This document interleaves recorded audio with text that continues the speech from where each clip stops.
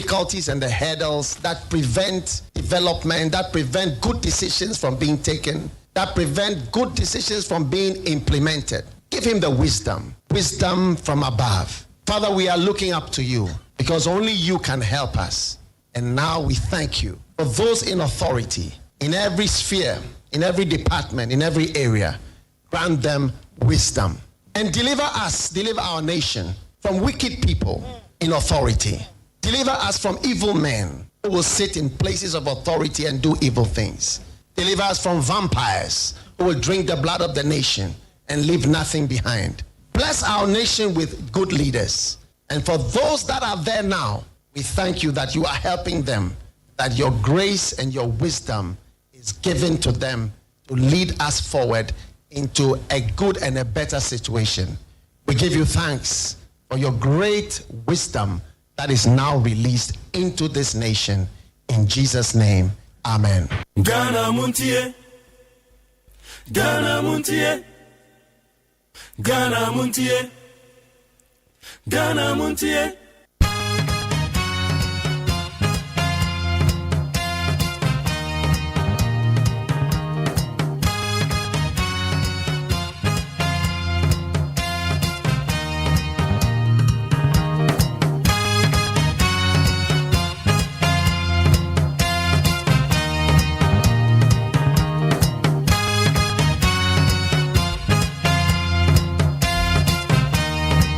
Meba chano pay your more kwamba Ghana Montie Sunia will need 100.9. And that's a check it date today, 23rd. Hey, and Anazoko, 23rd July. The year 2025, the trade upon Yakopo say, what boy your hope by a fee, yes, I see a baby sabri. I am a what in bio, I do be a can answer so. I do be a can answer so. And written your one word there, yet the year Juma Kwani about Moja dear Frusane. I don't be keke. Yet the trade upon your coupons, the Sawa boy and hope by the Ghana Montie. Yet the brother when a day I would see and came. Mama Yarada Yarisabia, Yamen Samu Yariawati. I am a yezo. Would this year be die Yarisabia Pa Hospital Konya Bawu Chak Kwine? Would you say, hey, I ask some more? Yamen Showerding. Also, I would say ya for no honor. Yamen Showerding. A musica sam. Oh, that's what be Baba Strawa no say, oh, now at the end, you know. Oh, no, I can't. My doctor say, oh, be say. Be the doctor be pa, boy, ha. Hospital be pa, waha. Be before Droy, doctor be pa, or shaha. And when I've been 1 month for a bachelor, baby, I deserve to identify. Nipani Trovi and so on, Faka Pranka home. I say we are senior Munsem. If we are say any Munsem. And 2 hours a wow on yoga. Say be fa when you said that was a wow on yoga. And it's another be a maker say which tournament in the tournament be coso. And now football match be coso. Answer a goalkeeper, you be you say or your best player no. Nature say or your goalkeeper and the defense in your week. Our boss a corner so oh, to me a lot of savings. And yes, a goalkeeper no obey to me very good, excellent, best goalkeeper. Now mom say soccer boss now corner so a very difficult say you be you know say or your best player. Tana brabody here. Abrabano benam wa and soccer the boss one you say yeah. Tana Brante say not here. Tana Bayo and Ababa way. They say no, and no mafa. It will be for when you say, May I just away your gown. I said, I saw the mania coupon. I don't be keke. Medan says, so what you may feel now, they are 200.9. You made your friend Ghana Montie. Meeting at the McJerry say, Agyeman. What's sorry? I don't so down. Hey, sorry, I come on see you. Sorry, anytime. I don't pass all your late to a human. Who pass all your late to a human? May patch over sorry, anytime. Obi to me down, I know I can't let you make cry. The affair, my bread. Say, you were the 3 days. Emma, Baby, Tenefia, and above say, hey, that is somebody, but you made your grow. adwuma na wo kɔ no wabrɛ wo pɛ adwuma no ene wo yɛ kokwasa wo pɛ adwuma de bɔkɔ te sɛ angel a ɔte Nyankopɔn ne nsa nifa so onya adwuma no wia me krade afi krade mabrɛ wabrɛ wo de wabrɛ no problem yen de yen mrɛ why yen mrɛ eti ye de ebekɔ so ane aye eti wo de wabrɛ no problem sorry na ye ne tam dware tantam wontande na wato anade da bia na waso ayon wo sorry nso a wo se anyinam kane a no bo aiden no kra no bo onde se aiden dada na wo so da bia wo so ayon de to atade ewunim se ebeyo prepaid a wo betomo say you postpaid a wo bill beba na ye kufu anytime say da bia the weekend bia to no many go okay me dan say kwada no so be ko school nti hwe na nyane mo mo dware on se say so mo tade so mbedi bibia no awo me ne kama na de ama mo mo jacket no na wona ba ma kwada ne hye socks wo be ne na wo da ho saa de ma ne hye socks what na wie ma anwuno dodo na so true exams na watwi e bi be makwan ochina e bi be makwan next week nso e bi be makwan etu atoto no ma nyina yie kama what you say me ba so ye da so ho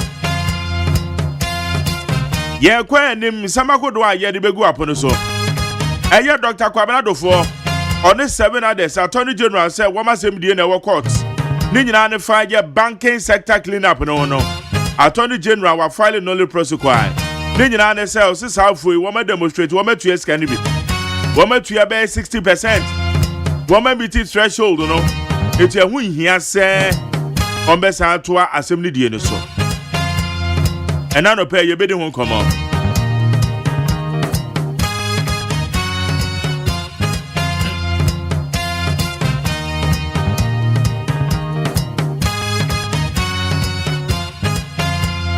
and somehow do bebre na ekoso na wonim say Ramsar site enra eye Greater Accra Regional Minister hete action Ramsar site o ma sa kodwiri adan na gu oso mo hye o ma bosumi mienu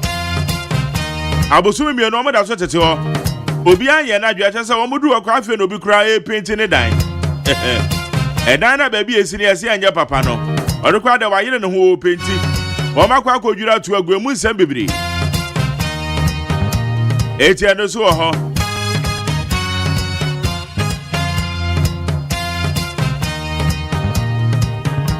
eti wene sama wodo bia yede mu nsem de yede bebra woni 100.9 media sada makwadwo da me ade me producer abena frame abanko na na ya osafo mu in charge of the social media handles the boss your friend Kwesi Abuaje the darling boy Dr. Father Dixena, executive producer, fully supported by the general manager Kennedy Asantio say, woman ebo mi chido mama sancha mi kwabena mafo beba ha. Mame akosia etonam. Ono so beba ha. Na yede da obon krata mu samna to awso. Aya woni obi nya asem wa. And edin. Obi tete wa yiweni. Yamfa Sanan Farmer Evangelist King David or the Arise and Share Jubedi Brownie Elder Techin in a Pamfo, Tofo Kewa, and I'll be share your Mojaja, Reverend Fabian and Okenchi, woman at the Zion River Chapel, and who do a Dome St. John's, and one of my official fashion designer and so for your friend Dr. Fashion, Abomu Junction alongside Dome Organizer, on the official fashion designer. Wamusu de moja jaba be pata ade aprapra kwamu ebi akoyie yanka jangomani yanhwe nsema kodo ekoso abebo tetan manisho yedi mu asede ma peacefmonline.com cdnewsroom.com myjoyonline.com check out ghana.com star fm gh class fm online.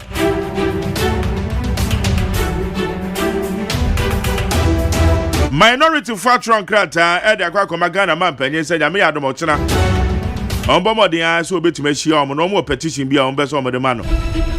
Into a debate petitioner. I no pay your baby song. Okay,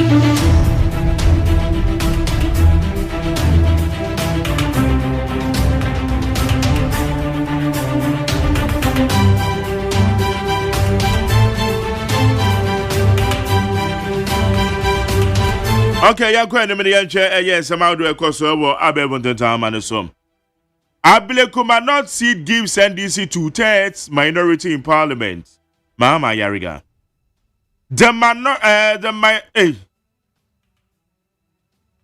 And then I may make a majority. Okay. Afra. Nah. The majority leader in parliament, Mama Yariga, has confirmed that the National Democratic Congress has secured 2/3 majority in Ghana's parliament following the swearing in of Rabina Obin as the new member of parliament for Ablekumanot. Mepachanra ena ye mami Rabina Obin. Ablekumanot on no wini ye. Na ene ama majority omenya 2/3. Se parliament wa yeka 2/3 ase kire ni nyina ne se wubo wo minority na se wubo wa mo omutimi tenase. Efo mu quorum etimi ye adwuma ma ne ye.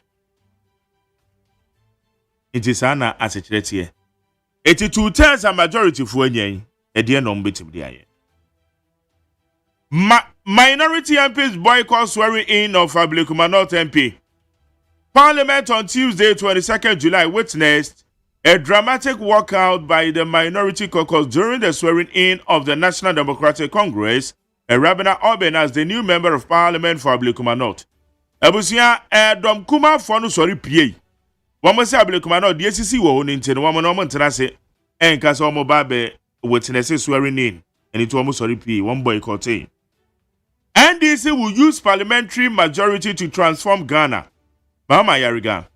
Majority leader Mama Yariga says the National Democratic Congress now holding a 2/3 majority in parliament will leverage a strengthened position to drive transformational reforms across the country. Iti ora Mama Yariga no kasa so ade ne de majority 2/3 no manya yes on ba be ye bibia keko o me ba be ye juma na o me dey transform Ghana chimi akonkan. Calm gradually returns to Nkwanta after days of unrest. So calm is gradually returning to Nkwanta in the Oti region following days of unrest, with some shops and businesses cautiously reopening as residents attempt to resume normal life.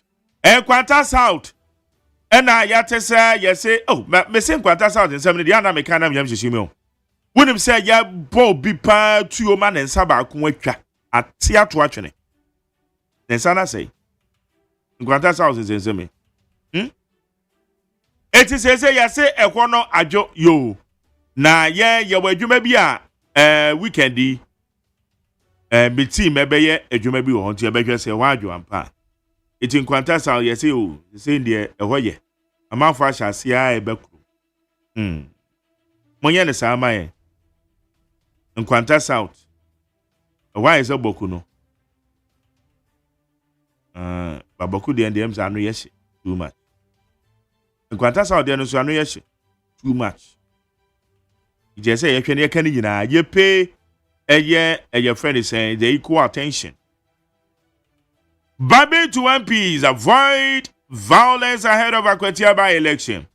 Speaker of Parliament Alban Sumana Kingsford Bagbin has called on members of Parliament to ensure peaceful and respectful by-election in Akwatia, urging them to avoid violence both in words and actions. But Honorable Speaker of Parliament Odinanwatum, a right Honorable ask Bagbin. Or say, Akwatia by elections na ebe so no. Amanyo fuoi, mo de enchera mo kwakoye mo no amani bi. Oso mo nhwe, se bibia be yedin. Yempe tokwa bia wa Akwatia.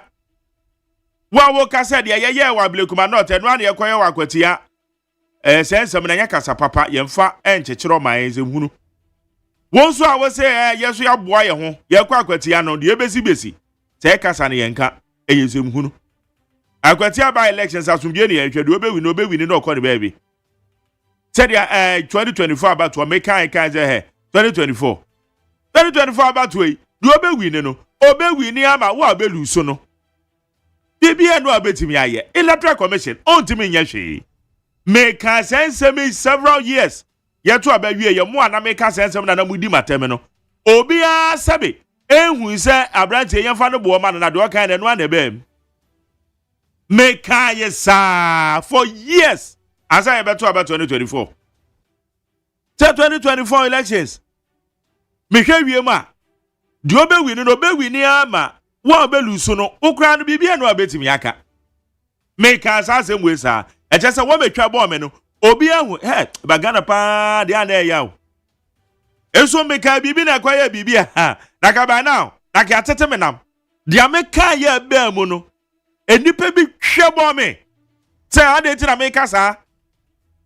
electoral commission person wi abato onum e me say electoral commission ontimi wi abanimu o mo amutie me da bia se we de na edama no sa me say electoral commission ontimi nya hwe na abato anakasa no do obe win no obe win ama wo obedi nkuguo no okra no wo ni bibi abeka make asem we sa emafo twabo me sa ye to abawie na de say ade make na no na si ye obi aga hwe ankyere me wo me twabo me no o man ka so Magere radio for once wasam na kan na bem ya kasa sabio nyame fa emu eme kasa ena adwuma no ye de nyansa ne nimde na ye de adwuma no ye nimsa de adwuma no ti o enra obi ne mba bekoin ofra ya Magere ada na wo so obi we ana say di I don't want to even man ada say Kevin Taylor ena wan Kevin Taylor she vice president the fie ena si national security board no ba enye Kevin Taylor na enra on nam court yi wo ni pa wo kasa kura no wo no wo fa Kevin Taylor nko court waba mimi program so wo say Kevin Taylor ehye Professor J na no Opoku Agyeman fie ena national security board no ba me Magere miti we mesi den na mehu mesi den na mehu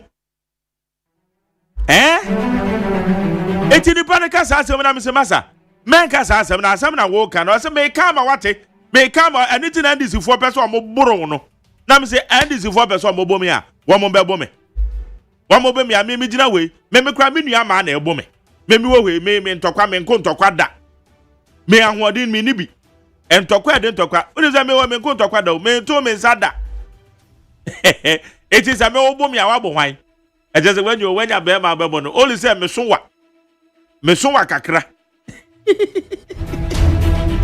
ete me obo me abo wan umbu obia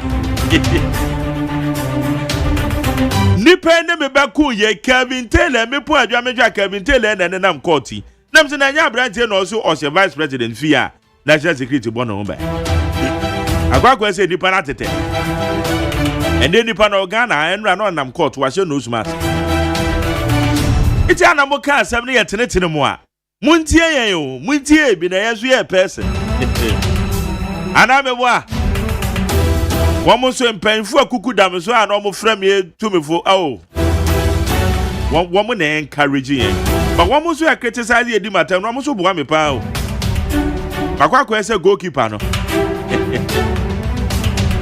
goalkeeper say ye be use we your best player and the balls na bounce so pa now boss am so now defense and you very stronger and no say ball bi am so kakra bi ba na wasum a boss the boss now you a lot of savings and say yeah keeper or your best player media serama peacefmonline.com citynewsroom.com myjoyonline.com check out ghana.com *FFGH +fmonline.com any other relevant news portals.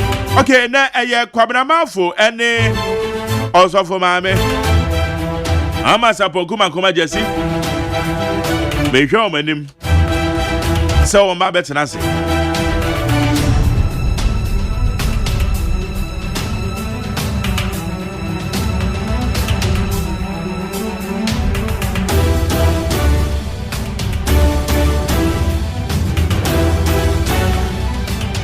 eja ete radio no so ne yakekamu a eyo man Ghana ho do ye bese Ghana ne yeye da chi bi no be hu se Yetimija legacy papa de to ha. Ye body on bebo ye din aka ho bi. Ye abrante bi ba be ye adwuma. Na just said the ye na adwuma with passion. Na man fon tenase na ne sem no kan de bi abem.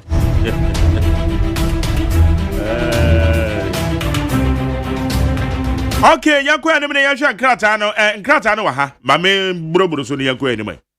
So we for 1950 people the Daily Graphic. Also law back development plan a must. Na andani proposes. So say the city and say Ghana no yes you want share National National Development Planning Commission. Na yawo asuya e plan de Ghana. Nenso wamo ya omadwuma wi a aban bia ba ono de ne de na enam.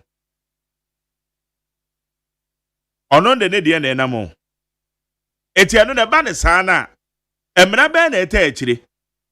Emra bia anta akire. Emra bia anta akire nti se US no mo na wamo no ma ya mo hyehye ato. Se wo ba hyehye a wudi suo nie. Ye to aba wo man panye na abeba no. Enhyehye a wudi suo nie. Eti saa hyehye no. Se wandi so a na che se ya unza wo man no wo de kobun no. Eti se ya National Development Planning Commissioner. Oman no wo ma ye adwuma de aboa ye se oman no direction ayekonie. Emra be na etechire. Eno na ye na andane waka ho asem ewa ha. Attorney General eye owura kwaberadofo eni nipa nso eka ne ho wo mu case no Attorney General ode eye red pen ode atwem because ose saafuo yi wo ma miti threshold bi sika no wo ma tue bi. Okay, na no na mi bi sase sika ya wo ma tue bi okay, wo de yakoba e bi bisa question. Wofa the Daily Gist. Ose kwaberadofo kofie 5.7 billion Unibank cash. It was said the four goes home with 5.7 billion Unibank cash. Enti ose Dr. Kwaberadofo. Isi Attorney General chomu idie. Asikan yesi wetua bi. Yesi the account bottom ya 5.7 billion oko. Daily Gist na dia ba beto ha. Daily Gist or the abaha. Isi di adwuma ko no yesi wo mabulo 75 million Haptel sikabi. Isi di adwuma ko yesi wo mabulo na ocha ha Dubik. Enka ne managing director your friend Dubik Mahama. Samo Dubik Mahama. Mvoni da ha. Yedo yebehwe. Inquisitor. Ose MPP flabbership race no. Echese obi asori a ose maye hwehwemu. Obi asori ose maye pose. Ose pose no mo ya na ye fake. Ye fake. Ye fake pose. One more the hype as far as the keke send runner. Dr. Brian Champon den beto odwa. Ntina chese inquisitor dia okay. Dr. Brian Champon den fake one. Ene dia abenyina. Ose fake. Inquisitor dia ba. Anymore, national security officials. Yes, yade church romusu. Wudu Temagov City ya. National security phobi air form nsase wo ho. Sa. Anyway there. COP Abdul Osman Razak, National Security Coordinator. We there wasumwa. Yes, so mra tell be air form nsase. Enough for more. Today, the Obokrata, also USA Bank regulator will declare GM Bank, Chicago, say 1 more year safe, 1 more year sound, into GM Bank, Chicago, in the US. 1 more say, and I say GM Bank, US, hey. 1 more German, I so I got an idea, so 1 more year papa. And I got an idea, almost 1 year papa. You find the point. National Security Coordinator, COP Osman Abdul Razak. Ono no ye National Security Coordinator. Yes, shocking. Hey, sir. Enya sem kitu o. National Security Coordinator yes hwehwemu bi a waye no. Ejai. Enya hwehwemu ketwa. Ena madam we be say ejai yo. National Security Coordinator na ye hwehwemu. Yes na ammunitions bi. A divert akwa kodi baby. Ebra na MP Peters wono. Yes national security hwehwemu a oma ye no. Jack, yakoba ebebo nchiremo di ama o. Ebebo nchiremo pa. Iti eno so eda eye the point the obokrata no anymore.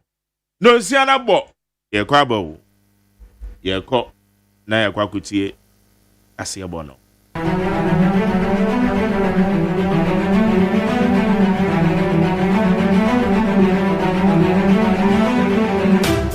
Yedi asirem enkrata akodo eba no sia ya boy ya copies 104.3 yedi kasebo ni dedi kan kran yedi bro kasebo na chiri ya ba ya solid interviews en sama akodo ekoso yedi begu apono no so no watibi minority for krata omde koma Ghana man penyin majority for manya 2/3 da Ghana mrashe bedefie Ramsar site in Edanya Kodwa Greater Accra Regional Minister Wamu Juri Tugu the Musamia de Bebe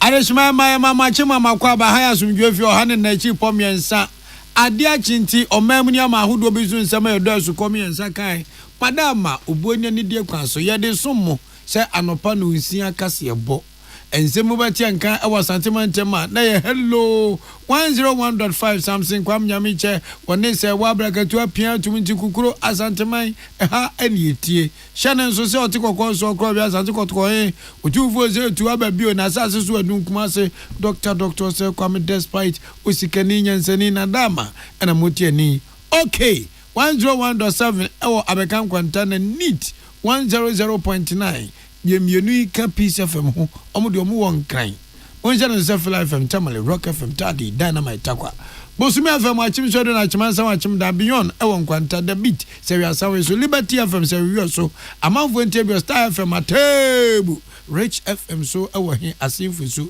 o Enzima FM so ewo Enzima Dachi FM ewo enzo mni adesu kwantempo no so ye bo nsemi boa ade akoto Koko FM tepa Koko FM tepa peacefmonline.com ghana-today.com or digital radio London ohima krom wawu adani wahi ekrom avemu mi enje nsema de ba ne mu atwotworo ni bie Enramra Shebedwafie Ghana Medical Trust Fund Bill 2025 one more aje atum Ononyanfo Samuel Nate George edi atudwa se ebima ese sori waka na abefu kwan de ehugim sanso na ranking member ya oda Defense and Interior Committee ano wo mrashebedwafie ede atudwa ese NDC aban ene asoye ya wo hwe bamboso no wo mfo mani ensisu se asra adwumakuo no wo be hwe aboa amomanya akade e be mo adwuma akoso ano anom nya se wo de amanyosem eforefore mo no Ononyanfo mama yarega oda dom dudu na no mrashebedwafie se nipa chaw nipa bum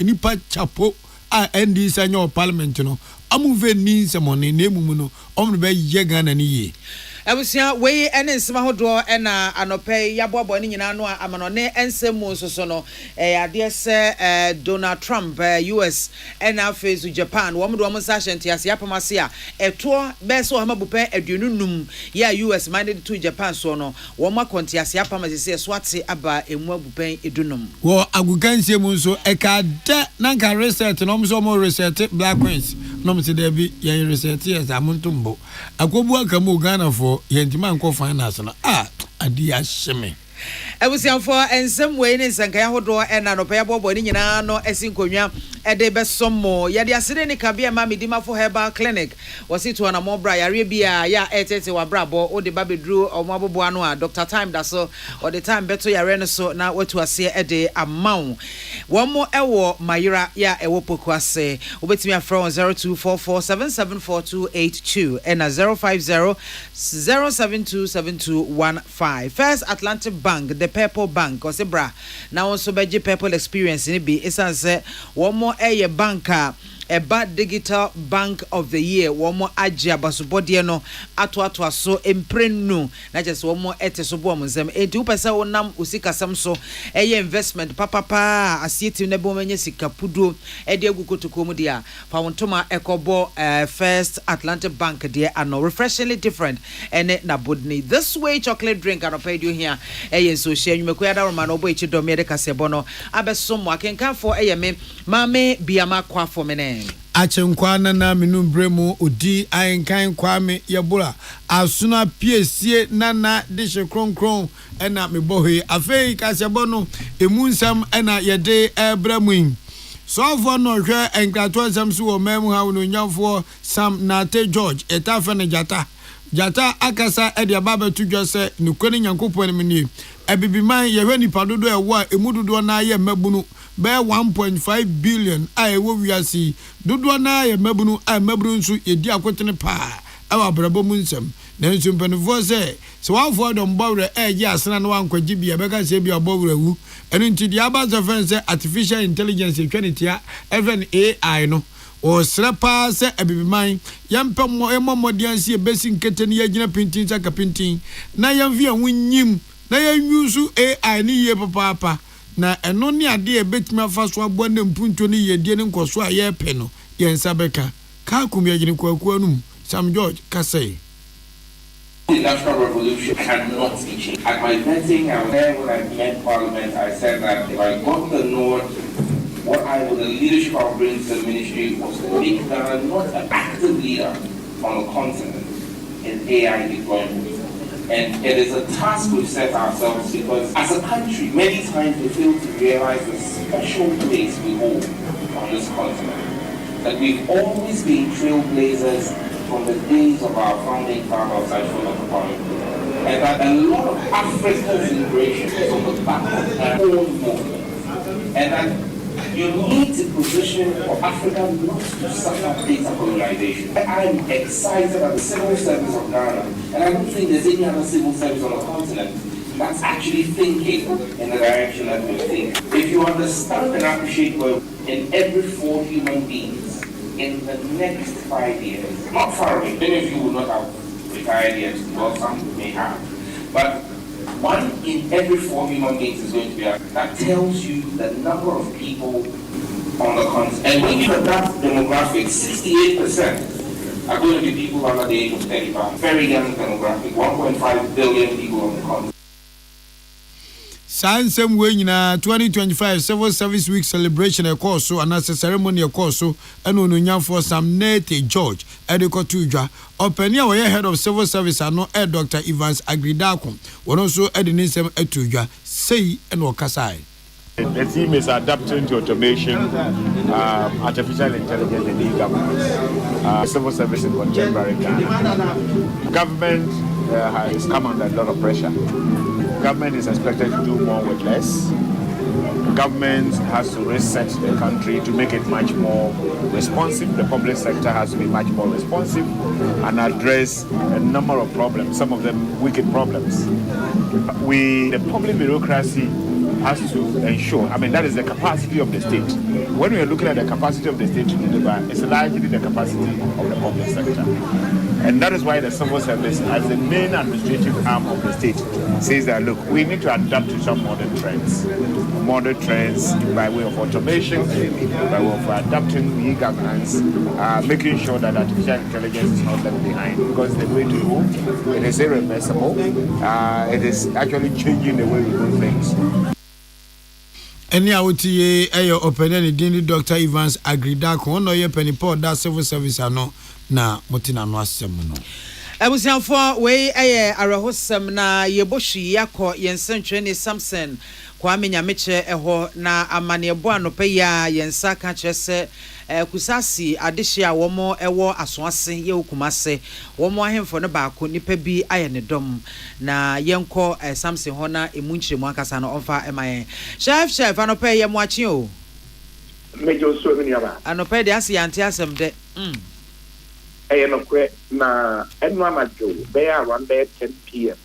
and you gotta see that that's the na okupie mu asoase a as our original pay or uflo na wo park bi ta wa GT Dogopolo Park ono eho na owura ba ko a etin ayenya Chief Malik na Chief Malik ni echese oye kusasi ni na kusasi fo no womo adishti omo asantua tanasa aswanso ono na yesu oyo ogene oye kusasi ni ewo hono na ya yanya echese enipa be ni nsa na abra wate bebi a wate no edini sei na nkofo be mi nsa ye se na ewu wo be su se na eti omu kura so no ebirum se na ye 1847 a omu every 200 ma wate wono onke isi na omu jetuo no egu ne so na ayi barbering shop bisu wo hono ma na nipa bi wo ho ntina nkofo no su se wa we ya wo mu ebeye nkofo bi omu behwe wo na ebia na ato omotima for police form and dem omo tutuo no e dey pa eye barbering shop na me e dey ti wo mo anomo no aputi enti ta Chief Malik idi emra omo tutuo no ye ya e ho ye tin a ma poti ka ko tuo ni na kese okokra wa ye jam de enti free enra na go no by 10 p.m. regional police commander nankata eye DPO Peter Kudu enne ne men ankata o ye ti ta ho do omo nyina na wa anope na the police for no 8300 but almost say ayen was say yet na menhwe mo na me disasa ade bia to bi e bi on bi tem e wo asoaso no to ana say BBS ya na enya ade a bibia obi atimi akata e say enya ade o musu say Chief Malik ene obi a e wo ndawata obi a ko pinu say no amaje enimfo ayi so obi di pa be nta say you for the small so free him pa obi anima oba me charge a good so a obo kumo we ya a police for e ye hwemo e free no anajo e beto sam de so nya de a yetina take quiet pass so kan ko free bia omo e free e be ye ba nyam branch some me misa apart from say bia obi ani ni asem ne ade na konwa no ankasa na ho dwo akonwa no wodi no hwemo ya ye tete nya de bia kunyana woti no epia manso bi wo eno die e free man na de bepe na me check ba maye en trade bi asa se bi manso wo no bi twa manso pe kunyana mo de me ti bi asa na wo bisa mu na busuafo ne titiro de na beba ebema nipa ye free ya ba be ye no bonesa no na omonti ase na efie no kra na ewo ho on concern source etc e ba pa no efie wa na a efie ya de nara o ti e hen goma ti ti America pe on confirm report as ma me the kra na mra e ba pa no ma me nya stop no ti mi sorry I been quite a two na what the other just say it's free hospital and doctor in church America dem ye put the issue mo fra na go be put that set of you am so wow yo same koso afa wani edi a kire se uti bibi nso anaja wati aye nan so na yamatifo ate yeda sepi Awusianfo we ya rehosam ya tse de free asoase ya ewo kumase yentoa kasebo no eso Ghana Medical Trust Fund Bill we eyemra ya eba betai Mahama Cares enhwehwe ya pomode hwehwe pa aban yi ba ye wode aba so wode ebeboa Ghana fo wode ebetai akiri na enra ena mrahye bedwafo ebobo ho na kyese womo eje etumu na wom kyese sa Ghana Medical Trust Fund Bill you know womo de ba bepesika mu mmoa wɔn de eba bɛhwɛ ɔmanfo wɔn wɔ nyarewa bi te sɛ kokram ɛyɛ cancer wɔn a wɔ akoma ho yadeɛ wɔn a wɔn saabo nneɛma nkɔyie ne kwan a wɔn bɛfa so asika no betumi atoto ne yie etumi de aboa nkrɔfoɔ na no ɛna ɔsoafo a wɔhwɛ apɔmudensɛm so yɛwura kwabena minta akando ɛde tu dwa nnura ɛsɛ saa mmerɛ yi a wɔn agye atom ne kyesa bɛyɛ abakɔsɛm paa ɛwɔ Ghana ha ɛbɛboa ma ɔmanfo wɔn nyarewa yɛ kwankorɔ yɛ edi wɔn nya agye wɔn ani gye afiri wɔn nsɛm no saa nyarewa no nyinaa tuo yi etumi abɛta yɛkyerɛ aboa wɔn anya sika na wɔn etumi de akɔ. And so with the inception of Ghana Medical Trust Fund, popularly known as Mahama Cares, it will bring some respite to people suffering these diseases. And so this is a savior, it's a history we've all made together, and we thank everybody, especially people who are financially contributing to the fund. The doors are not closed, nothing is too small. Let us all help to make this fund a very strong one so that it can cover a lot of people in this country. Let me use this opportunity once again. Thank everybody. The media, you have a role to play. Let's try to explain to the people. Let's draw the attention of Ghanaians, corporate Ghana to contribute so that we can get enough funds into the funds to be able to do what is needful. Also for ya mananso hono mo awasan edit dwache mo ese wo kohwe 2025 NHIS wo mo formula no mu a wo mo atabiri sika 1.5 billion Ghana cedis ya wo mo de ehye mo na sa Ghana Medical Trust Fund no wo matimi de ahyase aye. Not less than 1.5 billion Ghana cedis in the National Health Insurance Formula 2025. And already Ghanaians have also donated or contributed to the fund. So we have some minimum amount of money to start off. We need not less than $59 to $60 million to help us build certain infrastructure to ensure that there's equitable equipment in the country to carry out these particular activities.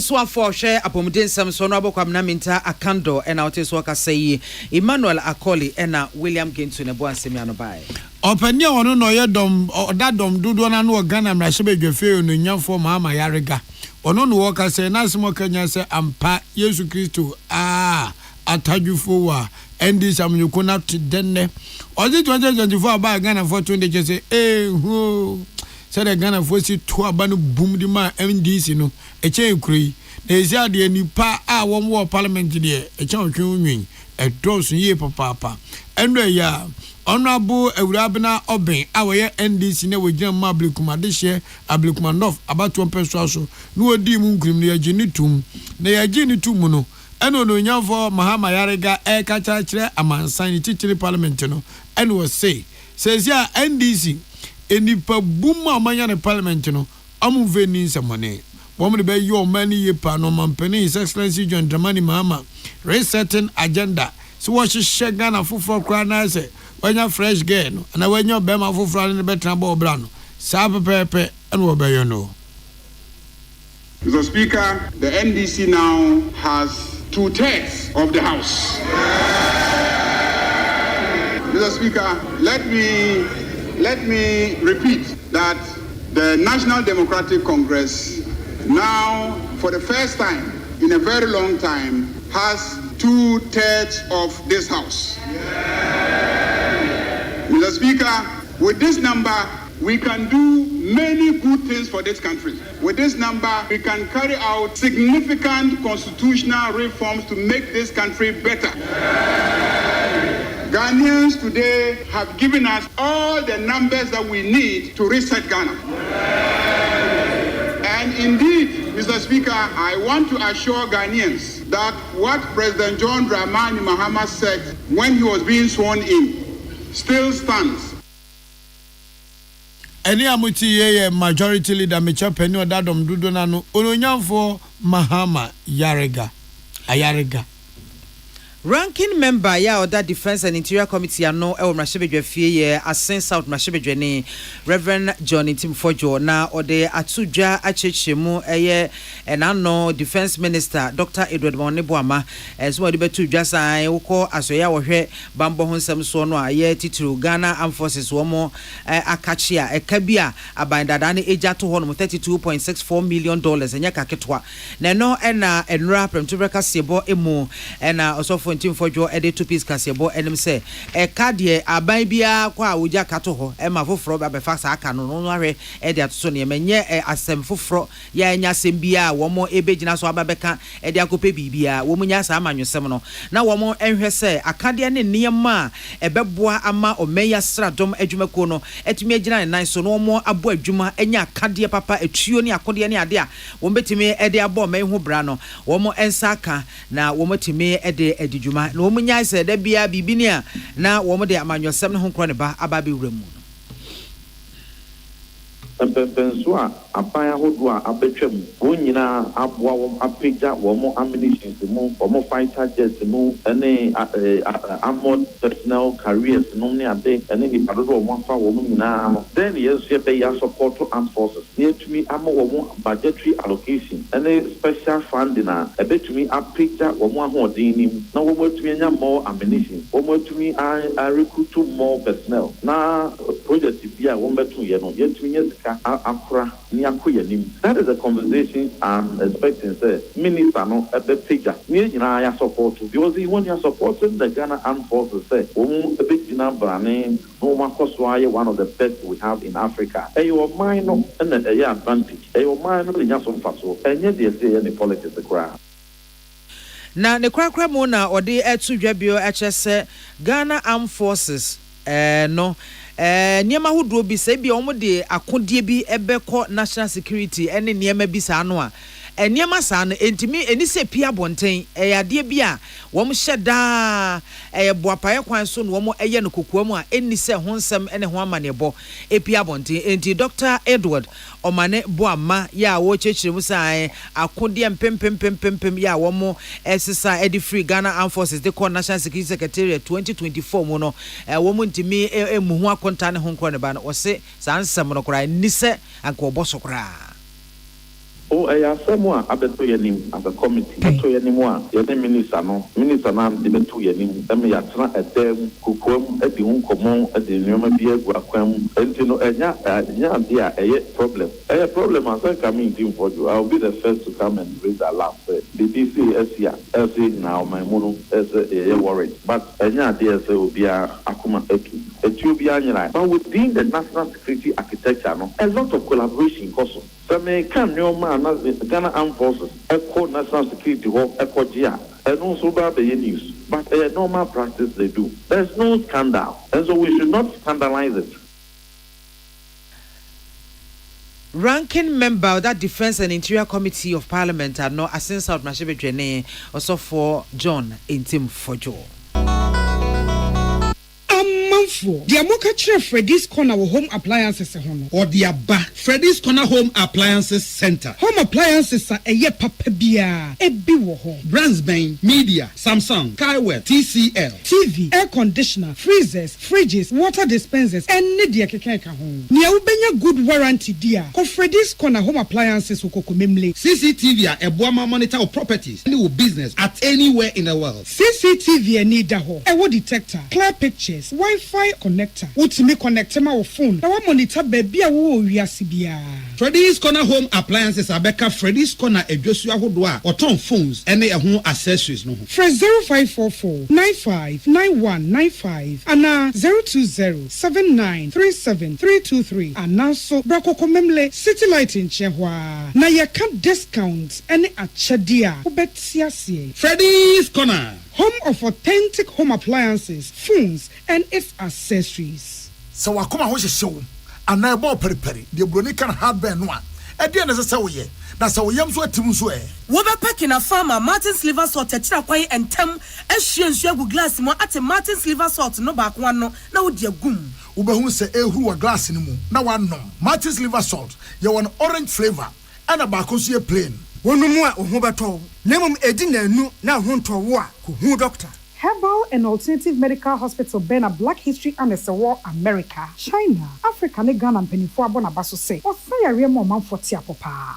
Amin Scientific Hospital. I had a sabia, or one Fidian was so, Yawudaswa, and Fidian Chiro Yadi, Nanua Sanso Sao Yadi. Amin, expert of one croya real, one run when nam.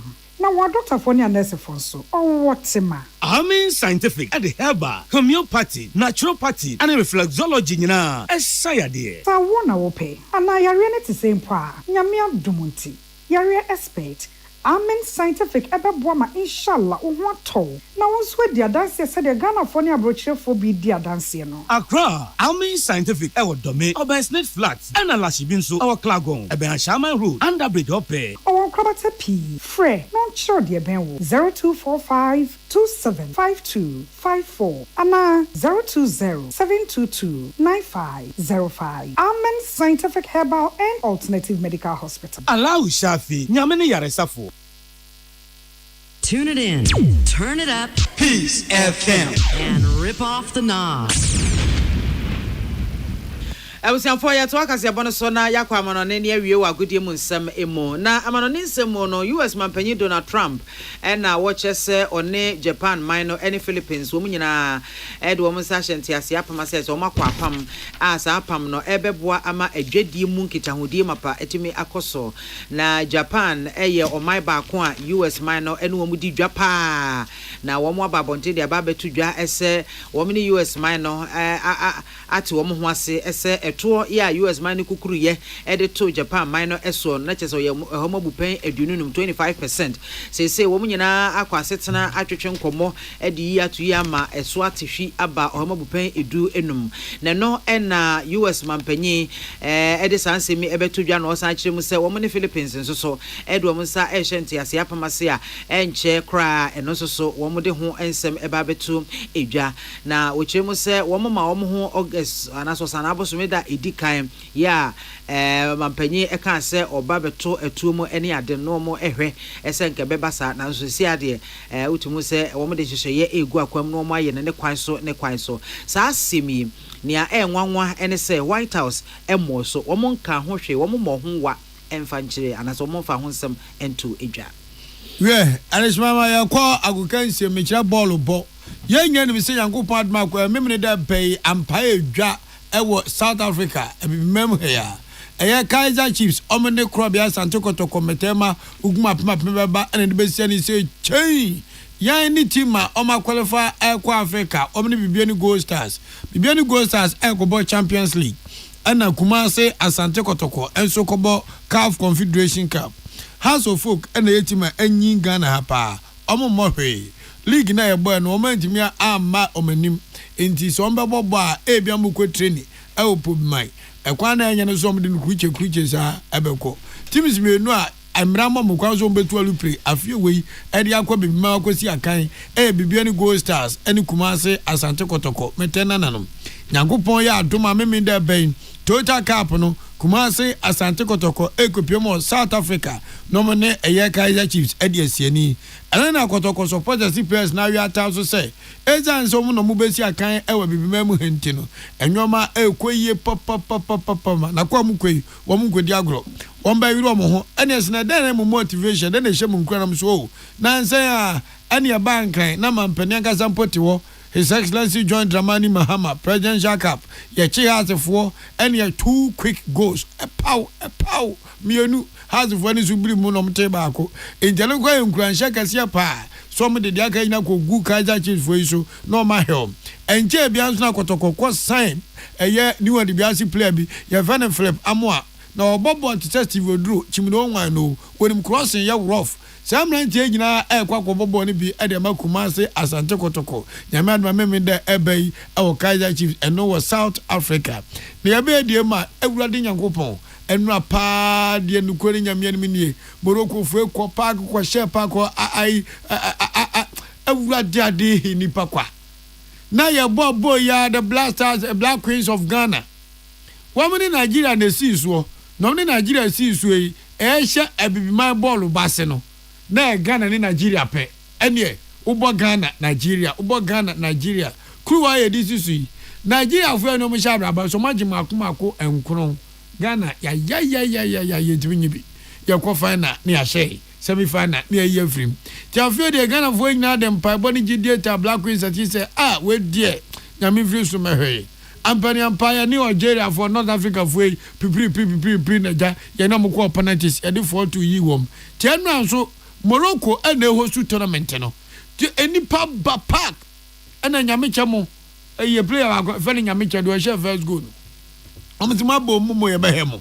First half na Ghana Black Queens if we nya botre. The first time a bob akube to nyamicha nim. No si nyami de watch me. Ekukuro na dem behani je. Eno amache enam match na mamete ho me we dey ma Black Queens. Sa pepepe. Ena me we ya. Edi ko second half buy. Ye ko second half for buy ye pe Yahudi ye ena ja Morocco fu buy ngongra atei o mate o muka. Eh, ti se ene de bako.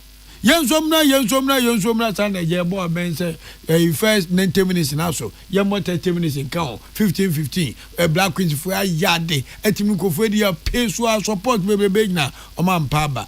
Avia se panete tu preko. Frema mi bia mo se me yem kwa me yemutu. Nam say na yemutu panete no bobi. No se na de ekwe de say hu. Ampani ampa abawa ba akukwo gina ho a o maso. Ne nampo ni chenki eka da. Nenke wuram. Yes, and that's one side. Na Morocco for man, we are about former. Omba na kukro, no about their tomb. Avia get last cake about your body and that's why by your boy. About your bitches, the name to do for yes, we're free breakum. No, what is your qualacra? Say, supporters na some goodness in whom way in a granny. The young goes saying Abobo. Koja ho prebo as a keeper. Jedam grandma brana nkikami grandma kuyi. Our prebo e mago keeper ya. Ghana for the ja ye free me. In general, ye tira anje ye finance na nke pese Black Queens ko na gom ko share Nigeria no ankwa nkoba so sa. Ti Ghana Black Queens ebebo 3rd and 4th position. Na Nigeria so any Morocco for about 1st and 2nd position. Liama Awusianfo akase bono esi ensimeto dwane di mu akoten ebi ene se de emra ya eba betai mahama kes apomodation ye echi no enra mrahebedwafo agye atum Ghana Medical Trust Fund Bill 2025 Sanso ena onunyamfo mama yareka se sisia no NDC for the door so Parliamentary pa amuveni semone ombe Ghana yaman midi edemame biama kwafo mene menso yeframe achenkwana na menumbremu asuna PSC nana wodi ahenkan kwame yeboa yemfasida eni kabia emma midimafo heba center wasito anamobra yare bia etete wo de ba Dr. Time da so at the time beto so na wetimi asa yare kama ama ho ato wo mo pokwase ye mayira ye wo pokwase from 0244774282 and 05007272215 First Atlantic Bank, which is refreshingly different, and Nabodne, open smarter, faster, more secured bank, Quadia, and more you seek as some so for Kwanswa to 20 year, investment, Papa, Superbank so Amodia, a First Atlantic Bank. Brane Benya experience with the Purple Bank, Nanyemena, Nkoye, Emfa, Emamo. Refreshingly different, and Nabodne. You were this way chocolate drink, and I paid you here, and so she you Roma, and I obey Chidom, Mede Casebono, Ebesomo, Yadamunina say, Amamo. Needs FM Ghana Muntie na mansanya so adawro kofiaman homene so ejiji tonton sansan ewo Needs 100.9 FM Ghana Muntie Ghana Muntie Ghana Muntie Ghana Muntie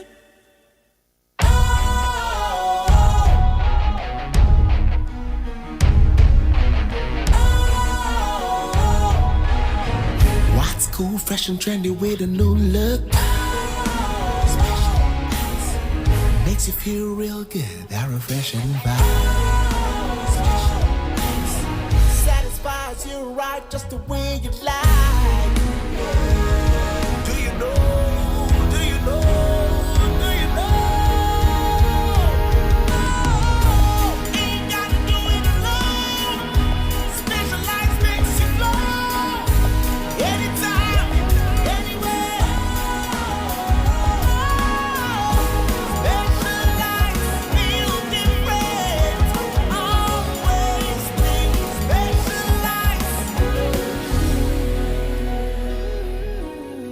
special. Ice Natural Mineral Water. Feel different. Think special. This advertisement has been vetted and approved by the FDA. Hey, catch it. Listen in here. And you ma beto to dia me baba no hwade no. Hwem so betumi a. Hey, asew. Hey, now beka. Ya John tuma me ensa duku portmanteau. This way chocolate drink. Na kan wo hwe afi bia so beri ni waware ne a. This way chocolate drink. Na kan sia. Oh, asew. Wo den kan no tumu ho. Me be mo anu so hye kura dia ka ho. Wo hwade a wapi ho. O ka sa batete e da fom won. This way chocolate drink.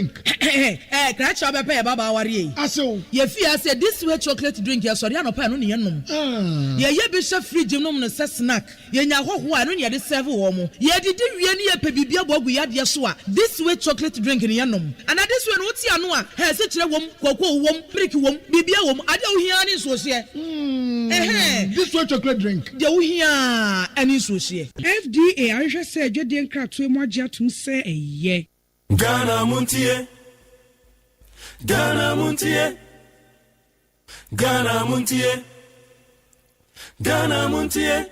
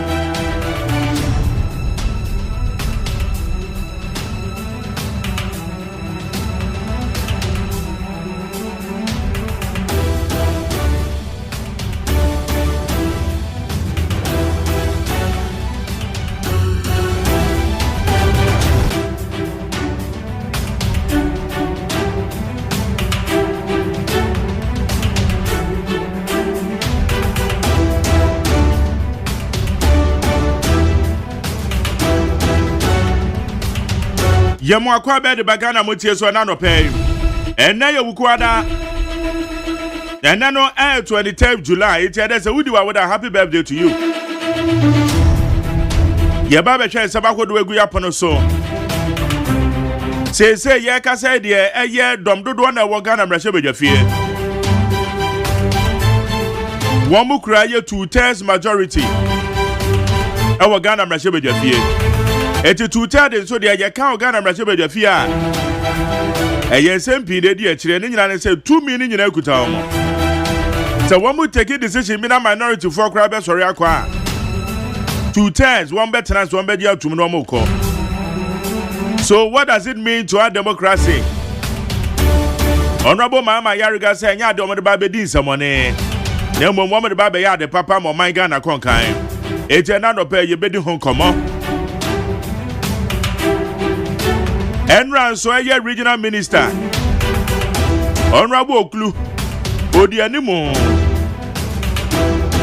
eye Ramsa site adan no masa akwa dwiri bia to agu ene amanfo wa maburo mu nua wa medi wa matam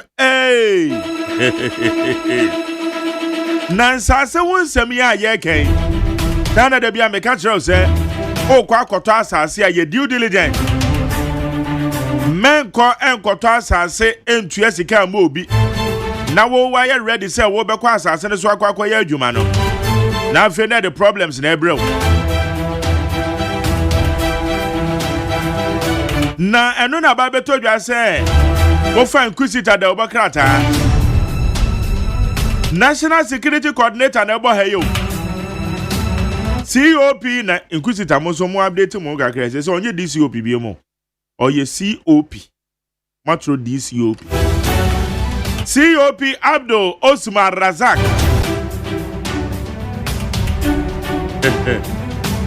Kwaramafo obos na onimvoni da no yes national security officials one more foreman sa sigidi e what am go city enjiremo ne say no krebe na wom ISMP amasancha me kwaramafo ma jeze ma dere me joso ade na asre oh asam ne ya mesre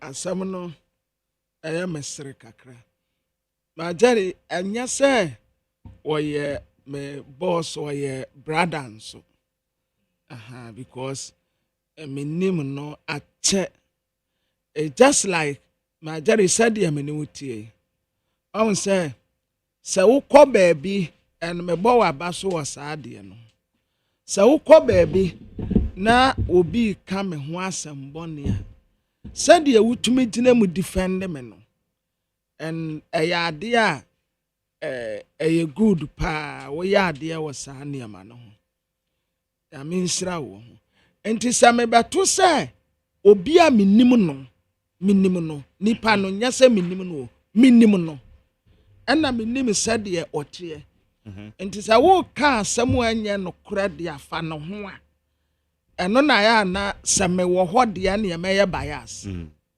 bias so when it comes to National Security Coordinator COP Osman Abdul Razak de bia meye bias I meye bias because I wouldn't said you otie good now biasness no minimum senua minimum senua and when it comes to one not there meye bias so wo share and share papers no national security for aduma wo mo ye ammunitions ya ayira wo muntumi muhu akonta ye very serious the bokrata who do edi aba eye asemu a eni kwan se ye tu na jeje mu ma jere ye hu pa but then who said defense minister ebra no presentation no ka sa ministry hu asemu on say nra wo ka yes na me so ne ye say ye be nhwehwemu ne ye ne yahwe ye ekoso na no pay the bokrata encounter ne bi kra dia ba ma jere ye very serious say ammunitions ya edi awu na ye ka ministry na akode ne ye ka ho azam no atuo ne de ye ka ho yeah you see na walante serious investigation aban no ani bra wo tu susa na wo kofa was national security officials fingered in land grab at Gulf City by na mama say asemkro ma jeri wo say wo hwema what asem no page 4 oko page 4 ho na mama say one DSP Miniru one DSP so you know say nipa kroni a DSP etrese wo ye atuma wo Ghana Police Service wa tro wo mu say on de aya ya ne say ye de o picture ebe better story be better story emfa ho mo et December Jerry T na se enko achire makodi boni bi a ne akwa kofa ye papa o se kwa me despite mo ana Father Dixon ovoni ababetaro aha ne ye de abetal etese ye ne ayakokan yasem na nipa kuro na ja ya to nten no wodi ye boss atem what ase aha eno na ha gene se wan se obi a wonim no ohunu caption no apa beka se national security for no wo fom nsase but was say one DSP Miniru ena wo ta obi achi ena wo mo ta obi a asase ye ne dia wani obi echema so nti wo sha caption no ne asem no a emfa kura but ejaye obi so adwuma but what the obi Peter Betalia somewhere when him who Martin why when him say a DSP DSP ni a police ni because I'll say some officials of the National Security Outfit have been caught involved in land litigation at the Celebrity Gulf area Tema. The security operations the security operatives are alleged to be supporting one Mr. Stephen Atubiga. Wow, so where's Stephen Atubiga? Yeah, it's Steven Atubiga. Yeah, we say ya Atubiga. Yeah, Atubiga, yeah. There be Atubiga there so on your business man. Business. To forcefully take over the said land from the rightful owners.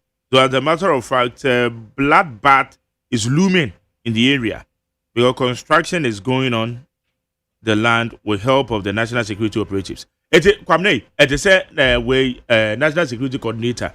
Abali say so obo echirehwe. No one say nemranti bi. Anya me wan say, I say wan say da kra mo omumu bi adin o. Ainti ono no ba say ha no. Ainti o say the rightful owners of the land are likely to resist the armed into Kodan also one DSP Muniru at the National Security Secretariat is said to be the lead character. It's said to be. Yeah, in the scheme of affairs. That has emboldened Mr. Atubiga. No.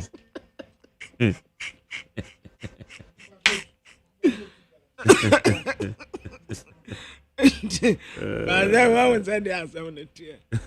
I know that make us say, so say heading no. Because say, but oko kan ansem no. But the fact of the matter is, a national security coordinator to one among. Because all you know, maybe are not nemrant ye be. My daddy, I am a then say, or can say officials. But where they were to me a pinpoint DSP. And DSP Muniru. Good. I see DSP Muniru no. Good. Ono na odi animo. Enti where to me a mention DSP. Etre say DSP ni ye omo rank. Deputy Superintendent of Police. Deputy Superintendent of Police. Yeah. Meboa. Deputy Superintendent of Police. Enti we kura de nke so direct ma IGP. I now woman being national security operatives. So call operations here. I say at first obeko hono. Na security operatives ni nyina soldier for police for by Sisiano. Majari wama obia ko ni station. Okay. Yes, obia ko back to the station. Okay. One national security police yo, soldier BNI yo. CID obia ko station enti so wo koye operation and san wato nsa afre because say omu wo honom a mo ye den aye national security de bia na me catch on say national security say eye ba bia omu ba hu say omu na ebe eni kwan say ye boys bia ne bi ye sasuma dia no obia nko ni station si yekoye operational ni ato nsafro mu nyina aba enti we say ese o direct no ma IGP but say bia na betwe na eye post ni or in the name of the national security wow enti na mo kan say wow so enti Well, but said the about to Jano. Onfa good. Onto one amount. But ammunitions in Wasam. Ammunitions, no. Who's a defense minister? They can't, you know. Once I will publish a credit about armed forces ammunition missing. I did where I said your friend we commission for I didn't miss me. Light small arms and light weapons commission. Adam Bona. I said when I name Adam Bona claims or executive secretary. Yeah, I wonder yes. And because of minor say ya kondi any idea no woman na. Woman ehwe so de man woman ni di akire. Ekodi ho anom nsem. Woman de because I defense minister kai e bro ye the presentation. Yeah. And akoba say nhwehwemu because na divert akọ him for good. Ekodi ho am ho. Nti say ye dom wasuko na yesusemu ye pa. Okay. How you need 100.9 Jumedi your friend Ghana Montie. Na Sabaku do go up on so ran your bro so a yegu so a yedema and the interviews are lining up and also get the barber to also. Okay. Kwabi yefa krata na ye hwe nsema hodo ewo. Abusiafo adobokrata majani natrese. Yeah. Ya wadano a atofo sene kokan ne budget no. Eye ochena. Ochena no. Ma tese Samson asaki mu nyina ebo no so bo se. Ase o ye bibia onto nsam frɛ wo mu. To say budget is a one say at first. Stakeholder consultations. Stakeholders consultation because but this time around no wanya no sa. Until now Samson mu adwa kakra. Say ebeye early divorce. Sa nana or describe no. Until all kokan budget no. And a minority for so the presentation beko petition beko presidency. At the same time, and now beko intimate yet say minority for they have to be present. And it's a woman schedule meeting, no. Woman track on my president. I want to cry your free your bed from the episode. Because Ochina time bay. Because as say na no ye bia my the president no come on time budget presentation mid-year and mid-year review. Okay. Mid-year review presentation because one be anything. See a woman the request akoma president. Woman track on. So woman beba no ho. Woman here now woman the petition bia man. Petition mu nsem de yenim. Okay, and the president mfu woman nsem numere. One responding country woman say Womumre numre 9:30. 9:30. No they not traffic ni kurum. And so bet makwa kudru one time. Wombet me akwa kudru no one time. Na womuntie by a budget review. Another pray. Yo. Abusiafo ye mamu akwa bebi o. Telegraphic Democrat and kurami. And what I say Uko voter region. Oh. Voter the enkaye kura me pewo pa o. Mani dimu ho papa kura ni ye neat. Mudi mu hu ni. Ya nya galamse wo ho. Munsuo ya kama, monsase ya kama. Na ya se school nkwada no agya school. Wo mu nyina ado wifuo. School nkwada no agya womu do because nipa no feel say obekọ school ni a waste of time afena wo obekọ the nursery ni akwa tere na de nkakra saa abedru ahe primary 6 ansa no akoje SS ebeche da be no obenyini kura be yeye wa bra ye die kwan ya na da hwe wesi ye die kwan so obekọ amanijuana entampi fuo ena nkwada nketoa womu nyina womu odo womu sesika womu yase mra no back development plan there be na ndani na propose we say National Development Planning One Committee ya yetumeti wonum say monkwankotena sennyini baabi a wo man no yepese ye pia defa si ye pia fa benkum si ye pia fa nimfa ye nyina nkotena sennyenwene ho no en wotena say sisie yidie esasem rabita ye kire sade ye be ya aban bi betena konya so o meye ne ope eye me na me ya government into I can do whatever I want. I can do whatever. One also the policy aba. Wo share project ya wodo aka nwurem. Ni nyina ya sa ne me ya. Se ba ye na ba bia obi ya akodro na obi etu aso a. Mo aban mufo mo krampo. Project ya wodo a mo waste no. Project ya mo waste e. Project ya mo waste nye project ketwa. We ba waya na aka nwurem aban foforo ba wose won to aso na ono nso agya na aka nwurem na asai sa project ahodo no sa wo kasa wo keka bomu a sika pa ya to agu kwa no enye sika ketoa attorney general enra yetianka ebinsemu en wacha Dr. Kwabena Dofuo na wone wo man no wa asem a wone ye wone say yesika kodi ne nkyɛn enti ya pese ya recover attorney general tese sika no yetumi ya recover mu 60% enti 60% ya kyerɛ sɛ de na wo mo sese no aye so far so good enti wo bia nse no watam case no watam on to aso ni asɛm ni bio enti Dr. Kwabena Dofuo ani nipa enso bi a na ka no ho asamu a na ye die no attorney general kyerɛ sɛ case no kura na ni nsada anyi ho bi onti case no yetwam ya ye no sɛ eye baabi a besia no na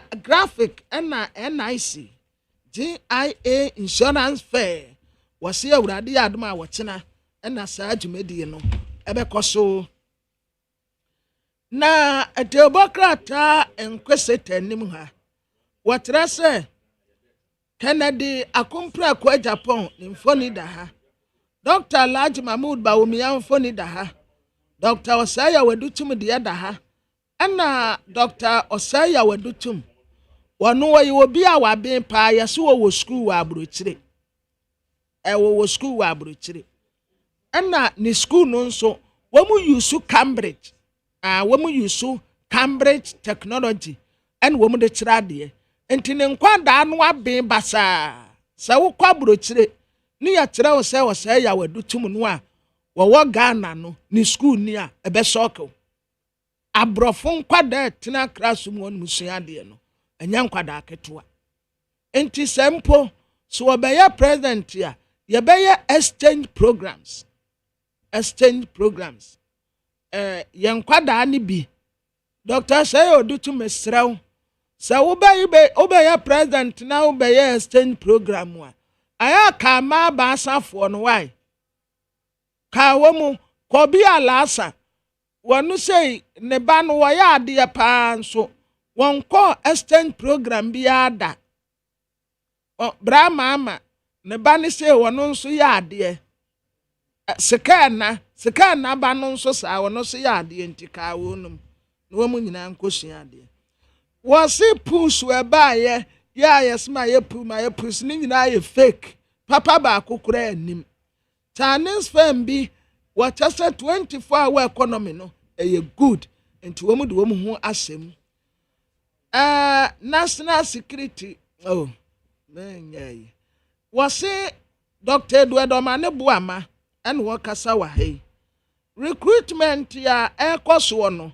wo so wo ka kire obi ase yentua sempo a yentua kapre obi ba kata wo say me de wo be koso ja adwumam enti fasika bra na menya yi a me ka kire wo straight say enya sa na tie no kura ba akokura enim enti samote sa asam no a mommo entungu na adobokrata me de to aso aye daily guide the Democrat na daily guide yenim ho an wotre say Abrantia your friend no Kevin Echo Bedu Taylor Kevin Echo Bedu Taylor Kevin Taylor ena yatai ede friend no na sentia wade no abe ene say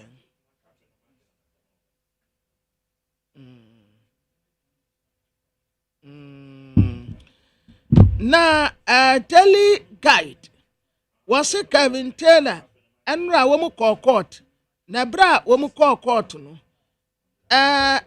warrant warrant ya de to no so no ya kwase ya batu agu you see warrant warrant bi anna no so bi energy ministry ene yesi wo mu record say ma Jerry me katra o say wo pe ba bia yesi mu nko ho no nko investigation na mu nko minister of energy me kana office media agro yesi irregularities ya akoso wo ho 15.8 billion Ghana cedis sa sika we nyino mu ntumi mu hu akonta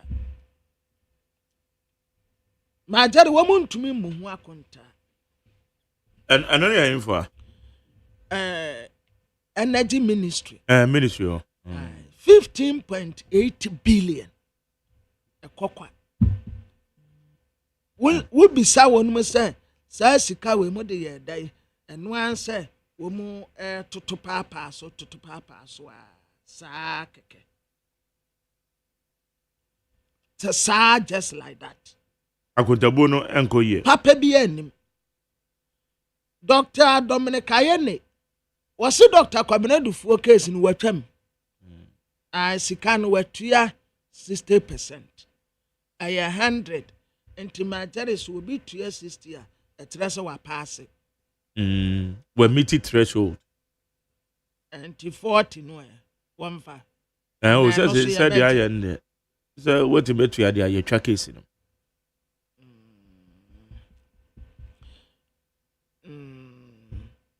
Hey, a CMPP aboy koto abrekuma of MP swearing in no. Mahama Kesbel no so. Majari ababa ye emra. Na majari wenu ane ye kanwa hu. Yeah. Ena openi bi tineme adie bi wa ha. Okay. Ane ade. Wase national security wa hu. Omo kipu skeletal staffs. Minister of Police and military protection. Our presidency. Okay. And vital installations be. What the Omuki Sanko for no police and military. Good. We say to America say, I am woman also a camp will be near form of the national security. Now, what I say, Siciano, enforcement of the law, or say the power of enforcement of the law, no, and order, were returning fully at the primary agencies. A year omu constitutional mandate. What you say? Say bano yesi yenye investigation ya wetumeku ese wonum nsa. No the amasa afo. Good. Yesi post service ya omu so die nie. Yesi bia na ya omu die nie. Yesi Ghana Armed Forces ya omu die nie. Enti te se kanea adwuma ni kwan se national security for ene aso a omu akogu ono. Reforms ya omu de aba ho no. Sisi a obi a ye na adwuma. Okay. Police ye na adwuma, soldier ye na adwuma, obi a ye na adwuma te se de senafata pepepepepe. International security bebem na omo be assist wonum whereby ya omu hia omu. Yes.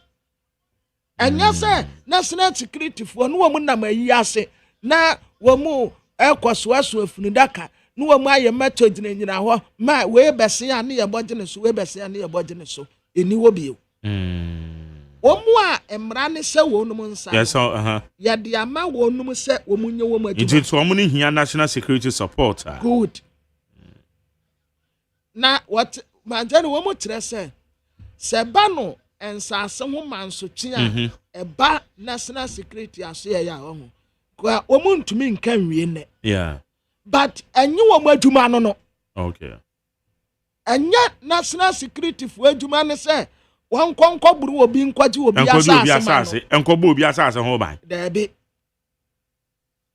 Debi enti sa institution sa wo de ko national security obe direct wo say enya hanom ne yekasa asem no fakwa ha ena members no nso wa katre wonum say obi bia wo de wo ho be se sa de nimu a enya kwan paso no majeri ye be sakel. Okay. Yes. Nenti wo makatu awon nsem na meka ye no no national security ni bia kwan say onfa no ho nkwose asase bia manso tibia mu enyu wo maduma no se wo munsa so mu se kim se yase asomasi una wo yese wa hanom ma tare wo mbeyi wadi wo maketua no eye se makase se te senkra na ente se ye sa table top ma tare first no de na national security wo ne ya prekesion se na ni reforms ya ba wonom no ese wani enso o ka kire what Mamemfa Ghanaian Times abusuafo Ghanaian Times de bokrata ne kura me Dr. Kwabena Dufu obedidi hey na dabe na moye biama nam 1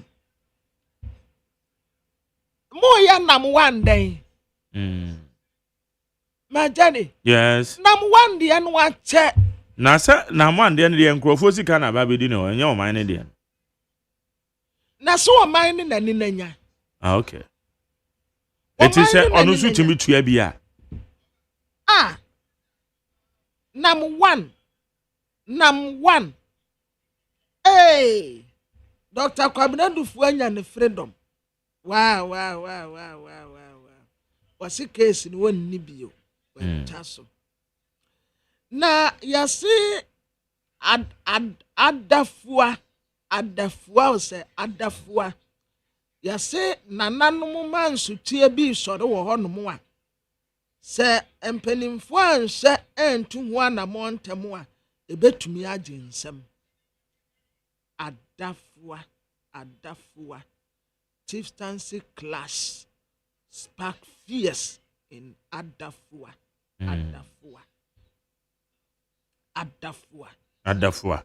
omze adafua bewo maminse adafua because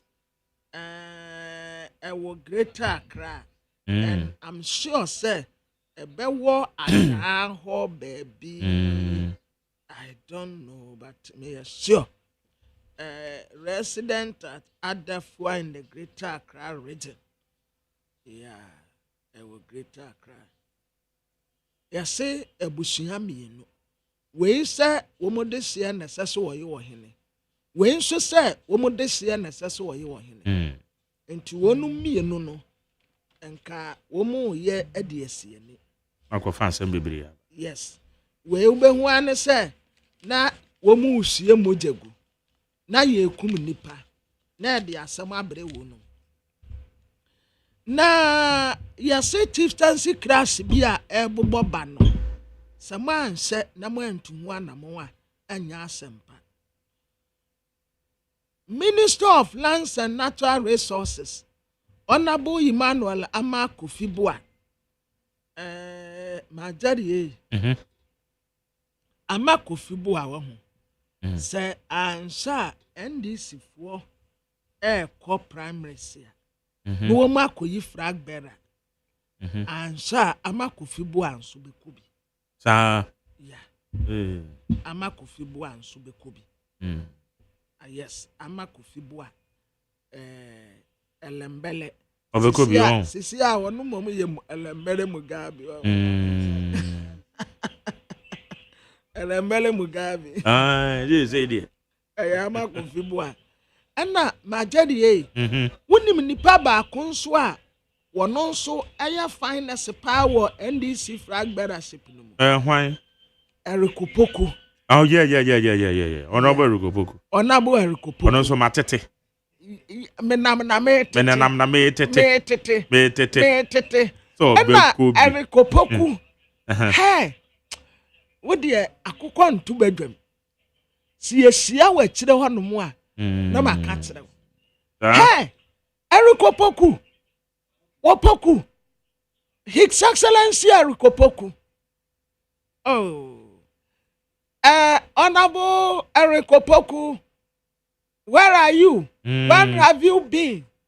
Good morning, greetings from NEET 10.9 to you this morning. With me, I'm on site here, I'm a Kwabinamafo. Magdare was Agyeman and Wadame. You have been a fantastic Greek minister for some decade. Hey, Ade. A decade. Decade, no. And you have been one of the Greek minister that has improved our marketing supply for some decade.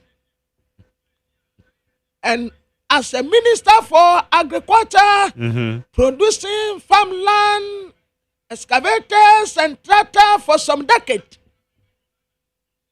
Bring you greetings. This morning from NEET 100.9 for a decade. With all respect, the flag bearer, the incoming His Excellency, Honorable erikopoku, with the great parade, us. That's right. Right. Sir, when we say, they be a catcher, so that mean, yeah. And now, officer, media. Not the idea. As some make a macan and tassamwa. They will, Nazo or Kanye. So, Omune, salute. Men are may, my dear,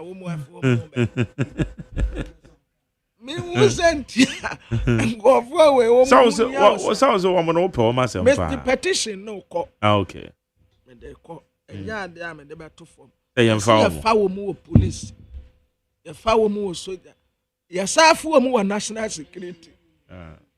National security, I am foul. Nah, Interior Minister and Obama, ye. Your friend Muntaka Muhammad Mubarak. Also, I for some time why you quiet pow.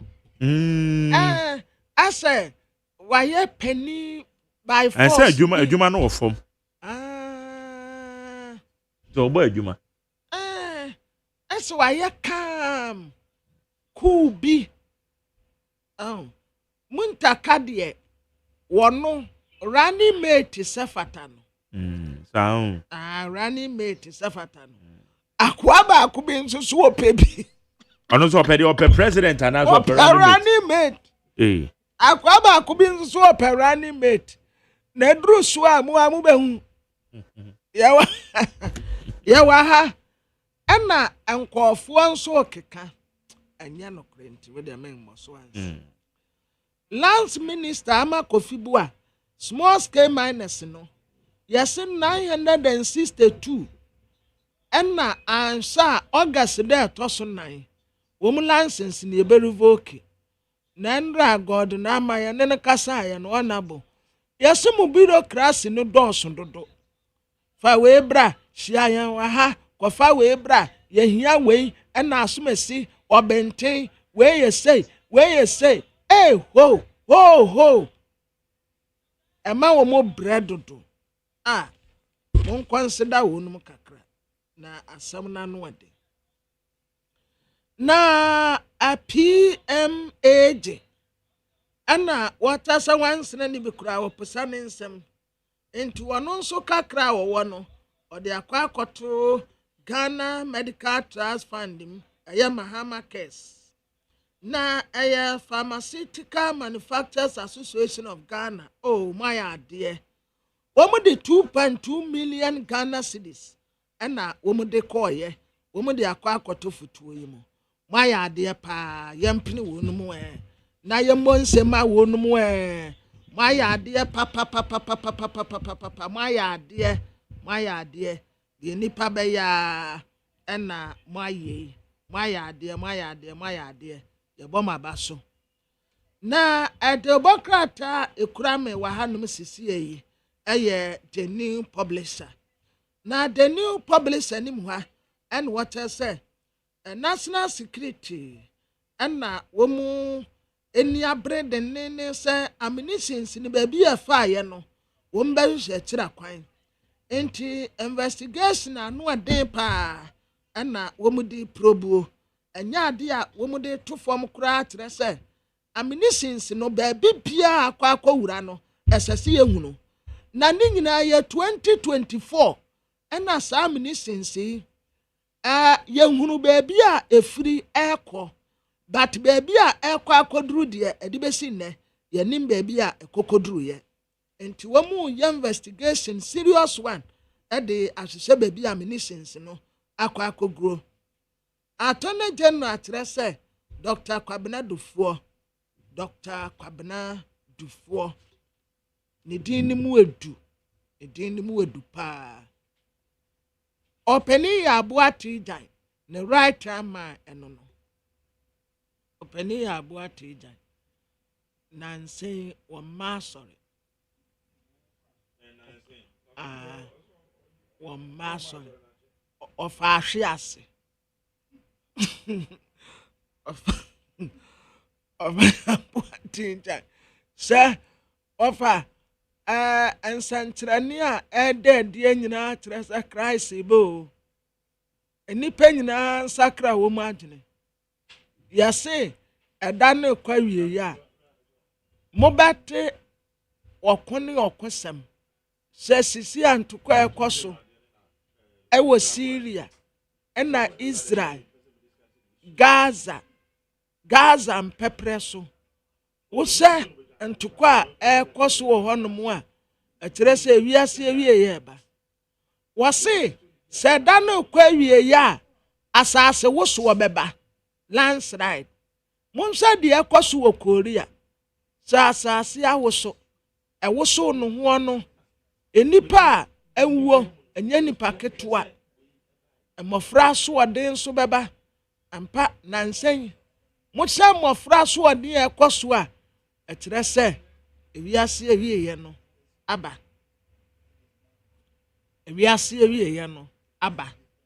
Christ ɛntɛ ɔbaa bɛfa na ho tefoɔ nyinaa na wɔn yakɔ ɔsoro ahemmaa mu na yɛduru wɔnom a ɛhɔ nyɛ didie ɛhɔ nyɛ wɔnom ɛhɔ yɛ ayɛyie yɛn nyinaa bɛdane abɔfoɔ ne yɛne abɔfoɔ ayɛ pɛ na yɛn nyinaa yɛ ato a yɛyie nnwom ɛyɛ Awurade ayɛ sora bɔfoto dwom dɛdɛ bi sɛ hallelujah wɔ soro wɔ ɛne gye wɔ soro wɔ yei asomte wɔ soro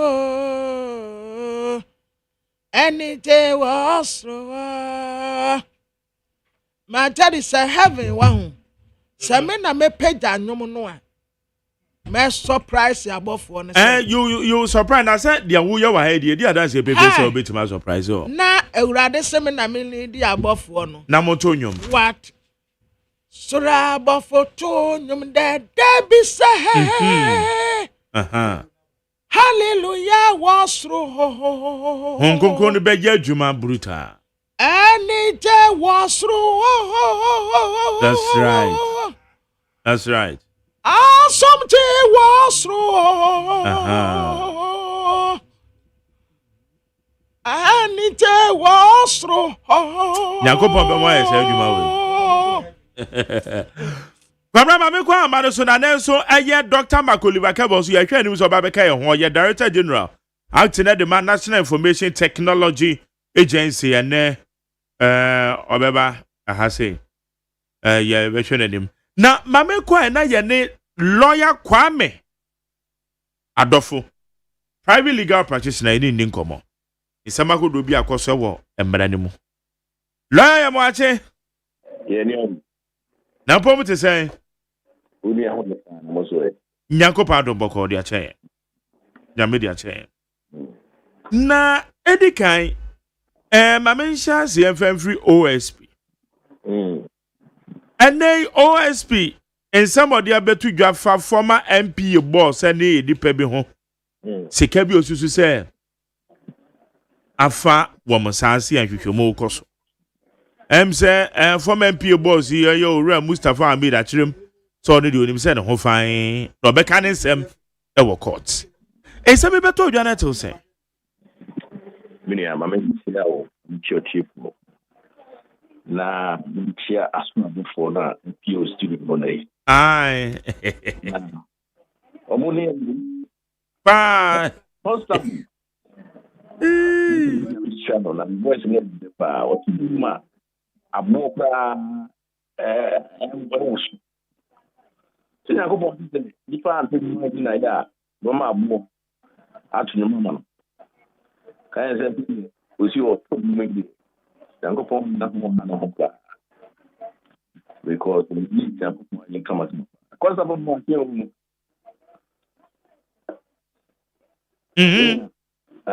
Awa.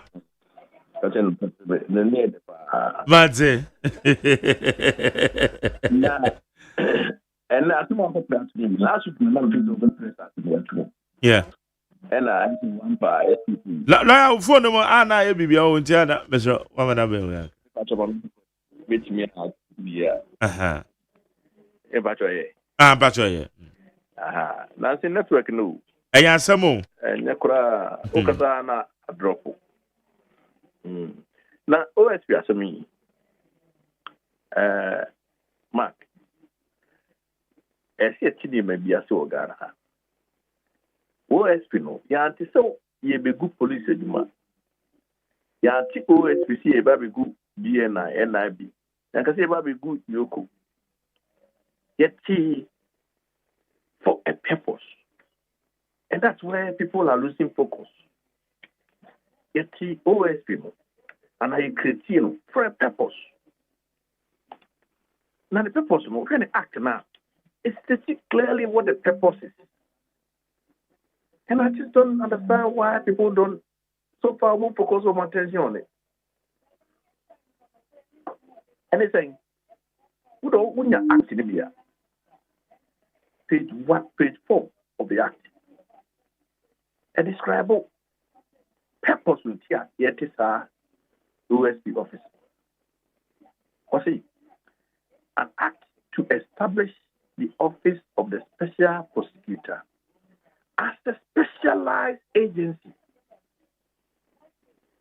to underline, investigate specific cases of alleged or suspected corruption and corruption-related offenses involving public officers and politically exposed persons in the performance of their functions, as well as persons in the private sector involved in the commission of alleged or suspected corruption and corruption-related offenses. So, and yet, general blanket, was it specific cases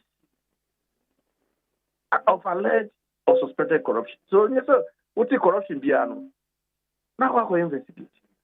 Now, who mandate in one? Mandate of the office. Or see, and this is very important. Or see, section 4, 2 no. Or see, subject to clause 4 of Article 88 of the Constitution, the office shall, for the purpose of this act, be authorized by the Attorney General to initiate and conduct the prosecution of corruption and corruption-related offenses. This means to say, when there is an allegation or suspicion of corruption, the Attorney General must authorize this office to investigate and prosecute. Once the Attorney General authorizes, then the mandate says he is no longer under the dictation or the control of anybody. So it means that, and yes, on one the nip, what is a dream be a coswa, no one the nip investigate you. The law doesn't say so. The law says. But say we are not suspect. Say watch. Let's say cases in it be wahwa. Any mandate in him say obeshe, especially the year corruption and its related offenses. Offenses. That is not what I'm saying. What I'm saying is he has to be authorized before he can commence. Okay. Without being authorized, he has no locus. That's what the law says. It is authorized. What means for open? So why will your investigation? The law doesn't say that. It's all this running around. He doesn't have the locus because he has not been authorized. Now let's come back to this specific case of NPA. Also started on 2024. Was he authorized by the Attorney General to do that? He was not. So where therein lies his locus? Don't he? What's the original investigation? Now, and on a bad son, Attorney General into me and question. No. Well, you should ring him, or the media should ring him and ask him whether he was authorized, because his law says he has to be authorized. You see, in Ghana, people are true. Your perception is racist. Corruption, you pay. So be able to So you ask him, under his will, he has to be authorized by the Attorney General. Has he been authorized in this investigation? And clearly the answer is no. If he says yes, you should give you a copy of the authorization, the referral. You see, and this one, the law says, or in the alternative, Parliament can authorize him, can refer a matter to him for him to investigate. The law says so. It's not me saying it. So it's either he's been authorized to investigate a specific case of corruption, or Parliament refers a specific case of corruption for him to investigate. Otherwise, there are no locus. Mark, who followed the BK? Me too, pa. So that is the law. Now, the next step, I mean, and cast your mind back to Cecilia the case. So, okay. Me kind. OSP buyer or court machine is a problem in some. But so case don't cry money laundering. Nah, it doesn't fall within my mandate. So, yes. Emma may be blasted. So okay. I said here, or investigate charges what they are about MPA for. I've got also cases of money laundering. If you are watching also. Obia yesterday, Babaka is only mandate for money laundering. The charges what they are about MPA for. Cases of money laundering will come home. So how can you say yesterday you don't have mandate for money laundering? Now today you tell us there's a mandate to charge somebody for money laundering. What they are doing, Diablo. He's playing with us. And I think, say Ghana, we need to wake up. The time has come for us to cut our losses. Yaboka enough. Then closes our office now. Because I don't know whether he's doing it intentionally. And now he's playing games with the mind of the people. What he's doing just doesn't make sense at all. Because how can you come and tell us only mandate for money laundering? Now, Yoko for it. Yes, not see Yoko for that to say. Yes. And then today, you are charging somebody for something you say belongs to Yoko. Hey, it's here they say, but I don't know ultimate charge woman not support not refer for my Yoko. Ebi I don't need to expose allegedly say Bibi Sakoso. But he said he doesn't have the mandate. That's what he said. And then all of a sudden, something you say you don't have the mandate. All of a sudden, now you do have a mandate. And you know, office or you know, being from almost all of a sudden, you have a mandate. something you know. You told the whole world that you don't have a mandate. Now, previously, also investigation. You see, it was all a lie. It was a cock and bull story. You told us, say, your investigation tells us, say, it's a case of money laundering. Fine. Where is the investigation you did? That you conducted? In fact, there was no investigation, and there was nothing showing money laundering. And that is why we blow case. All of a sudden, we also need mandate for money laundering. You are charging MPA, all those people involved with money laundering. It tells you that he lied to us and he's playing games with the mind of our people. So, my conclusion is OSP, the earlier we close that shop, the better. Okay.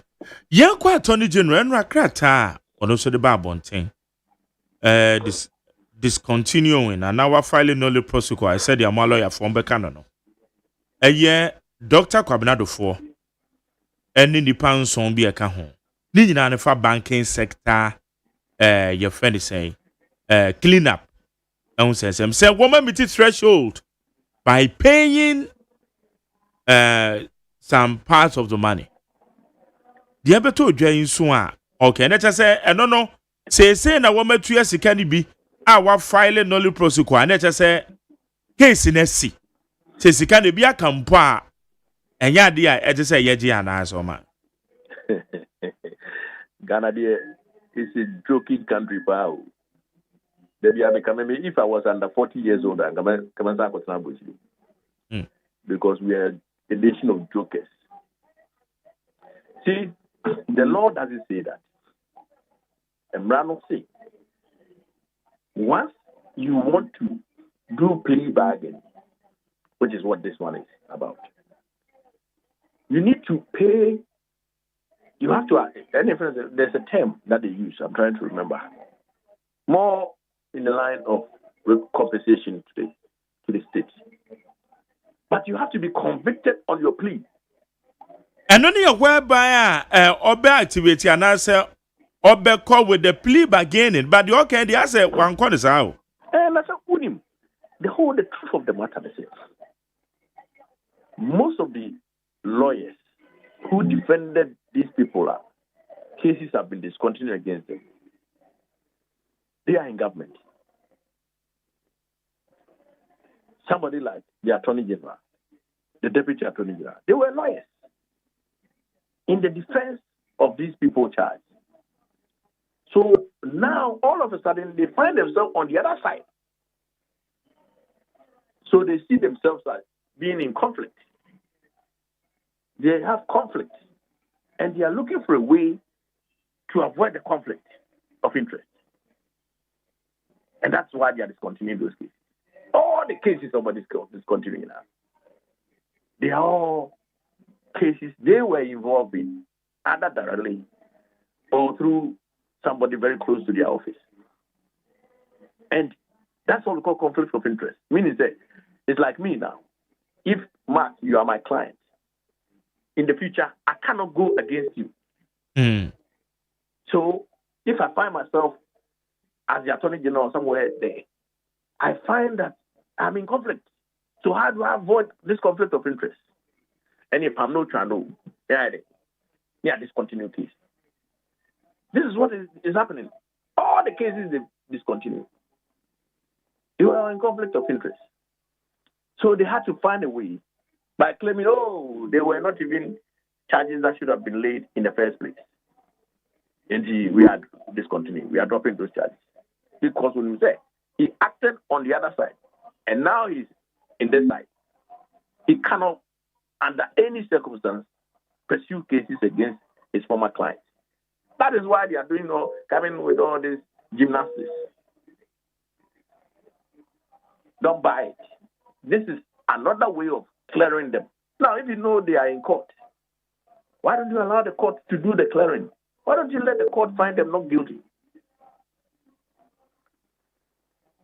Why? Because I will share a last but one paragraph. paragraph 5 no. Also, the decision, however, does not imply an absence of wrongdoing nor a vindication of any conduct. It is a pragmatic step in line with the overarching national interest of recovering state resources. It is said that we can plead again, you know, Emrano Ekano, Nipano Crowd due to me. Say you're convicted, no? Yes. Ebra, what 2 years no? As I say, no, when no conviction. At ACN, they say, a game. Then we play. I'm saying Ghana there. We have no future. Ghana doesn't have any future. Look at the environment we know we are operating. Your future is dim. They should have been convicted before you give them this deal, especially when you are before the court. Master, they are going to you. On my way. They see me here under 40 and come and said, come and try to flow my way. I would do it. You have to come and serve your country. So, many position on my country say, this is a game. And we should not fall for it. Because, lawyer, are there way, BBU. Media I'm of the view, say Attorney General, Oman Penyubo Niding, Oko Eye Vetin, Oye ya, Wamujinu 2 more woman Oman Penya de Afananisha and Sano. Any nansa. The Etiane say politically affiliated cases. What you chem? Wa filing nolly prosecutor. Mranaman o kwai. Say on your side, with the exception of lawyer Chachuchi Kata. According to lawyer Chachuchi Kata, also a friend, no, a catch then say, offer the case in Mrana unchem. No, say there be the case in the winner. So I said the client, honorable Judge Quays in the wedding could demonti, or because we are Ediasaman, and a 1 man on common entry. And no name who say, and your bad precedents been a year set a dear may win. Because I'm running the whole yes, I'm not who crying. Sometimes you have common sense and soon you ma. Master, it's at all. That if we are buying this, the next government will also come and follow a South China. Well, even worse than the clearing agent, a demand Nanado. Anything. Nanado, you know. Allegations of wrongdoing were leveled against certain individuals. Corruption. And another, say, Sankophone refer to agencies which the police need, CID, Goma Clan. That was it. When the cases are walk out to, also my court to Cramble decided what to come a clear. Now, danger, they say, that's it. About also bad. That's what also could follow up. No money, anything. And I call them a radio. Call it NBC. Hey, I grab that on my entertainment. On my energy or TikTok. What not 15 years. Big man in there. What you show case. It was another raho. Oh, ordinary lay people. A who say, you know, when in the year. Because of what the woman is getting. We say grada anka court receive na say dream. They say onyanya sympathy. Because I'm of office Ghana ni agrada ni because of examples like this. People within a court our cast what you too much over 60% of the debt. What kind of case? Agrada there. What them are you okay na? That is the reality of what they are doing. Because about France about we follow the same example. That you not Rollins didn't like. If you say some people were treated more than others, I will treat you. Na Fahudia, yes, we behave the same way. The educated people there, when they misbehave, Attorney General is wrong, but he's on a course, and he's going to complete the course. We can only express our unhappiness which is what we are doing. But yeah, can and no be cross and him say there was this story. A branch of years iPhone. One the not for 14 years. iPhone we are near say about 30,000. Yes, 30,000 or come for 14 years. But cases like this are involved in the pay. You can't say the pana could discard you, but yes, say at 2 years. Yeah, but and to be about it at 2 years. I had that, but we are a man and pardon. This is all calculated. Oja, a year. The command of Vodia, at 2 years, there's a way to came and he play. Now to Muna say, you see injustice like this. This will be say agrada at them. Not big fix it down because they're politically they are aligned. Or man of that and yet they did diago. Because it's so unfair. So unfair. So which man will be at Makobokrono, so come move up for you. No jailino. Will be great capacity, no more funny for a beer transit. So unfair and unjust. Na yeah, Kane. Ain't Ayana and no maybe say no Kobeba yan share to say banking sector clean up. Some people nipani be also a view say nananka yaji sikano and a young good banks in a buying take a charger. Nananka no so no beboa, na go basi ye begu adwuma na nipa ko tedefie. Eti ene se wo matu ya ye do mo kotum ana ye di asem na chikura na se wo matu ya isika no fa kese kakra de aman ya sada ka na eno ano no na sika no oku wi obi sika na sa de kwa does that stop the offense that you have committed? Oh, na say anything a plea bargaining work with. Yes, so you let him go through the plea bargaining. So to the can I say when there's a law we say you see a board in Shembraichi and a board in Tumreguswaichi. The law is there. Why don't you let them go through the law? Now, why will you sue discretionary power? A matter that concerns the whole state. It's just wrong. Maybe they are not thinking about it. Say that. Obi may want to follow what they are doing. Somebody may want to do it. And you are giving them a cover to do that. And that's where I'm saying is wrong. Okay, na quick one.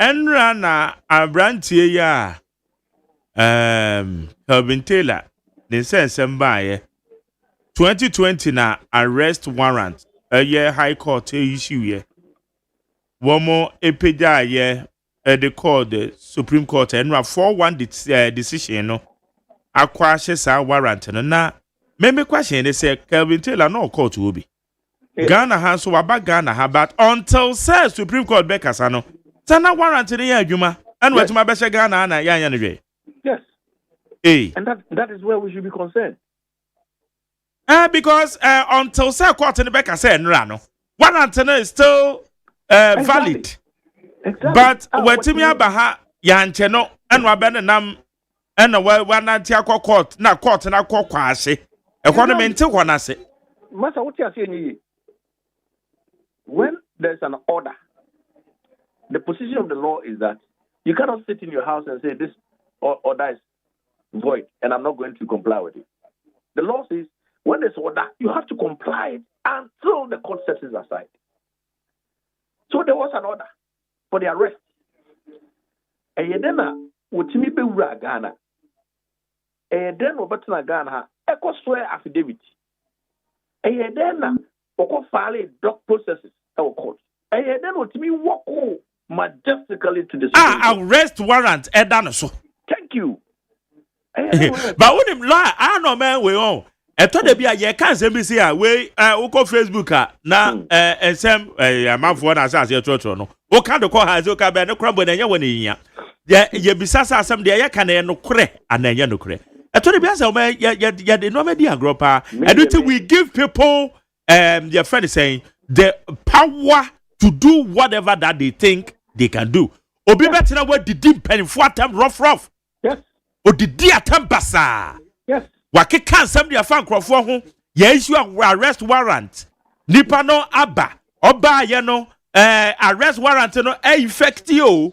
Yamfa ye adwuma. Wa be the number pass you through all the court processes. Where we yese court akwase or na what be goody. What sort of nation are we building? You see? The hard really say. I him fool. I can see idiomatem.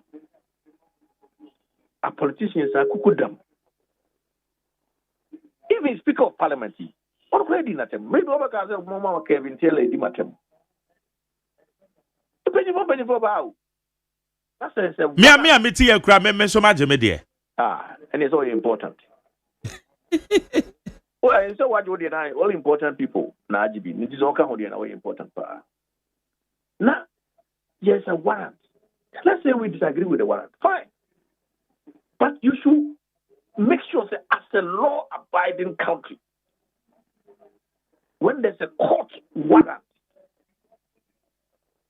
and then you flout the warrant, what's your money for Ghana? Immigration teachers, who's over? Over national security man over. I'm majestically no. Wakako swear affidavit on the 2nd of July. Or so affidavit in work to me a Supreme Court. Not under handcuff. What did or walk like a free citizen already. Meanwhile, he was not a free citizen. Ako court. You see, answer the defending because over to Boabo. And then it is an asset. Michel Kutupano, Omona Bon Hobay. I will keep it. I must say, for you free man. Now, when Mammy Fonsia, yeah, Jamaica, I mean, shop. Yende lawyer Kwame Adolfo or your private legal practitioner. On any other didn't come. A fan sama who do be a coso. It's the Attorney General Crata say, if you want to make an Indian mammy. And can in your fanchro, the enro or the Barbontino. Now, I see the Republic versus Kwabena 4 and 7 others. The Honorable Attorney General has today entered a nolli prosequi in the case of the Republic versus Kwabena 4 and 7 others. While the exercise of this prosecutorial direction or discretion requires no explanation under law, the Attorney General, in the spirit of accountability and transparency, considers it's appropriate to provide the public with the rationale behind this decision.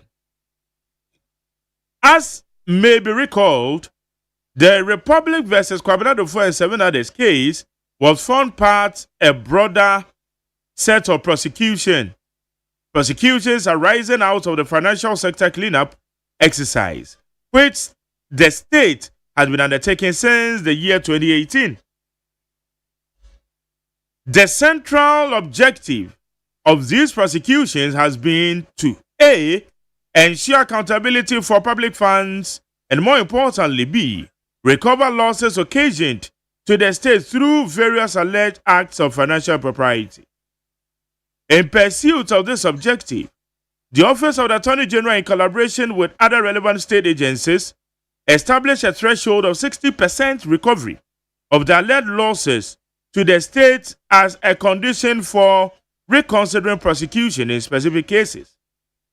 4. Following prolonged negotiations and engagements, the accused persons in the Republic versus Kwabena 4 and 7 others case have met this recovery threshold. Accordingly, in furtherance of public interest and considering the significant recoveries made for the state, the Honorable Attorney General has satisfied himself that continuing with the prosecution will not serve any additional public purpose. The decision, however, does not imply an absence of wrongdoing nor vindication of any conduct. It is a pragmatic step in line with the overarching national interest of recovering state resources. The Honorable Attorney General remains resolute in his commitment to upholding the rule of law protecting the public purse, and pursuing justice in all matters of national importance. Thank you. Signed, Honorable Dr. Justice Shimsai, Deputy Attorney General. No signing here. The Attorney General de Ben Rano. Na just say Ichomuna Makai Ediamawi. So what we are asking is say Sadia Wakana no. Or say no chess or munya bonnet, but Sikana the woman 60%. And for that matter, we're filing only prosecutor. But let me say this, Makana Mesa Kabim say Attorney General cases na Embrama na Hokwain. So bet to my filing only prosecutor, why you know?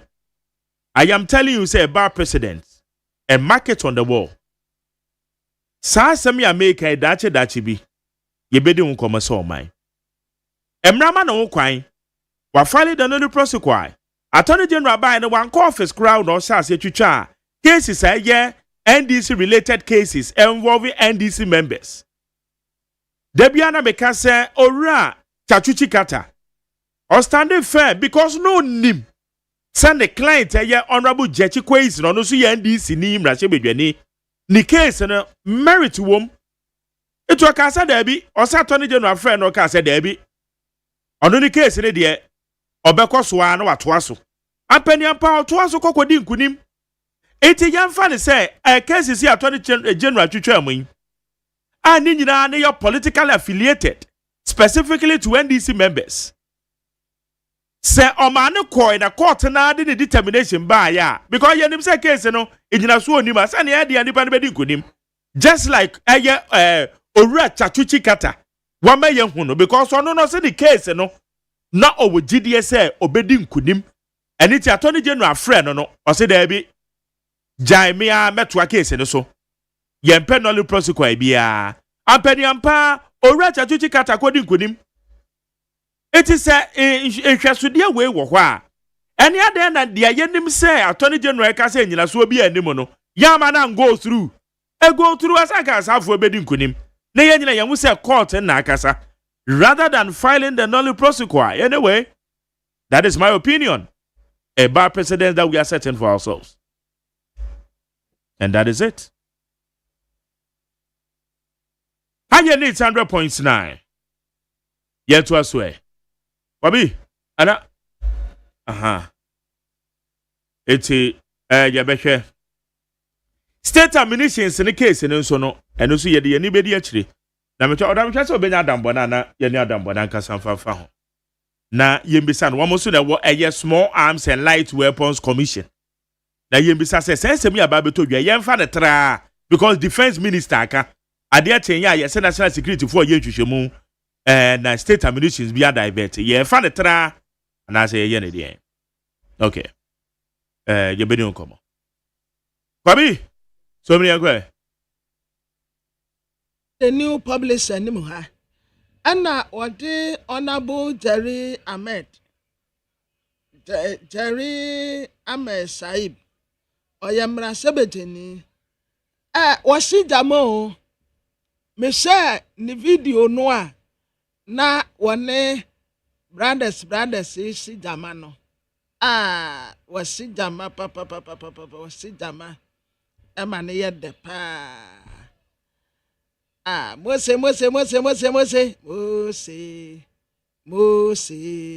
Yankwa kutuka. Mose. Yankwa kutuka.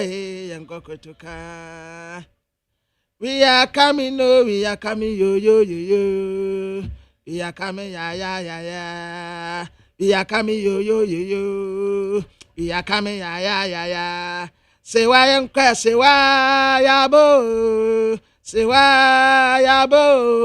Every continent yabo, say why. Every continent yabo, say why yankwa, say why. Say why yabo. Every continent yabo, say why. Wasi jama papa. Entina boy ya wo makuna ya meye. Me hu jama sa wo social media no so amani je na mani ate hu se ya na ya se jani aka asem bi wɔn so wɔn no kan sɛ wɔbɛsɛ in the city no ɛna ɔsi dɛbi wɔadi ɛyɛ asɛm a ɛni kwan akora sɛ firi nipa no mu ba attorney general da ha wɔne Dr. Kwabenadofoɔ banchi case no wɔn atwam Adam ɛna olidi safer digital campaign a ebe protect nkwadaa ɛwɔ social media so Adam ɛno deɛ yɛ ade papa ha ɛkwan bɛfa so a yɛbe protect yɛn nkwadaa abrokyerɛ deɛ Dubai ma agya no nim sɛ wo Dubai a na wo information a sɛ Google ana YouTube a ɛnyɛ ne nyinaa na wobɛnya wo sɛ wɔn unlimited wɔn wɔ limitation to nneɛma bi a wobɛnya but yɛ hanom no deɛ yɛ gya gum prekesenti bibia wobia pɛ bia wotumi ɛfa bibia wobia tumi fa no wɔde yɛ deɛ wɔpɛ bia which is very bad nti Adam adeɛ wɔ yɛ a woyɛ ɛyɛ pa especially bomadi ase ube protect yɛn kwadaa no ɛde free social media no ɛso na me kai mo sɛ ɛyɛ dan kwaku ya bua media foundation ɛna ewurade yɛ adom a ɛda fiada August da edikan August we nso awa ama me papa July ne June, July, say per America a coy. There be next week. June what? And I yen a beko America because unze adiana a July what? Maminchiro. Adiana Casan a hate in Tamdo. And I review about 25th or never be bimbo. And do 25th. It's a idea, Bidania. It's your cry. I do. There be also July Konya this week. Oh, next week you be done okay. Next week is so crasa July. And then I watch your 30th of July. And na dia bosumi. And then that mean. And then yawad and then 23rd Benada. And then you Benada new kwada. And then you kwada. It's a net 2010 23 plus 17 and then I watch your 30th. And kokura aso okọ slow on said ye ni nuanom ye no wonye bi okọ slow dodo esi a wonim se ye bekọ wonim se imagare ye bekọ anti ameja amaame ye no za anti ya adonko ewe he ewo ye ho amejan za eye ne date ben Bam says 29th August you. 29th August. And a one who na wo beko yi de. Anti ya donko. And no beko beba hu sika nyina besa so de she wadwe. Anti ya donko no oketew. And owu ye ne ba anti ameja anso ketew. Na ekuya magin so ketew. Oh, okay. Anti ameja no ne ba ne kwa me esiama na me assembly ma campaign ma no a wo wini okoye asa na eti kwabra assembly members you wo musika no mo say enya hete bo na na de no ba ya bo na na se ne de na ba na isa na me si wondi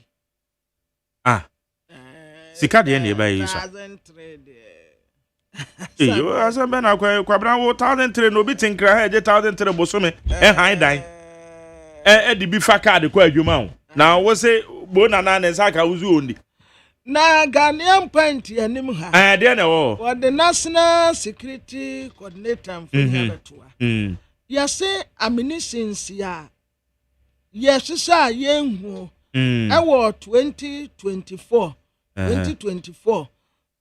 MPP abreso international security for wo Atlantic investigation say eni kwansi ye dai na sa ammunitions no sa ye nhunti ano ano no adewe ma yende honkomai debi yene eye Dr. Adam Bona, executive secretary small arms and light weapons.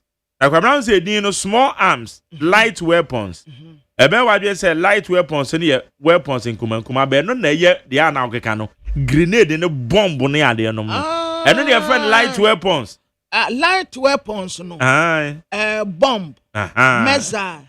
Mass destruction. Nuclear weapon. Atomic bomb. Masa mame kwa amado so. Dr. Adam Bonamache. Me mamache. Na bibia boko de. Bibia boko me tia me bra komramafo. Constable Kwamnamafo. Constable Komramafo. That's right. Adana enumomu a nidin no ehunu ye light. Me kra me so na. Na wo mu de enumomu nye hunu ye. Arms. Kwabra so antiase light weapons ne ye force anka no ne ye te se bibi knockout no me eno ne ye force and ye weapon ketenke se na enumom kra na ehu ka bad. Light weapons near you can say the conventional arms here I soldier for use and so anything with a light weapon I'm for a light weapon this small arms almost say yeah if you are pistol in Kumana all the way to grenade launchers all the way to so but now you have the jet fighters okay. And those ones will not come under light weapons. And you can say atomic bombs, those ones will not be light weapons. But anything like you can say landmines, bombs in Kumea, the share form now. Those landmines, dynamite, yeah. Landmines are different from dynamite. Oh, okay. You can say war-torn country. For instance, North Korea, a large area to protect on borderline. Or most of the areas have landmines. Not it explodes. Oh, I'm sure you see it in movies. Akutiaso, yes. Those are land. Now all those ones, these conventional arms, all those ones are part of light weapons. Okay, na yakwa anime ya munitions akode defense minister presentation. Oh yeah, na oka. Ene yenya ne TSA national security ground launch investigations. Say in 2024, ya munitions bi akwa shebe bi aye. Ebese dan akoba ne sa.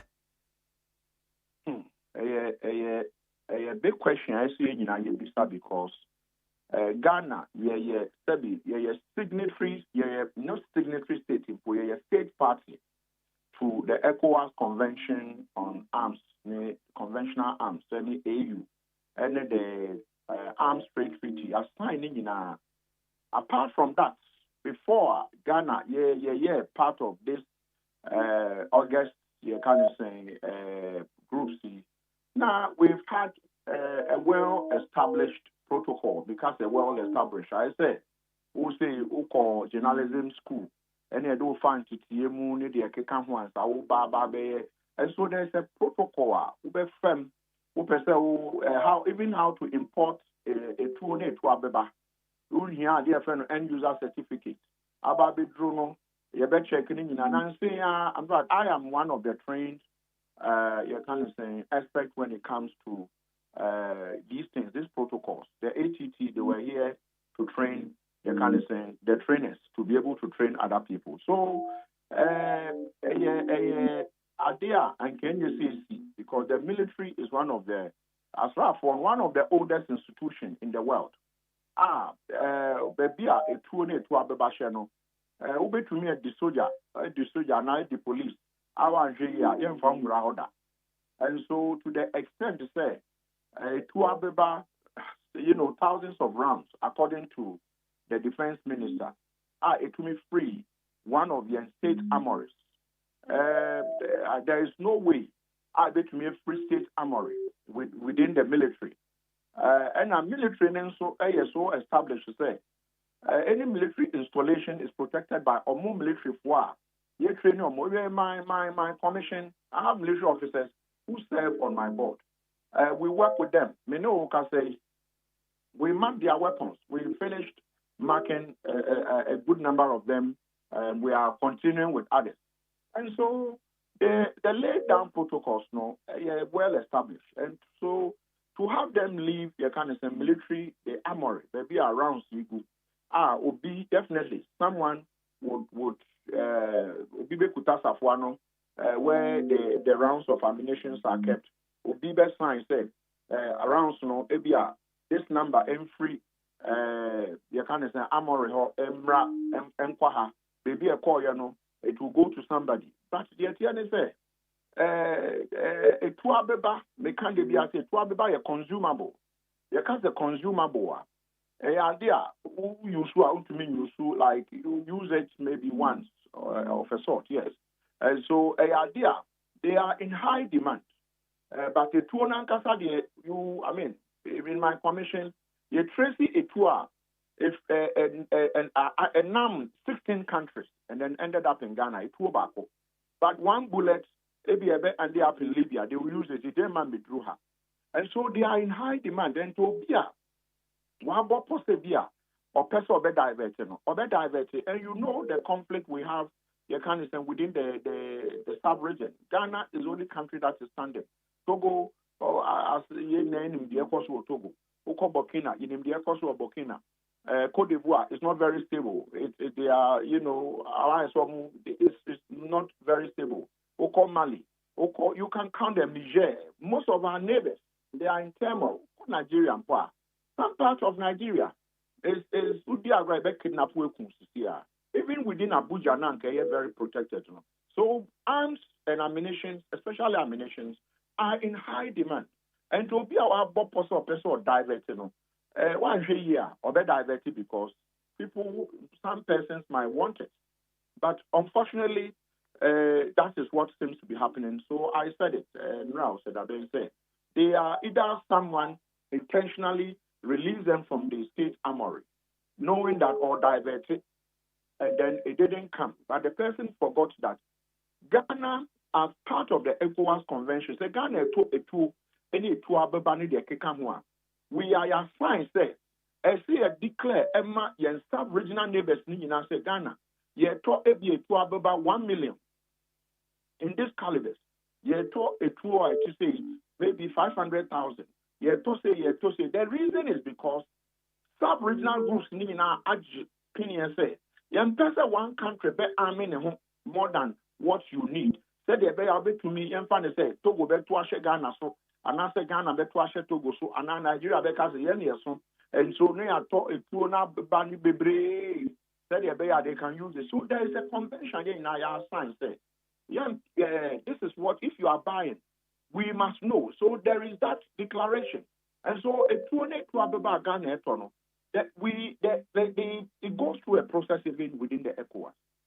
It's the reason why Usha Nancy that this three Sahelian countries, Mali, Niger, Burkina, these countries you are among we are having conversations about how that protocol works.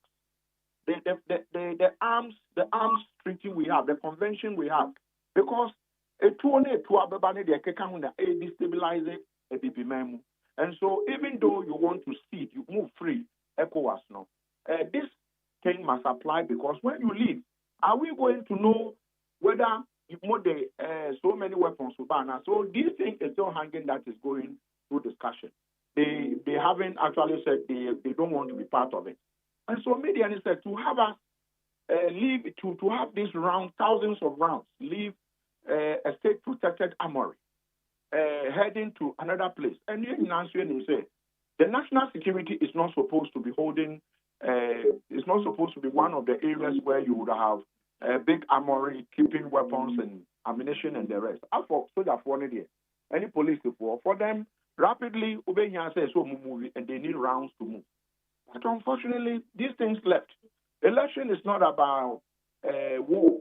So who released the weapons, the ammunition, and for what reason? All these things have been investigated. And my commission is part of, saying, the entities that must see to this. News you breaking. We've been monitoring this since after the elections. This thing has been known, but behind the scene conversations have been going on. And yesterday, 2 days was a day, 2 days ago was a day. Or is it 2 days ago when this news, a breaking here. I have had calls from ECOWAS I've had calls from Geneva. I've had calls from the sub-region. Mubisame about what is happening, what happened.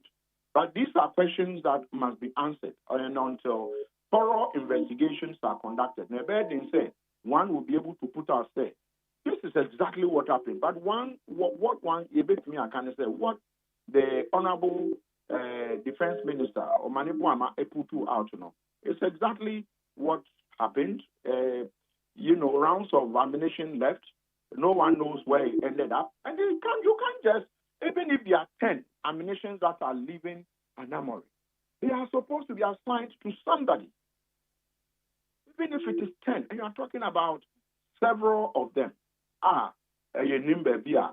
So people must be held responsible to show us where these rounds are, because and when you say somewhere within this year, I have also been appointed by the Arms Trade Treaty to chair the Diversion Information Exchange Forum of the Arms Trade Treaty.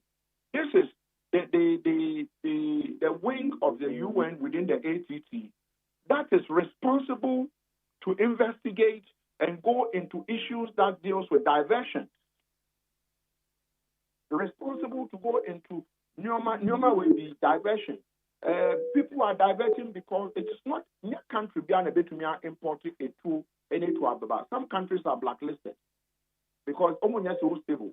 And to say 20 to Ababa could do, they usually go into wrong hands. So it's not every country. That is per the ATT and as per international conventions. That is allowed. That or more to so usually they go through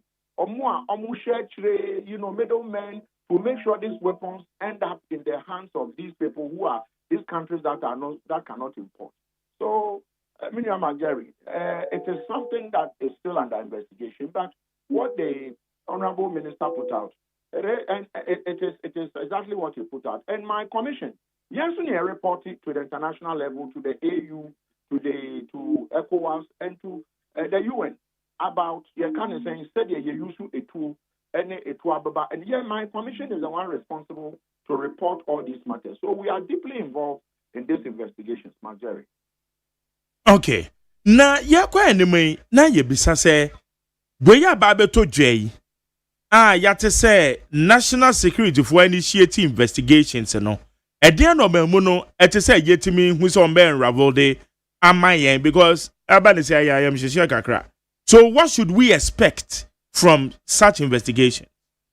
I think the investigation says security does not reside in Adam Bona. It doesn't reside in Nigeria alone or the National Security Coordinator, COP Razak. No, it resides in all of us.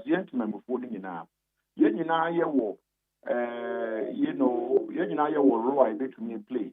Ebiana uti efiebim na wahu bottle any other ya party gu baby afusen kebro usumwa I say nadien kuma bi obebi so na bia ammunition and tempana no report to my police and I say obi obit me report to man no report to man. But beside that, it is the responsibility of the state to investigate this, and the state is doing that. And the reason why national security have to be deeply involved is because Omudemu and our bullets, a free the state armory from the military. Omudemu because a free Omomoho, and they said they were taking it to national security to go and do what with it at the national security. And it ended up that we don't know where this ammunition are. I'm sure that in the next few weeks or in the next few days, we will be able to unravel the issue. But like I'm saying, I think you be here, states, you be here, say, or more multi be the wish any be the bottle be about bottle, baby, I am fabo, no, the about the show. No, it will be then the shame because it will be so dangerous. It will ankasa and dangerous. It will ankasa and a weapon without ammunition is useless. A weapon without ammunition is just a typical wood, what you can say, some metal things around it. But the moment you get the consumable core bullet, that's it. The person can use it to do a lot of damage. And so, remember, say national security, and I said, a buying kwan, and one a buying, it is the responsibility of someone, even though someone has been paid or we have been paid to conduct this investigation. Even here to my Mufono, I must support to be able to do this and do it well. Because the reason why this conflict in Boku is not coming down is because of probably some of this illicit flow of munitions and weapons into this area. And now that you're seeing Quanta, and then this week in Kwa, you see more. Go and check. Mopota reported, you kind of saying, police officers having a face-off with armed robbers or shooting at police officers. Some police officers have been injured. Many of them police more better say or to protect citizens. Because these bandits and these robbers have easy access to some of these weapons or ammunition that have left some of our states armories. And so for me, a idea internationally is not helping because then, like I said, my neighbors from NATCOM, the national commissions all over the region, they've been calling to find out what is going on. My colleagues at the international level beyond Africa are also calling. And so the truth is that we should all help to unravel the beer. This rounds of ammunition it ended up in. I mean, we have some information, but that is not enough. The most important thing we want is the beer. One answer and finally a good year. Because Ghana is not at war. No one can say we are packing in Nama. One wing of the army, so it's not possible. You are talking about rounds, a lot of rounds of ammunition, and these are high-grade ammunition, very good ammunition, and yet the replica one. These are powerful ammunition, and they've left our state armories. Mine is ammunition. Okay.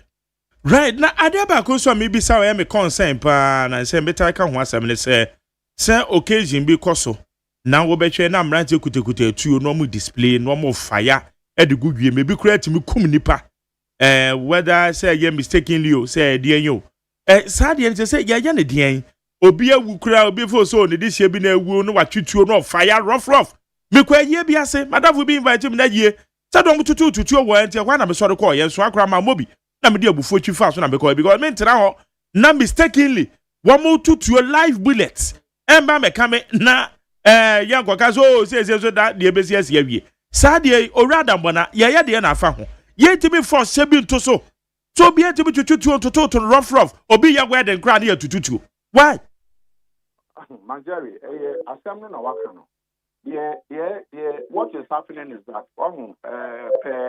again, international conventions, state treaties are signing on. By this time, Ghana, there a friend, a regulator for arms. But for a very long time, 15 years on, the law now is passed here to manage arms, and yet it's not regulatory enough.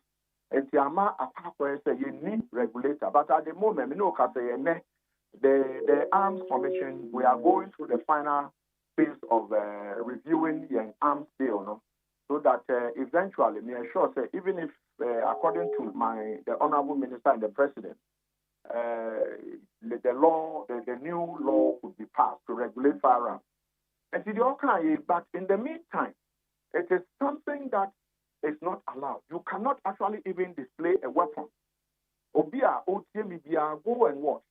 The NNTR celebrated CB some time ago, or Muchi to or display IGP, the then IGP, is because you are not allowed to show even your weapon. You need permission from the IGP, explicit permission to do that. But the NTR said, the law that says that 1 year, not say yes, say no. I am so mild. And the Nipano, I am now answering no, we are the alcohol, they are fine. But in Korea, the action, they are 15 years. People, it will be punitive enough, but unfortunately, that hasn't been. We are sensitizing the public.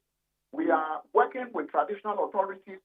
We are working with the security agencies to make sure this thing is nipped in the bud. But you're kind of saying, in the meantime, we are hoping that the law on management and regulatory, the regulatory framework, it will be passed. Once that is passed, I am sure that the flow of some of these things to stop. People will be too afraid to display weapons. Those who have them are likely, because then sometimes arresting some of these people who are arresting them. They never pop up. We are not defined. The next day, it's almost like a disincentive. Wow, who are arresting who are because no, you can't say maybe a fine of 2,500. Well, yeah, only how we are, one house. We're actually never find you. But mine is that if we are able to put all the measures in place, Jerry, I'm sure this thing will be a thing of the past. And then people give birth and outdooring, just outdooring, outdooring. No more to do. Jerry, just outdooring here, just outdooring. You go to some of our communities, just outdooring. We are here. I was at the Babu Ulomo, the high priest of the Dangbe traditional area, Babu Ulomo's palace. All our year on celebration, no be out to do and see one of the criminals who are born to pay in the midst of the public. No, Akuno. My colleague, kind of friend is saying, Kofi TV, Kofi Adoma. So Obi Thomas Secretary, Father go corn and him share little girl your war or secondary school. How baby I do Shenan Senya, you can't say is it one of the secondary schools in the north? Or let me say, Interior Minister, Honorable Interior Minister closing the dime say I'm from Brown. It is Warungu one of the secondary schools. Students are just everyone is a KTI. Any you can't say any of the Accra Technical you can't say school. Any one of the secondary schools, some would disagree. Not students about 1 to 2 or 1 to 2. Yeah. So ask yourself that why have we got into when we were in secondary school? Yes, we fear the technical student because Okuta spinal, Okuta screwdriver, Okuta say, and to know more to spinal and a screwdriver. But in there, school children in secondary school, not even the technical school. School children in the normal grammar secondary school. So you ask yourself, what do we do? But like I said, once you don't have a regulatory framework, enforcement because you don't have a regulatory framework. Once you don't regulate anything, how do you enforce? Only regulation, to me enforce it. And so we are fighting for the law to be passed to regulate firearms. Because at the moment, people are granted permits to handle firearms. But Jerry, called journalism school, you are a senior journalist, you are Marfo and Co. Now you went to journalism school, you know the ethics of journalism. How do I give a weapon to somebody who is not trained? But that is what the law says. And at least, once the new law comes into existence, we would have door firing ranges. What now? Who pick it to this is how you handle it. This is where you put it. This is how you shoot. This is how you do this. And harmful to you and society and the people around you. So those are some of the things that the new law, when it comes into existence, is very regulated. But at the moment, every day you have several people calling, and then I ask them, if it's only the idea, you can't even explain our training. Say, no, we here too. Or the chance say, and the crew here. A lot of people think they need guns. No, they don't need them. And it's also because it's only boy thing. And so,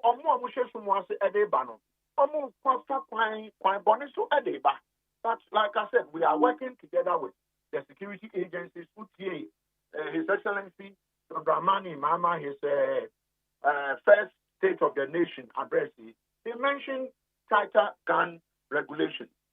My minister has been forthright, mentioned for the law to be passed more than, we are pushing, but it's pushing more than that. So the law will be passed. But the attorney said, in the interim, we will sensitize the public, work with the police, work with all the state security agencies to try to reduce this. And hopefully, once the law is passed, things will be properly regulated. Because maybe I don't know, young children are those who are handling weapons now. And now that the boys CB, you see them drinking, and a small fight, not move people. Small fight, now we have to do. mean, even in America, I don't think you will see these things like you see them these days in Ghana. So I think it's something we must do. And the police is for cop patrols. I usually pity them. Police need cop patrol. Those days need ensure they need those who have so many weapons. And now cop patrol. Okay. He's shooting. He is shooting. How? You get it? So that is what we've got into. But like I said, once we have leakages from state armories, chances are that we would encounter these issues. But we are dealing with it, Jerry. All right. Dr. Dambona, Executive Secretary, Small Arms and Light Weapon Commission. Yeah, that's it. Sonia Dinkomo. Yankopo kan weti etuomo sensem ya munitions bia. Yes, say adavete akwasha baby a ye ni baby e wo. Emu nsem e na yedi ho komo. National Security and the TSA woman a launch investigation into it. Okay. Yeah, okay. Right, I need 100.9. Kojak Pharmacy. Kojak Pharma. Enupa womo. Na enano no. Womo bre me ni me producer bi. Ise no na me yusu. Na say na de omo kan ye no. Ade ande ye se yusu bia na hu se de tie pa. Edem. First na say maybe pensu enwunu pa. Menum na ze menum so enwu ana bibia o. Ba me sha say yusu Kojak ide. E je se ma hu se nsakra ya ba. Se yanka se mitimi di ne kama. Azu midi yanka metwere me sesa. Frank awa Frank me mo ache Yeah, nyame adom. Ebi akoyo. Oba de adom. All right. Beba dey come out just to say. That's right. Okay.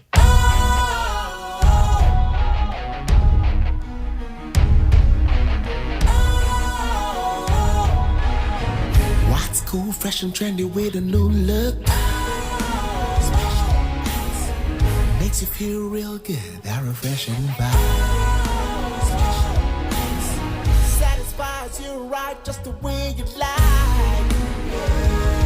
Do you know? Do you know? Do you know? Ain't gotta do it alone. Specialized makes you flow. Anytime, anywhere.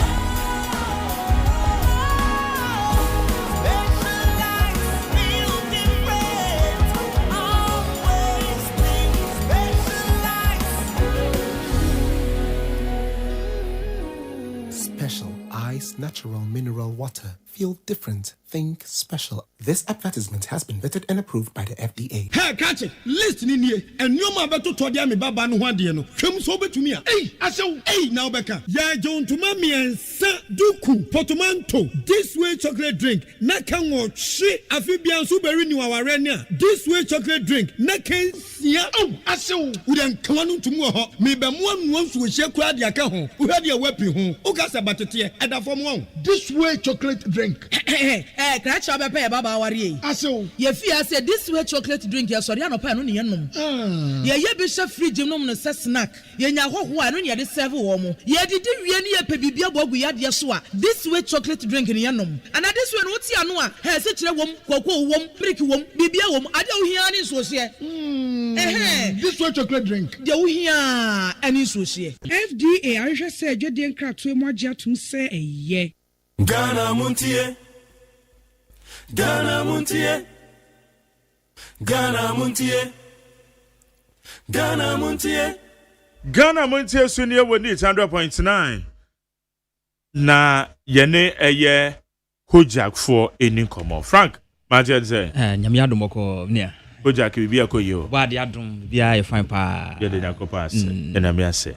Na da bia da sadia aya ye ka no yesen ya de ante say didi hu agoro.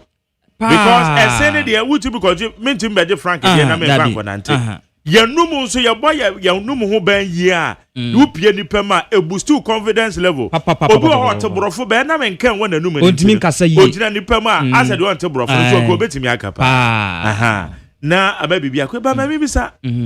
So what they yanom apostle toothpaste bi twe wo sen a. Asa wo twe wo sen na wo se no aye titriti ase eye twetwe utwini na wo do se na wo do utwini eye we ya ba koja idea da wo de na asa wo se na ye smooth wo de fa so asa ye smooth what is happening at the internet no te say no ti na ma sensitivity ni ade na bo ho ba na say de say ma koja before oba out the oracle product na ba no na ye nimse bi wa bonten dada ne do so do no a enti na oba no say ye hwehwemu ma papa ehwe ne ebia ede ohaw ba ene ne enti ebi wo ha ompeso be yusu we anase bia ne enti a we yusu na so anya ohaw e wo ho enti ne hwehwemu no nti na be 30 years ekwachi ansa na wode sa oracle product ya ba ye o na ye hwehwemu no ye hu se enima bi wo ha oye obia ne se ne se ho haw etie ene se ne num ho haw tie enti obi wo ha otwini se denso se be na cent eda so wo nanum ye obi wo ha enima bi a wodi ene enima bi a wode kana no nti ma ne se kala ne sesa eba ne sa se wonya paste o se wonya bibi e betimi aboa wode ye paste na beboa ma nipa no atimi ayi niema na akaka ne senso na fi ho enu achi ne ye obi wo ha otwini se denso so se be na ne se no pra na epro enti koja ke yes ahwehwemu nyina no hu se se onya obia ne seso ne dia betimi aboa no ama nanum ho hawo no etimi atwa prekope enu nti ne waye product na eno no wanye ne one way nti wo hwemu a bo se ye was sensitive ye toothpaste aye koja P koja F e toothpaste ne wo ho ne mouthwash ne wo ho ene ye san wo ne sensitive toothbrush nso wo ho enu achi no ene ye wo regular toothbrush ene ye wo san regular fluoride toothpaste nso wo ho ye san e wo charcoal toothpaste nso wo ho ansa na nkwala de e bata ho enti obia so hwe sa paste ahodo ambo so nyina no ebia wo djuma edi ene obia so nanum ho haunti no ya hwe sa kwan ne so ene ya hwehwemu mapa ansa na ye de ba bontintina wo hwe kojak ye product na sa wo use bia wo ma use bi sa ne ya wo use bia wudi ho adanse o mudi ho adanse amanfo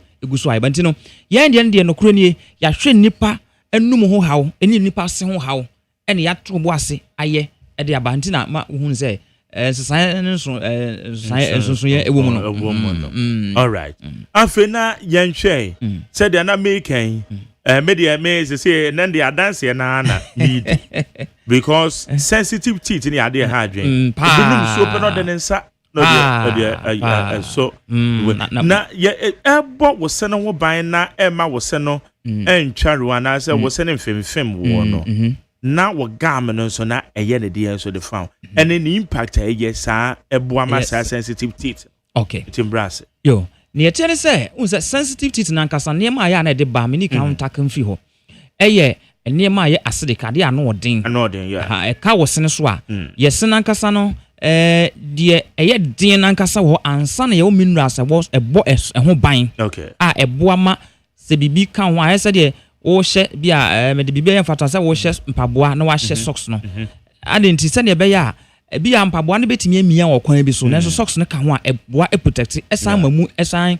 hye ne yede enti eseno sa minerals ne kata ho ne boy esene ho ban sa yesa bibi ka wo sene kitua bi pa be manka wo betinka wo nipadua ne nyina mu enu ntina onyankopon aye ne sa no na sa ne ma aya na ode no eta aka yesene so a wai sa na me minerals na wo so no sa wa no enu achi no bacteria so etimi sa ase no eba ne sa na ma wunya sa sensitive teeth no enu nti eba so wunya sa no a eya na eye den se enema bi a yedi anase de fa yenum ekoye mu a emu sesa kakra wo de fa wanum anane kan wo so a won tinka because eba ne sa ma wo nerves no I suppose nti no bibi kan wo snipe anama wonya atinka sa nti ade ehunya ne se yebenya bibi ebeboa na sa minerals na afi yesene so nti ya ma ye fele sa sensitivity no yetimi ede ba eno na ye de aye paste no a ye de aboa ede nrofufuro aka ho a ema eye paste na esa aboa se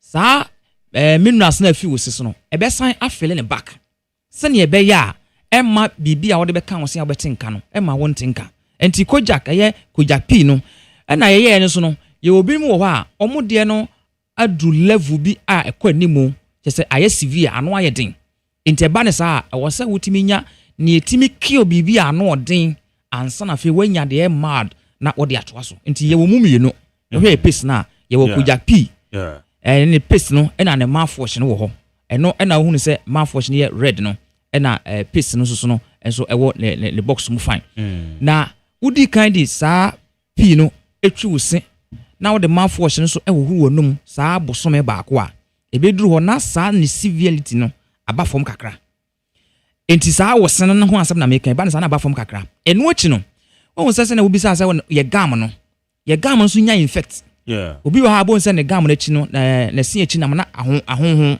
obi wo na ahye nsuo obi wo say because of ndua bi odi wurawura mu ya na nse ya yetufu say ube yi usim a yafa okwampa so fa yi usim obi wa onya tu n'ani so hu se praye bi so ya no wabubi no wayi praye no wabubi no ode awurawura ne sim na abane sa na kowo gam no e mani ye kuro ebi on sa na e de wo ha wa ba ho kojapi no eboa e mane aye kuro na se ne e ha asene wo gam no chi no etimi siesi ni nyina e mane da e na obi won so a ne se no enye se wonya sensitive but bibi nti said one to the boss and I said one for campus one to Sintama, the senator be an ya, be on a keka. Sani Manina, who you suku jak pinoa, yawa wateno, a bread yawanasi, and as a 2 yawan if you walk ra. And who you supini reable some bakwa, now if you wafa F no. F no, the wa was sensitive in there. Ube you stood the number your pist, a you so at us, so say, I feel your call, Unya, obey you so peaceful from. But ni hianse obe use Kojak products. Product ya yene say. Yeah. Personing na no. Ya yene say dro. After so what you see awie no. E pesa boss no ene wonum nyina ho ban. Anti sensitive ni de Koja P and Koja F 2% the mouthwash no. E yi fi okra. Na mouthwash ni you so ni saying. Mouthwash no. Say was sensitive. Was a mouthwash ankasa no. Ye wo mu ahodo bebre. Ye wo bi wo ha ye de edi enum ni keke. E bi wa bonten. Ye wo bi wo ha bi akuro bi a wako dentist wo ko tu sin bi bisa akuro bo wanum ye wo bi wo ha ye di mia ha ene ye wo ne ye die ya ye eboa di wanum ni esan boa e ma wo sensitive teeth no esan boa ma wo sene ye wo ya esan etu ase e kokora enti Kojak ye mouth wash no pee no de wo be use no bosome baako se ne wo be use se wo twetwe wo si wi a na wapo huru nagu memfa nso huru wanum ma ne nye be se 15 minutes na wabu ni ti no eye mouthwash ni ti no na wo de agye wanum fa gye wanum wo so eye wo de eye Kojak toothpaste na atwetwe pi no atwetwe na wapo huru nagu memfa nso huru wanum se ne eye na eye no ne asan da memfa nso huru wanum na wapo huru nagu wo twan be se simadunum 15 minutes echi na wafa mouthwash no na wahwie ni ti no half anase it depends on obi a se ne obi a ne se ne num kese ti wo hwie half a na wo de agye wanum na wo de awoso wanum a be 2 minutes na nso wapo agu umfa nso huru wanum na wako adwuma so anase no wajane sa esa eboa wo ebo pampan ne emu ahoden no eda so wanum be treat wanum but enya obi be ka so na me komene an enya de enya wudu be ga de a me de obe me but enya so nje se be yenom eye duro a ko wanum a ungu anase ko wanum enfa how bi amre but yenom but enya de so agye wanum no within a short time we say I say untesu no say untesu de no say di mo ofisa ne say within a short time we say ayira but drone ankasa de ebegina wonum agyan wo sene so abo wo sene ho ban nti we yan say wi ano anu agyan say na okay Obina Sunday message say Mark Jerry, good morning. I was having sensitive teeth. I went to Greater Accra Regional Hospital Rage. The chief nurse asked me to go to Okanshi to buy Kojak P. She told me they were selling some, but I'm sorry, at that time, NASA. So I bought Kojak P. Within 5 days, the sensitive teeth vanished completely. I said, now Kojak Chaco is my paste. And then you penetrate. I said, what? And what they were used to know. What's the way to back where you and I was the bajo ya no Chaco near there. Ya hwe no mame. Mention on the number. There is a back and one. Yeah, me the number be ma. I dance yes and ya na eboa yen. Yeah, your one friend Richard or one masaman. Okay. Or the way ya. Okay. Ma send bibia dia be. Okay. I know we say Chaco no e dey ade. Chaco no le mfa so de e wo so hu say bidi ankasa no. Ye won fa so de obidi nso. Ade bi e yusu de ye bibi no. E won fa so de nti ye ma amenem ye papa no man titi no. Omo de waduro no mo de woma na ibisa say adenti na party wo particular dua bi e de ye woma yes ye wo particular dua bi o mo de ye waduru adenti ya omu nim ne ye nya film a ebo nipa ho oden enti e ba ne saa wo yusu e de ye bibi a wo di ko ye mo a eboa e ma wo nya mu ahoden eno nti na nema bi wo ha ye se wo ta yusu a emu ahoden e komu a e ko aduane a wo bedi mu a e de wo ha obrɛ especially fan say politics ne saa ne ma no ne ye hu se nema ewo mu no ye di bibi gumu eboa ye ho de na enso so ade potia ewo mu a se wodi ade a ho hia gumu a ebesan ede oha bra wo no ye mpese obeyusu na emum de de emfaso de bebra no na ese oyusu enti ye hu se bidi ankasa mfaso wo so etu nka pa majaru ye ye etre kurase de ye enkwan na se eseya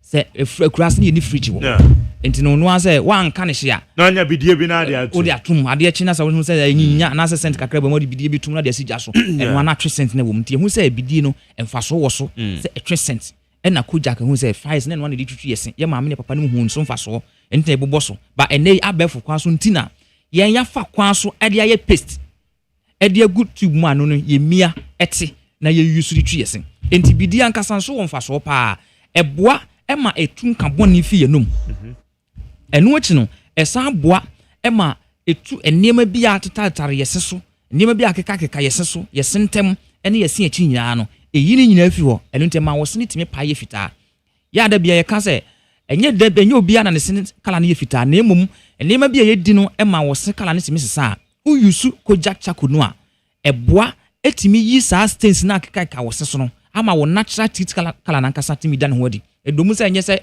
wo na wo se no eye white de ne so se ne wo se kala ne ti no ese etimi dan ho adi enti kojak chako toothpaste ne de ya tro ye bo ase aye se obi a wo yusu bi a wo enunka bia ebetu onum kanase enu achi no esa ma wo se no kala no epai ye fita enti ba ne chako toothpaste na emfa so de a ewo mtina kojak ato ne bo asa ye ne nyina enkoda de no so no se no so wo eche se enkoda no tum se eno so bo mo se na no ewo age difference bi ana se regardless enkoda no e bia ne sena bana no ewo age difference bi start 2 years eko okay okay start 2 years eko na ebi wo ho a on se bi nkwala de ne bi wa bonten ebi wo ha start 2 but ekosi 6 na wato 6 ekosi 12 okay but kojak de de 2 to 12 years the fi 2 ekosi 12 years bia no akwala na betimi use and na even 1 year na kwa no akwala na timi use because emu de na unse ne ya na man kwala na timi use se ya na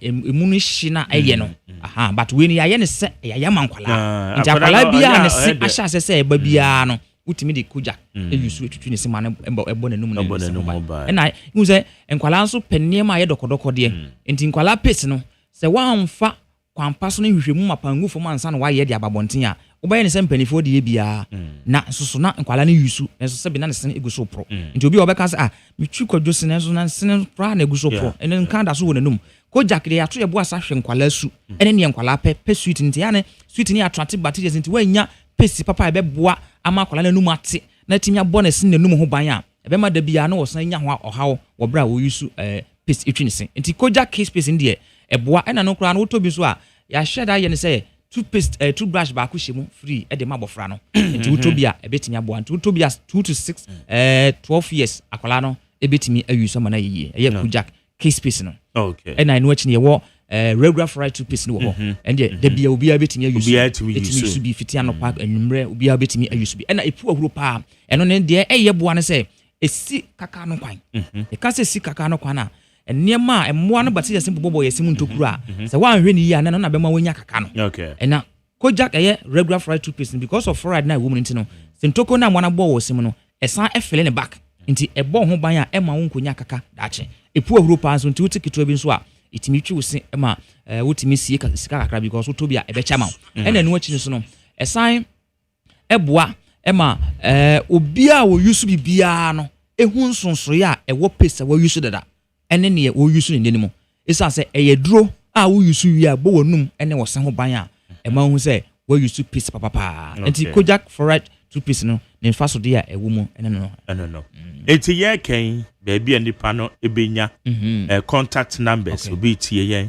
obi kura epe bi atu akoton chiremai ne yete ne se kojak ye wo asoye ne bebre all the regions ni na ye wo ho na eya na ya chie mu mienu ewo oman ni mu ti for northern sector na ye wo southern sector nti uba enkranpotem ha ya so ye kese na nkasa ewo okanshi drug lane nti baby a wo bia no opedodo atu opese utimi ebe fa ye product ni bi na wokoton anase opese woni edi nkita ho opese obisa bisanse bisa bia fa ye product ne ho a obetime atu anama ba ye office ye shop ewo okanshi drug lane wo se kojak farmer shop kese wo pa enu achi no obetime afre ye number Nkra number no 0531 07 00 and a 20 0531 07 00 and a 20 and a uko kumasi se okay tie bia kesi mu woni che Roman Hill abun se Kojak Farmer shop kesi pa ewo ho e so number no 0531 06 9945 0531 06 9945 on sabetimi akan enu achi no supermarket ahodo no nyina ope Kojak ye paste ahodo ye toothbrush ena ye toothpaste mouthwash no nyina ope no nyina bia enu so obetimi anya ena provision stores ahodo no nyina no obetimi anya bi ho ya number na to free nti anytime you obetimi afrɛ apart from that all the social media platform no nyina no at Kojak Limited Kojak Limited Kojak ye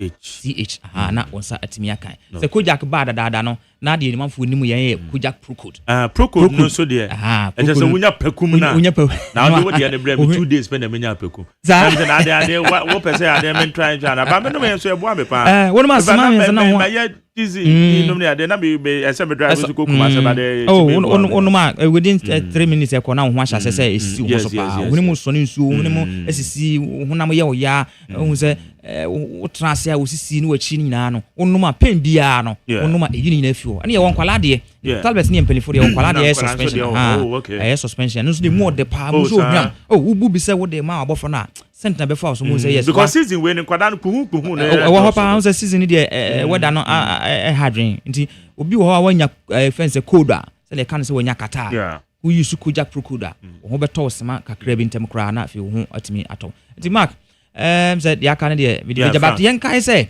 wo wudidi na wonom na wutusi anopa ne anwumre toothbrush no every 3 months bia ya yes so no we choose so see yentu be 2 minutes 2 minutes in the best ma mienu 2 minutes in the best ma mienu because wa homidie ho asem ne ye kan yo ye kan wa homidie wa ho odin ho asem se be wanum be da ho na wa ho odin betimi agya ne na so e ka ho pa anti no uchusi na we use 2 minutes en sefre Mr. Wadawroma ena bosome miensa toothbrush ne bonye den bosome miensa bia no wato wase asesa no na wanum ahomidi na etimi agya no eye wanu onyam se ne mark kai wontimi nkose obi sen emfa nko ba bi ma ne nyeyie nti wo de kakra ne kita na nyame de adom wo no Mr. Obo ho ban na enche ma na emma o how bia ma ho wo use Kojak ye product na enya de obenya se ho how da biara da because eye ne se aduro ebo wo sen wanum ho ba da bia enti nya se bia wadu ba bia se mesia ese me gise me kokko se sika kese dabi wo benyi nyina na wo sen da so egu wanum den pa etimi ye bibia ti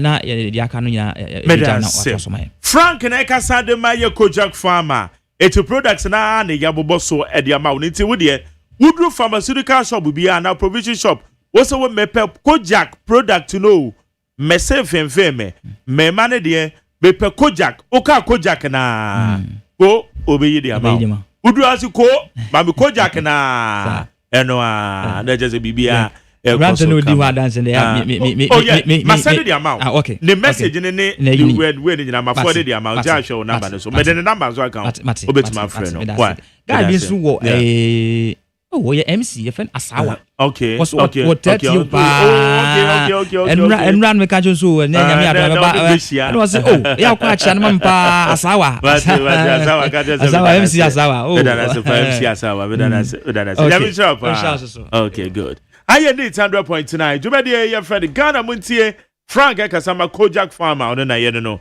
edin komo no Ghana Montie Ghana Montie Ghana Montie Ghana Montie Mami fa message sina me ka o say mene Director General Acting Director General National Information Technology Agency your friend Dr. Makoliva Kevo obeba iti no ebedi enkomo.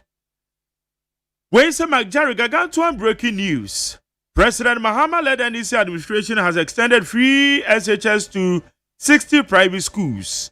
Chairman Esedu Ketia said on UTV, no member of NDC, also no member of the NDC is fighting for a presidential candidature. Every member of the great NDC today is working hard to make President Mahama's government succeed, after which, if Richard Obama-Sama is elected as presidential candidate, nothing will stop him from beating Dr. Baumia Honorable Kenneth Japan, Cabinet Japan, or Yabaduchum combined. Richard Edifri Ama Saman. Mesha Kasante said, Onusu di Frama Saman, I say, all glory belong to God and the people of Abilikuma, not for making the dream of a Rabina Obin come into reality. The mini micro minority MPs can decide to boycott the parliament for the entire 4 years without coming back again. Nobody cares because their presence in parliament add nothing significant to the work of parliament. So they better stay home and stop disturbing the ears of Ghanaians. God has given NDC the absolute majority to reset the country without any impediment. And that is exactly what is happening in the country. MPP, never again. Meshak Asante. But Meshak, Enra Ebra na Erabina Obin honorable. You didn't see ideas, no. And this if we be actually and this entire they call Parliament House. Now the many will say the political colors call Parliament House. One would do one now, one more catch on so one more moment because Parliament House one it is not about partisan politics. MPs in the cry yatwa there whether a Rabina no be no krana muna or this in the atwa baman. I don't know one friend this yafade. Now what was a walk kwata na chi no wona go duru ha wakwa share NDC entire afi no mo kasa kasa kasa omubu afusa de ntiro mo mumrem Parliament House wo yemfa political parties kale semfa nkonkura o kasa me MPP ni me yegum ni me APP ni me NDC ni eni je ma share NDC afade na me de tete wo eni ntiro mo mumrem no enra na sema no bu afu pa muntu wo mo when some Jerry Kelvin Taylor knew the outcome of the case before he flew down to Ghana, he wouldn't have come if he didn't know about it to face jail term. Ultimate State President Mahama was talking to him, and therefore, and I said, we know what that's about. Bosu, also the free heaven. I haven't seen that yet, because heaven. Lamtekin Rashid said, McGarry, since President John Mahama assumed office, January till date, his achievement is just to fugitive Kelvin Taylor allegedly went on rampage to insult the judge. The judge cited him for contempt, but he failed to appear in court. A bench warrant was issued for his arrest. For 4 years after not being able to step foot in Ghana, NDC came to power. Then he files an application at the Supreme Court to quash the warrant. Acting Chief Justice Paul Bafuboni, who is a senior brother to Eugene Bafuboni, whose imprisonment brought about this case, empaneled freshly appointed judges by President Mahama plus Geu and Tanku to hear the application. The arrest warrant subsequently got quashed. Into over they say lam taking their work and work can't go say. So man penny bit to me influence judge be man take a decision and then I'm also more when the sun is here. We have to follow principle, not hypocrisy. It is a GDA. May there be an me stance here one. Me say President be no bit to influence judge be say on throne the ruling Franco and Franco. That is my opinion. That me believe. It is how we GDA otherwise. That's how belong to a manuko dia. Let's say won no wa be mo no ye. Also our opposition also na mo ye. So let's follow principle. It's either we follow the principle and as you follow the hypocrisy. Ni wala edifins and wom. Also, Jerry, I've been keenly observing development over time, tracing the trajectory of the MPP government from Kofor to Nanado. One thing is certain, and I agree with Dr. Richard Amwakoba, and I quote, Satan has taken over MPP. It's too rich that a party claiming to be patriotic and pioneers of social intervention would undermine a commendable initiative like Mahama Care. Alai Baba said, His Excellency John Dramani Mahama is on the right track, and the nation reckons MPP are trying everything possible to derail the positive progression. If MPP followed the ESLA deal from 2017, there will be no need for D-levy. Will NPP scrap the levy? In the longest future, NPP should tell Ghanaians, Honorable File MC Lankwantanang Ozochiao. Alaba Benedibai. Wait, so my name is Ebenezer from Kwabenya. Oh, sir, yay. Finally, the NDC has 2/3 majority in parliament to do good things for Ghana. Aban Papa, the change we voted for would not disappoint us. Greetings to Honorable MC Agbo of Ghana East. TDC boss, Courage Makafui. Nunekpeku. Any Akwesi Mensa, Peter Akwesi Mensa. Yeah. Well, good morning, Mark Jerry. My name is Samuel Mensa Boche from Aguna Diakwa. And I'm graduating today here in London with MSc in Investment and Risk Finance. Today at the University of Westminster, in London. And I want a shout out to thank Dr. Benjamin Kwambi Boche of Aguna Diakwa and former Pharmacy Council President and former Food and Drugs Authority CEO for their support of sponsoring my education. Thank you and God bless you all. Yo, Samuel, the man wadum say with your sponsors are. Wabo we Messi awucha your graduation and congratulations to you.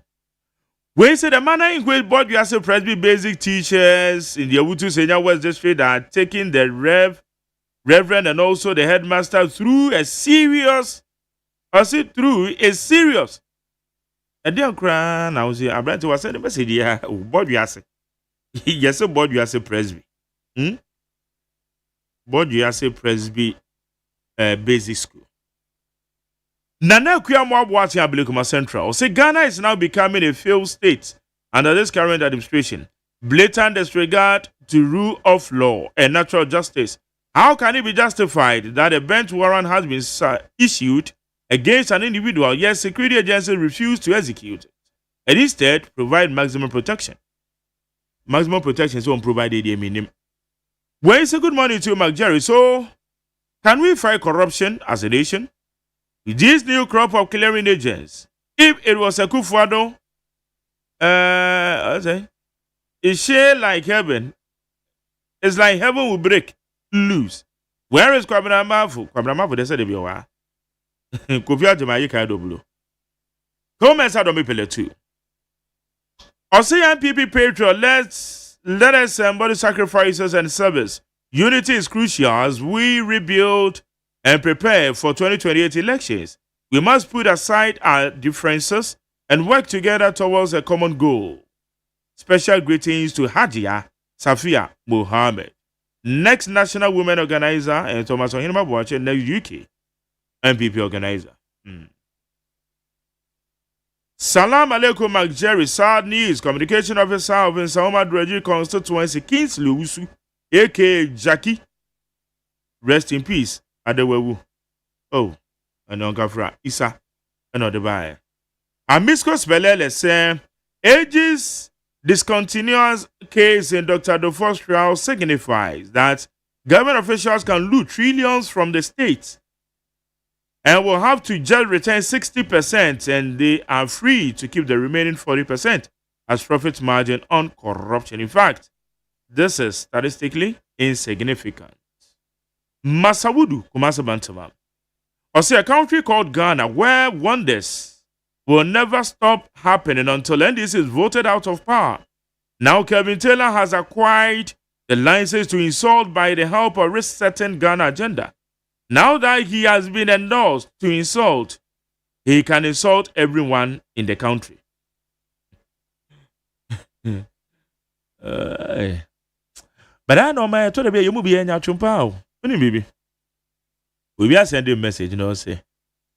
Na me to work Kevin Taylor some. Me about this.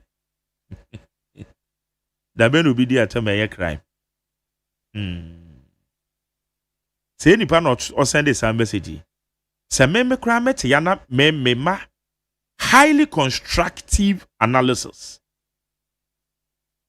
Constructive criticism. I say any panel. It be dimatem papa. Ojimi dimatem o. O Facebook no so. Enso ene me boy interview no. O say na me e dey na me to okeka. Since when na insult be a crime. Why endorse obi insult to? But me mean the attempt na me a constructive analysis no. Ono no di matter. Have you seen the hypocrisy? On Facebook no so. On cast and papa for me wonder. About 5:30 maybe a microphone na what trouble. Yes, how funny days. How far no mo yam boss. When say my name is Okai from Bantama in the Senate West District. Yesterday, after listening to the majority leader speaking on the floor of Parliament, following the swearing in of the Blakuma North MP, one thing became clear.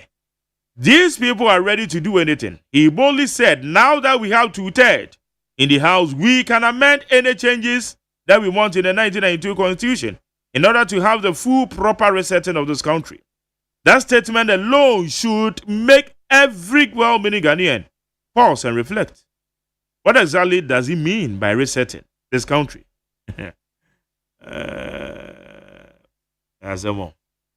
Where's Jerry? We thank God for another wonderful day.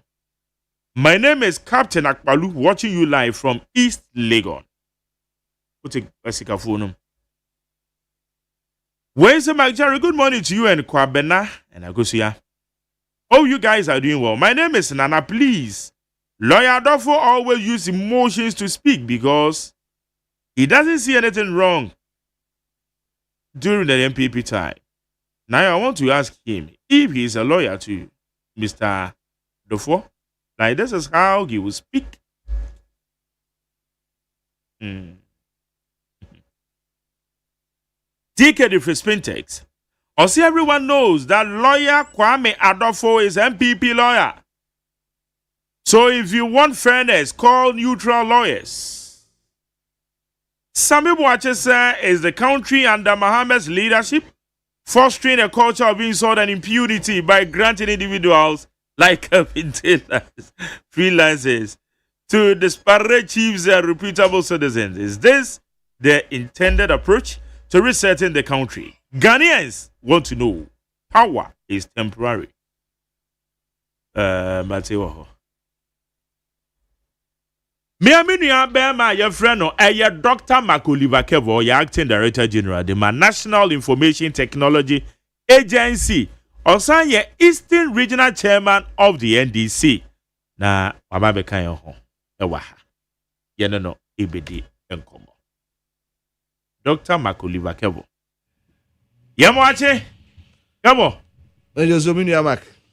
Na bom te say. Na me adomoko. Yeshi a check akra. No cre. Okay, I say price so baby I do for. No me say because obi am ko go do for. Isa. Ma me no ho no. Okay. Look up. Debi am do obi aso ma feel. So now dey me call first. Okay, maybe Saturday your pon program bi a. O say you do for your for people no. E say debi am do kwa obi a me ko say madam me dey ba years ago but debi am kai. Omo signature super. Oh yes, yeah, who to say go here. Say na no pa, debi to match na egusu onza. Come we see atele bibia boko there. Nyankopon adaroma. That's right. Na normal to say. Nyankopon adaroma and His Excellency John Dramani Mahama na adaroma and oman no mo. Anije ebam. Ghana for enya hotoso. Omo enya gidie bi. Ese oman panin bia ba sakraya o kan ye ese obema oman no sakraya abamu no. Na ye kan reset no. Reset agenda no ekoso.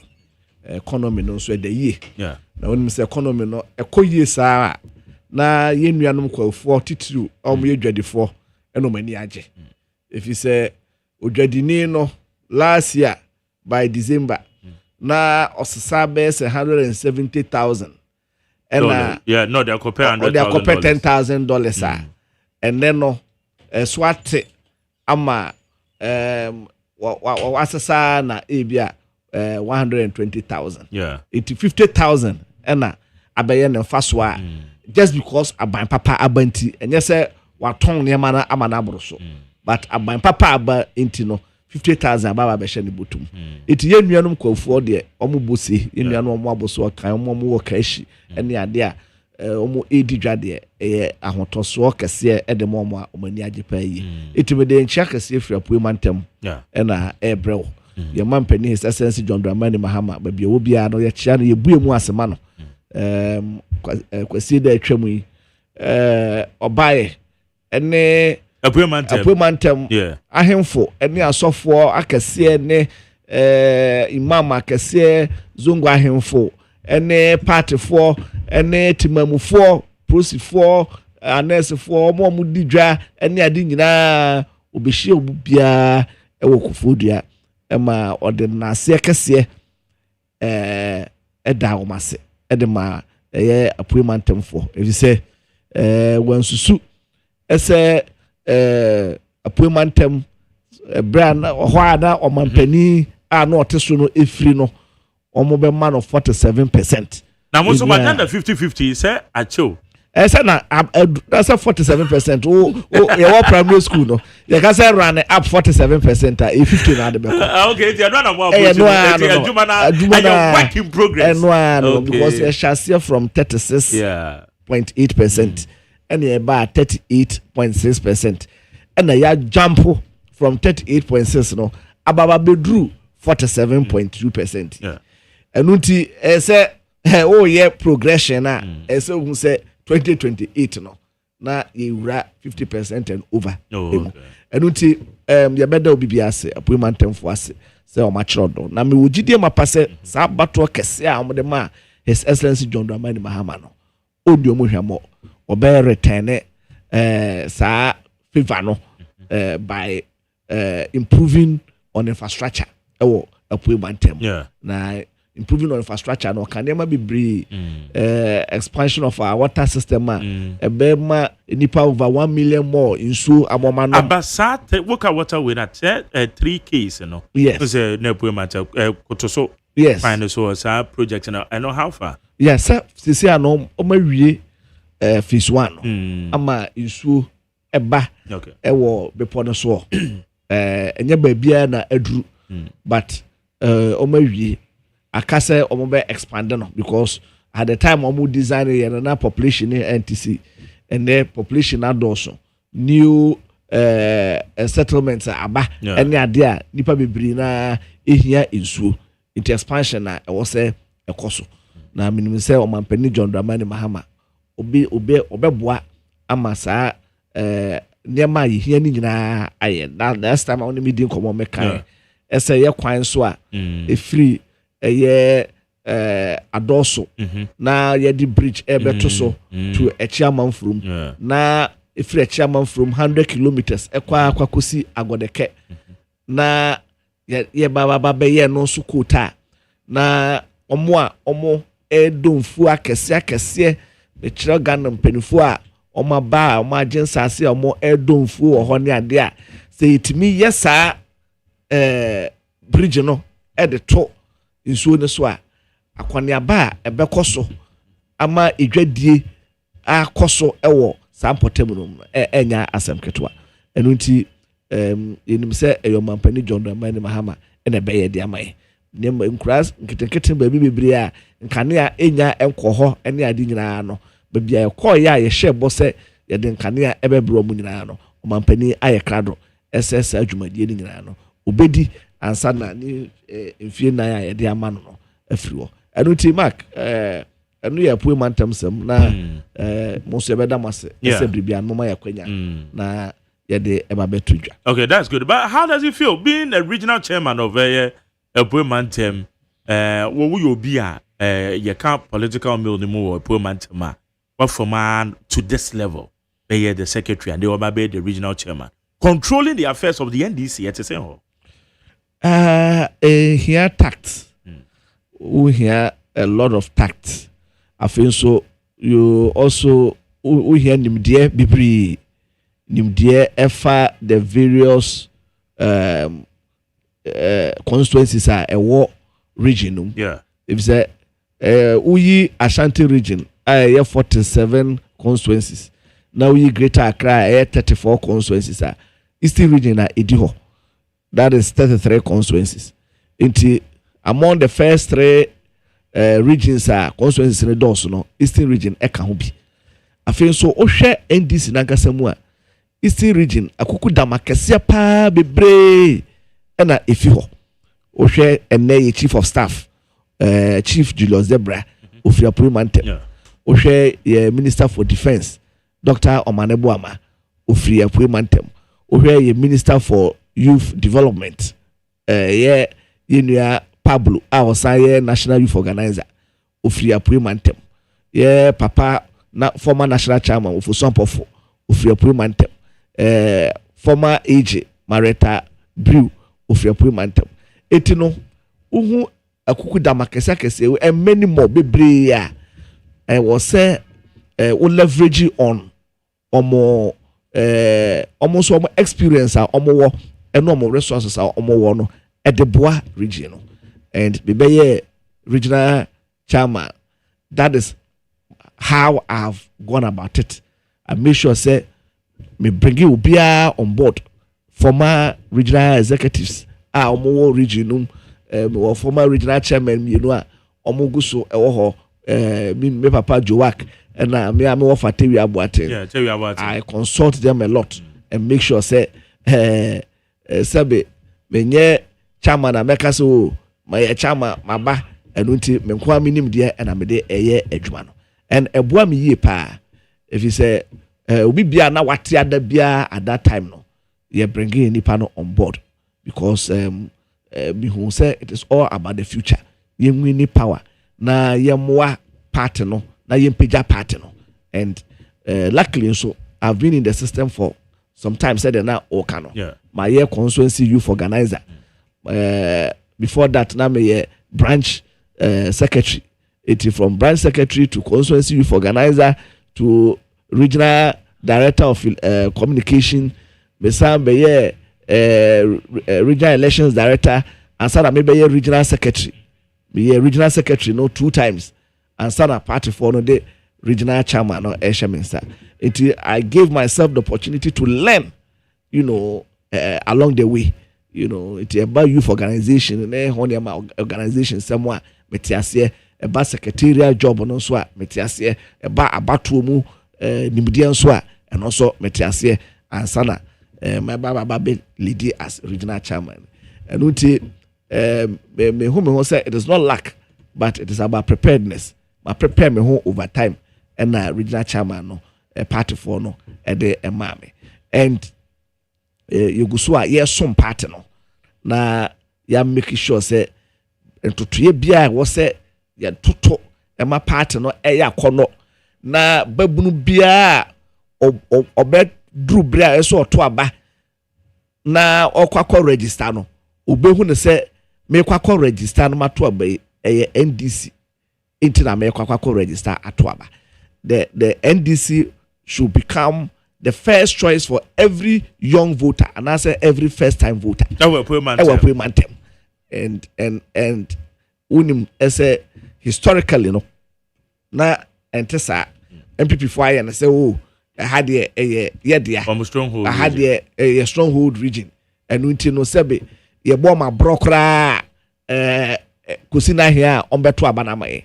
That is how MPP had been treating Eastern region and it took a kwamua omutimi ekase we had ya jehwe kra na iduru ho akwafo bekoto amai I had hayo kwapemamu iduru ho akwafo kwapemfo beto amai hayo ochemamu ya jehwe kra iduru ho ombeto abamai. That has been the attitude over some time now and because of that omu take you on for granted for a very long time but and we are picking up seats ewo kwapemamu he picking abri kwapem sa yes so what I say eka kete na nsawam na ayenso ano baba bekan ho this are ekwapem seat including suhum so this are seat abeye vulnerable seven nsawam dia no kra dia sebe aka electoral commission jina na so te send ya oye ablokuma north na anka nsawam seat no anka yensa ekan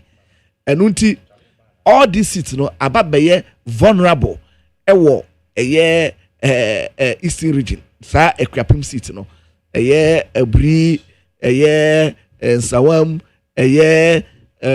ahinso ano suhum.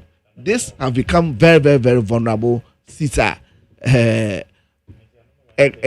ye kan ho ketua bi na ye yere ho ketua bi a this seat no eba ba be ye NDC seat afei so we are also picking critical seats ewo Ochimemu. Upper West Achim there. Historically, it has been our seat. They are now lower West Achim. Samakese and na then. This time, ye peke a lower West Achim seat no. Yensaka enye chronoboni adia ekoswa anka kwetia seat so yensa ekai. So these seats have also become very vulnerable, even though omoye Achim ewo Ochimemu no, they have become very, very vulnerable. Including Fantiakwa North, Begro, a seat no. And unti sita and Quebec so where dear a watching mem where dear or a crappy mem no. Ababe very, very vulnerable. Ye yere a honka crabby, ye can who boom, na ye juma dinka crabia. Omo beto abano ediama NDC. I'm seat way. And unti these are all work in progress. Mijidi say by 2028 no, sa seat we munano, eba be NDC seater. Omobehwe mputunuma ayaye ombehwe ya hokeka ombehwe ya modern no maka say MPP are take you on for granted for a very long time aban we na ya aban oba omom mpuntuo ema omo enya ho emfaso and the evidence is there say ba school sem eba ayaresahwe eba akwansem eba nsuo ene ade a eba mputunuma this is aban oba ohwe omo. And then make us say by the close of the year, Eastern region, now you the cheap compounds based 66 apetiho on Mampenia mad direction. I said this is assembly sing now. Common funder and the ye jamua if it a free a straw a buffum no or more emphabi and ye cheap compounds at least also this assembly be anya crying munu dear. I say oh yeah with the 33 districts no munu no need to say for the year no base 66. Ye twaso sa at this rate ye be di 4 years in a year no now over 200 cheap compounds and ya twapete e wa premantem. This will be unprecedented enya dia aban bia ba wa ba be yes ade ni bi not even MPP na president no e free premantem enunti clearly no aban we e wo ni swade hu ema premantem say eye akwan SM say eye insuo SM say eye school adan SM onim say appointmentam ye his essence John Dramani Mahama community day secondary schools appointmentam kwa so oma dumienu okay oma dumienu MPP4 e baye no emu baako e no mo convert no into a STEM school e wo Abomosu okay Abomosu uyi enu fi ho a MPP ntimi amfa one secondary school krampo anka our stock of secondary schools are ye wa premantem no and it clearly know we have the records and unti say uhu 47% na it wasn't just by luck but a continuous adwuma ya ye pointed out to timamufo e wa premantem ese say mpuntunuma nti na ya amanyo sam de a ene omfa MPP ene NDC ento isaniani la yenhwe nyanimu oduru and clearly no over time omo say NDC na bibia na ye woso a ye dwen nipa no ho ye dwen omo e wo premantem and we will continue. Okay, yene Eastern Regional Chairman of the NDC your friend no Dr. Mark Oliver Kevo no ne doctor ne de we assemble ene ho obre pa zo gogonya it's one ne no e de komo no osan acting director general the man National Information Technology Agency on the no ekasem na Kevo wulusu we see to be my independent candidate. Afram Prince North. Afram Prince North. Yes, Afram Prince. They say, how are you consolidating it? Because it is no said that no for cross body. Because what she said, some when I but I don't know how are you consolidating it? Even doing for cross body. Because what she said, some when I but I don't know how are you consolidating it? Even doing independent candidate in the name more party juma. Our parliament no eye adwuma eka majority parliament no eye adwuma eka majority caucus no it was majority caucus no but for now we are focused on our party you say ye DC ya owo your party constituency executives owo ye no mo na best share reorganization no ase until say ye be boy amane say wababa be kan ho no obekan ho a process a ewo ho a wo say ye de no efam no ye de no ebefam but for now you know say your 8 MPs in the region there's one independent MP who is part of the majority caucus parliament and that is how and we say to the first na say na about 8 na 8 okay so that 8 constant 8 okay okay na ye luzubi ena ye di bi nso ehim ye luzu ayensu ano yes ena ye luzu afram place north to an independent candidate ena yenya abrishim ena yenya asaman kasishim ena na upper west achimo so na ye luzu no in 2020 ena no so yenya upper west achimo no shimu ena ye luzu akwatia you know so that is how dynamics into 3 if you move and 3 Ababeka. All right. Okay. Now we share Asamanka say what honorable gives to Clenam or divert as you say or what be in this and say the constituency na and the constituency okay na about is am receive no say and the former MP or MPP mu why minister then no say nay we MPP or be in this ya Martin news mu okay Martin news mu menyanya official we be free constituency no say yeah ma na ba kan it is in the news said you can social media any ade and meti no but as a region no yes enka communication bia I just say ma na ba kan but a party ne penipa dom it and yes sorry na Dr. Bamia say wa ba kan NDC a hure ye be je no na yakopɛ branch bi atru ni din wo ho na eja announce to you the bow eje branch oh your partner dey sign join no yes from the branch it know we are one crown person join the party you join at the branch I get you know you be per branch bi e dey ama no na e ho no say branch chairman or say branch secretary na o ma hwe so betumi ama na handle branch na ma enuti we are open all right enche bi e be start reorganization process no you be now some DCs in so and mampanya pound young DCs me nipa me ready on to plans no nyina dey we taking charge yes wo share my branch or where ebuakwa south the way Ekins so me papa and Ekins me papa say wo nyina we take you to me say there's some young vibrant youth be it's you being the regional chairman yes and I'm oversight responsibilities be almost we been do almost DCs no many idea and how you of guys course. Yes we always know yeah kaiom as a partner na awa aban no sabe enye NDC aban na wi ni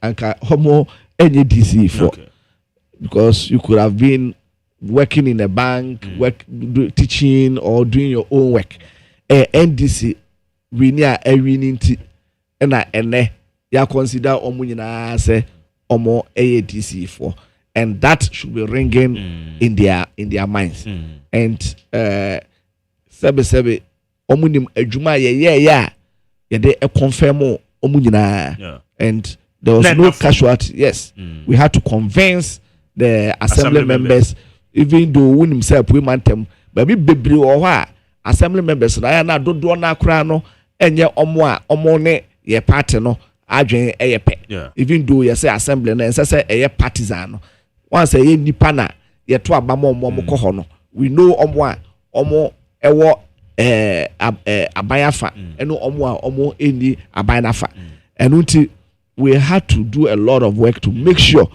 say at the end of the day no ya confirm omo nyina one time obi ani ho a omo tuti an say ye nkone nsabra bio everybody was confirmed one time and it was Uncle Sam say bro brem ribi those days okay it we turn so 6 but this time one time it baby one time baby we had to engage MPs na or no say appointment MPs and a dogs so there was a lot of engagement MPP MPs na ekasa no say kasa no say it is about development Sempuntu Ekoswa or no MP no Nasum Bejono. And a lot of work. Yes, so we have to do a lot of work to make sure say confirm omunyina. So they will not take the party for granted. because but for the strength of the party behind them a lead this engagement regional chairman me lead the party me regional executives na time regional minister and also coordinating council RCC no mo so edinachi na nyina ye kabo mu a yes me sure say eastern region pe any regional casualty ba kokora NC itimi endorsement nyina 33 nyina within 10 days na eso ani enunti omure emfi omo because me de bia meka ese 2016 na me regional secretary lose 2016 no met me the 50% ablemu ye DC for na wo at that time no because na dodo na because omo awie omo first time awie omo asa ko omo second time awie no unu say enhyehyɛ mu no em say oye DC no 8 years 2 terms na akonya bia ni ho ma obi say obesa ma be DC it's not be na no lack motivation say omo be ye adwuma say be president na no ye flag bearer no na on the ente mantem osa enunti bebre na hwe DC for no bone so and omo de punish the president the flag bearer na omo to aba no etia no enunti be mindful of this ye de ani ebedi DC for na chi wa ye hwe a obetwe asan in terms of development in terms ama omansi no in terms of one part no nkita hudie so one part no nkita hudie no so etechuma and also say ye tiao na antia sebe ye ma wonko in leading into the ditch and share wo ho a say mrakwa say do fa so afutu say yitu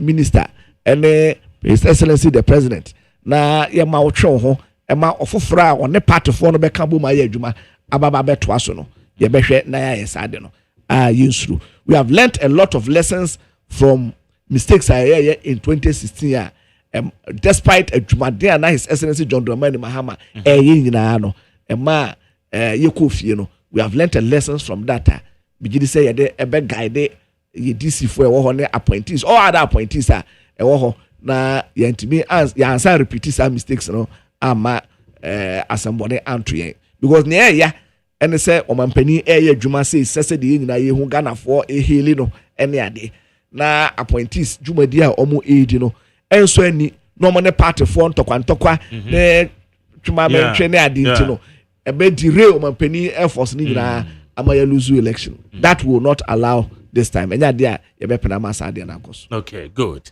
Na ye frequent na yenhwe akwatia de minim say neck e go take a decision ene yes it may be some further but so far be update we are betim de man and e be connect meeting and me gidi say ye be kan wasem e ho but me were confidence as a neck will support as a young contest akwatia no say the ye propose no me gidi say neck be gi atum say young contest because there's no other reason not to contest. And so when you follow the principle, some candidates in Anna record there wouldn't be any need to say bia.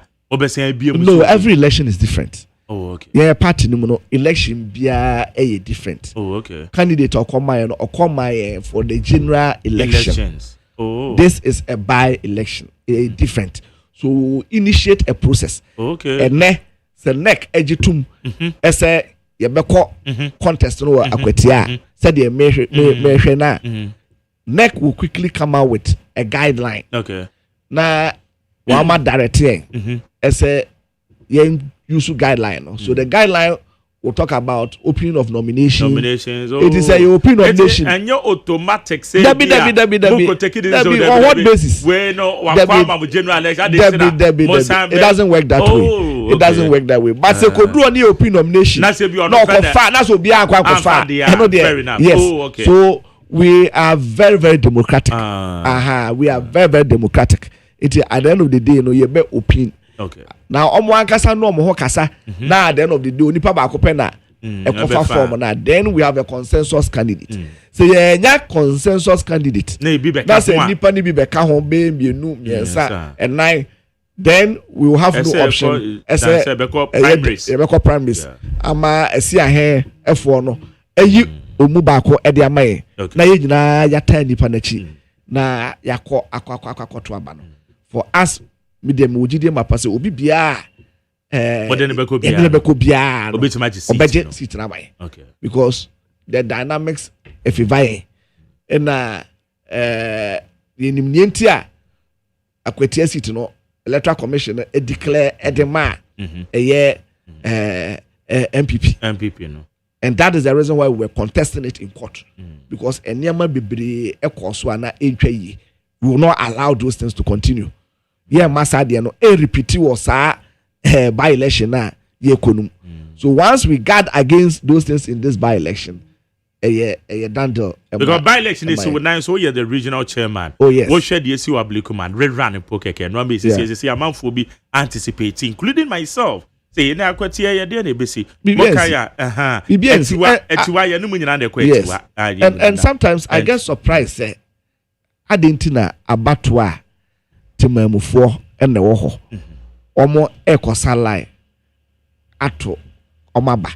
I can tell you, violence doesn't change results. You call by-election, violence and change results. I've participated in several by-elections. At the end of the day, polling station for no. Santo Kwane ya tutu ne one ya mani adeno. Esisi even outside maybe ama for asala eto abano. But 5 bebo electoral commission polling presiding officers no omo be hwe abano ombe kan ombe declare results no agents ebe hwe ombe sign ye be collation ye be keka ni nyina bom na declare winner. Enuti at the end of the day, despite the ebeba the tension ebeba violence kakra ebeba ene ho ne mani adi nyina no, ultimately no, it doesn't change the results much. Because nipa no na omato no abana omato no and na ye ka bom and na ye declare results no. Enu nti se obi aye na adwen se de me say MPB a ofri me region na oye dede say then ye be koso New Job South and New Job South yeah where when you start that a defeated status what you to say wa no elections now okono we lose dada enu nti mamemfa tatashe mamemfa nieden mamemfa hunahuna emfam bibia ni wa ebesi timamufo na wo ho no they know what is good for them.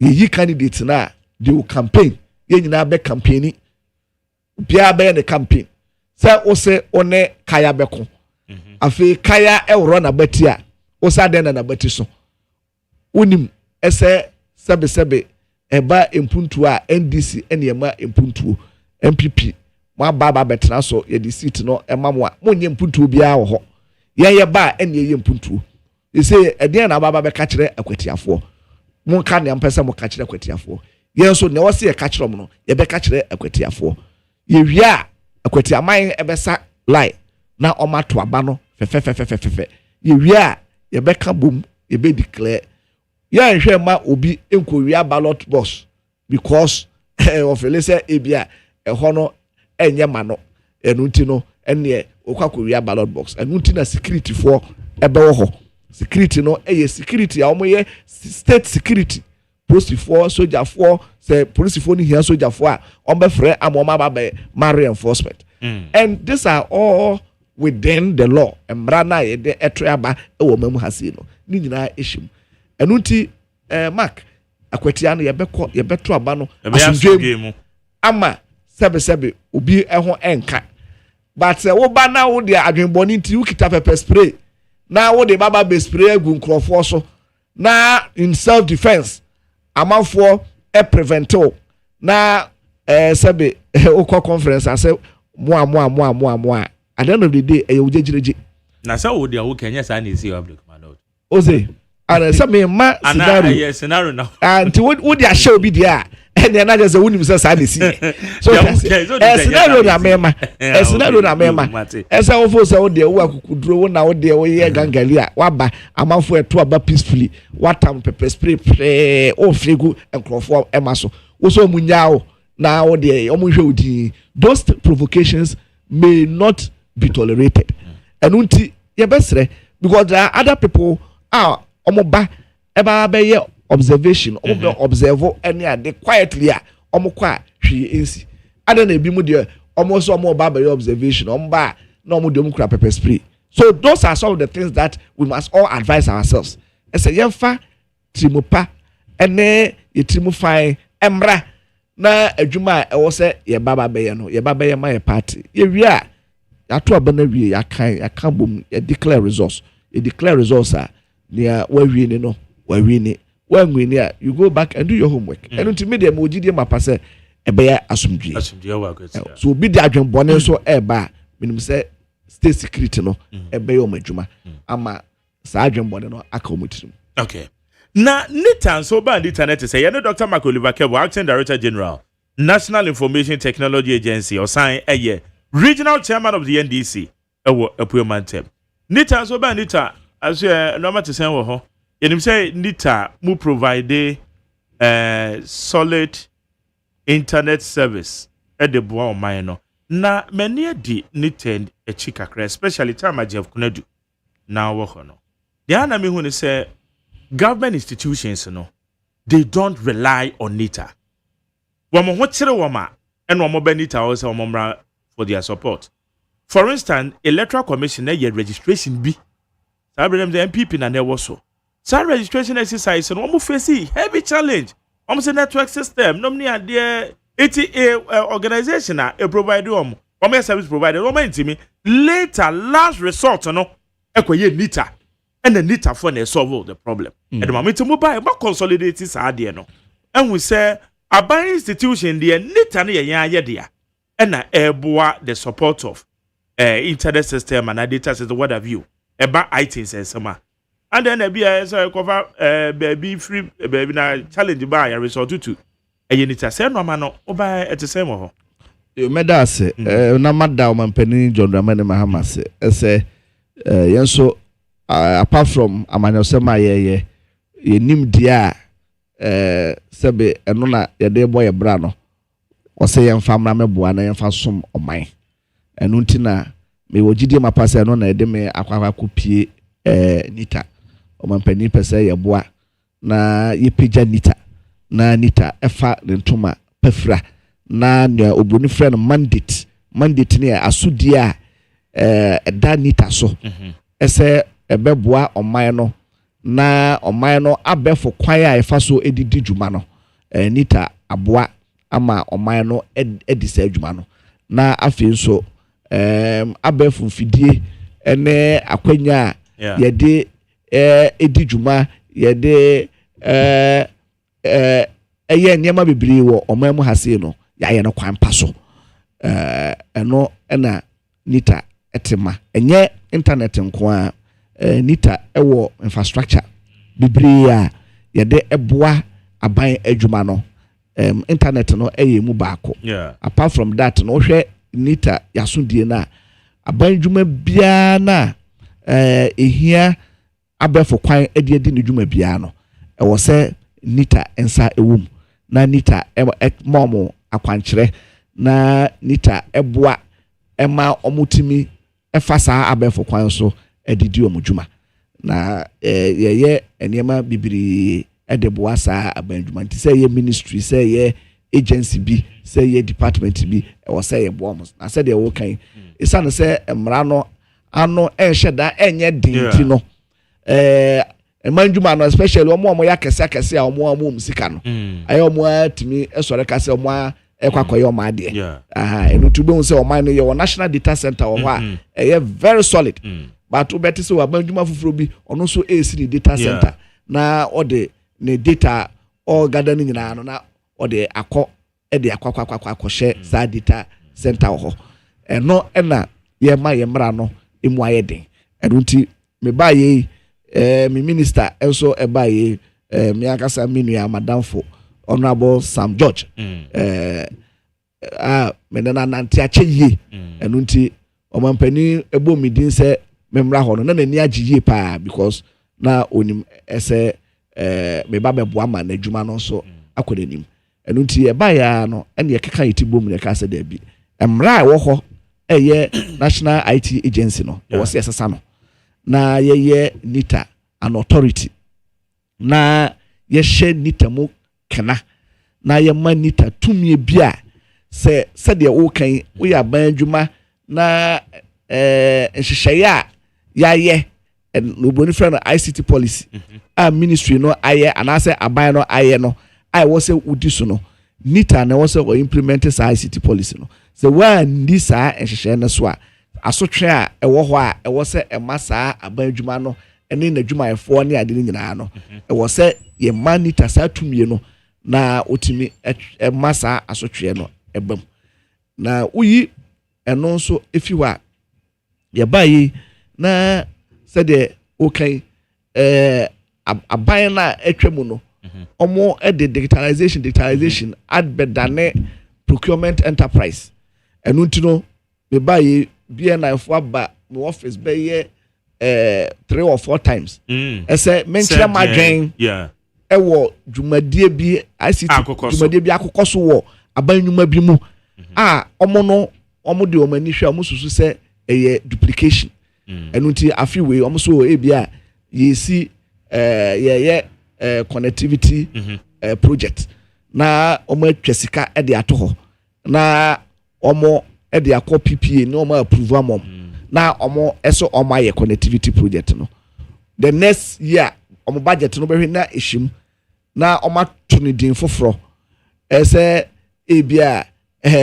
friends general reconnectivity project anase bibisa no mato ne din foforo na obehwe na adekrode na afi etwa mu no omoje hu sika omo ede ye project no na saa afi foforo na omo saa project foforo eno so omo age hu sika eno nti because abefo nimdie no nye agencies na ese hwe emasa na ema no koso no obia na was our capacity not say be a PPA then was the other project na ba na wa hwe emra no wa hwe se satisfy emra na no ama ho kwan se koye omo enhwe ese saa adekode no uhia anase omo enhwe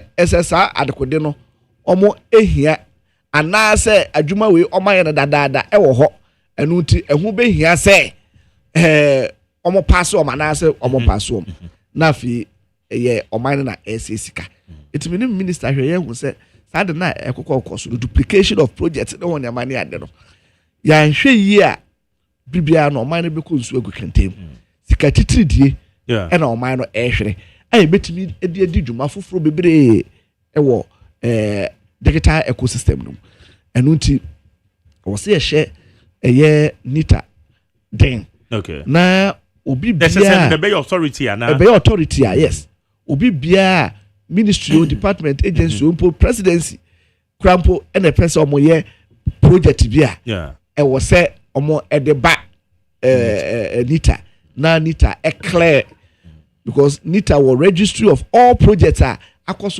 all the ministry department agency it be wo se ade we o ho dadada ade we ye no enche ye it won't mean ka se o san ye foforo na ye desire standards no ahwe ama ya fiwo emra no nya ma ta ni tachi mo ye nye sa de no ye di kan ni PPA for edin kita ho ya obroni friend memorandum of understanding edin kita ho ese in the meantime no abadwuma bia o de ICT project be ba PPA bia se ye clear no so mo koto computers so mo koye we ni ade no ese omoma nita ya sote na ye hwese ampa so ehu here na I should pass the relevance test na more emfa in the name of modernization and I said digitalization ni adinti no na ye de ehwere oman no esika so these are some of the things going forward no ye hwe ese nita ebeye it's a more work here to do stage by it for now there ya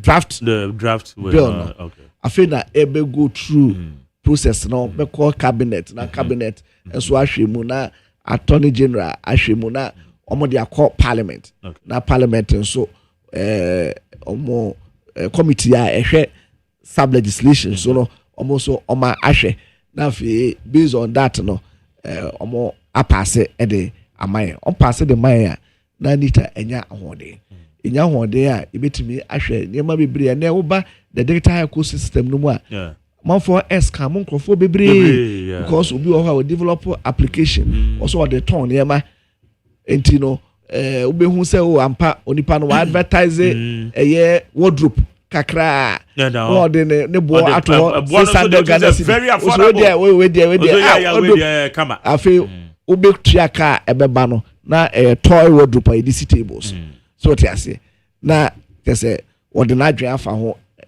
eba na saa why na okwa akusu akire no for now obi any that space na omo pay attention ohwe Electronic Transactions Act na asudie emanita esedita ebehwe saa ne mani nyina dwadie a ekoso wo abefo kwan so ene ho ne mani adi nyina no yasade se yebehwe na ya regulate but for a very long time saa asudie no ada minister baye no ya yese da bi basa amanfo gidi a omowo ewo abefo kwan ya yefa so edidwa na ebekọ fom no boni fra no digital trust no na ba kokra asama say digital trust yemu bi ya affected amaka ho asama abandada no wasu nyina because yema me oslo usu ba Peace FM and obeka say other microphone from say self line egu the back was say egu namsa what do you mean by telling us egu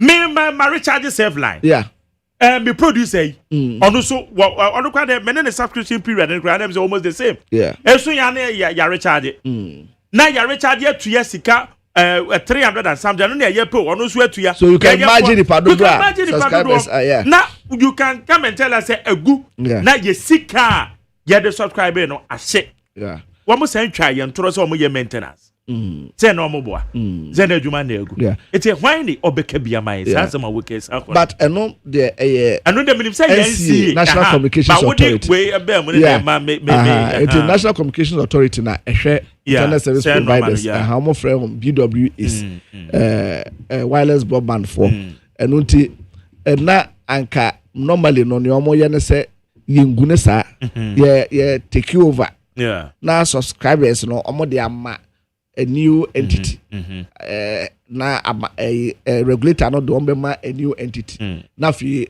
almost a new entity no a take over sa subscribers no akwa say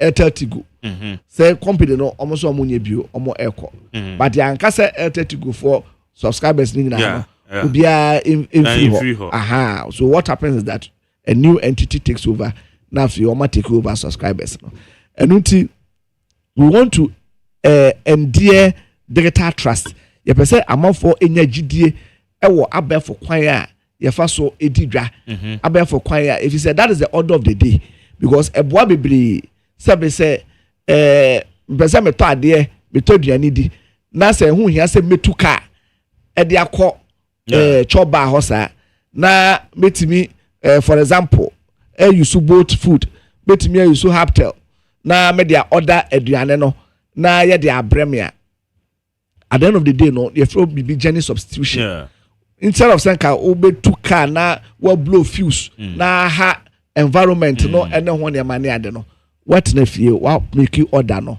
ye de aduane na brem but if it is the case ese obe make you order no na sabe nipa na or ese or supply no scam na waju sika na at the end of the day onso a wonsa enka waduane a at the end of the day no hadwin next time no onipa no say opeso otade na say internet so nkwa de a be very careful and until the whole digital ecosystem no affected by mistrust and until was say itu ho anamo na ye regulate sa environment na and also eka nita yasudie ese ye be regulate to be bia or deliver ICT services or provide digital services ewo omemu ha se no de ewo se nita edinani edinachi na ye hwese o ye na kwampa so na yetimi register na ye advertise ema Ghana fo nyina hu se sankofo we de ye nim wom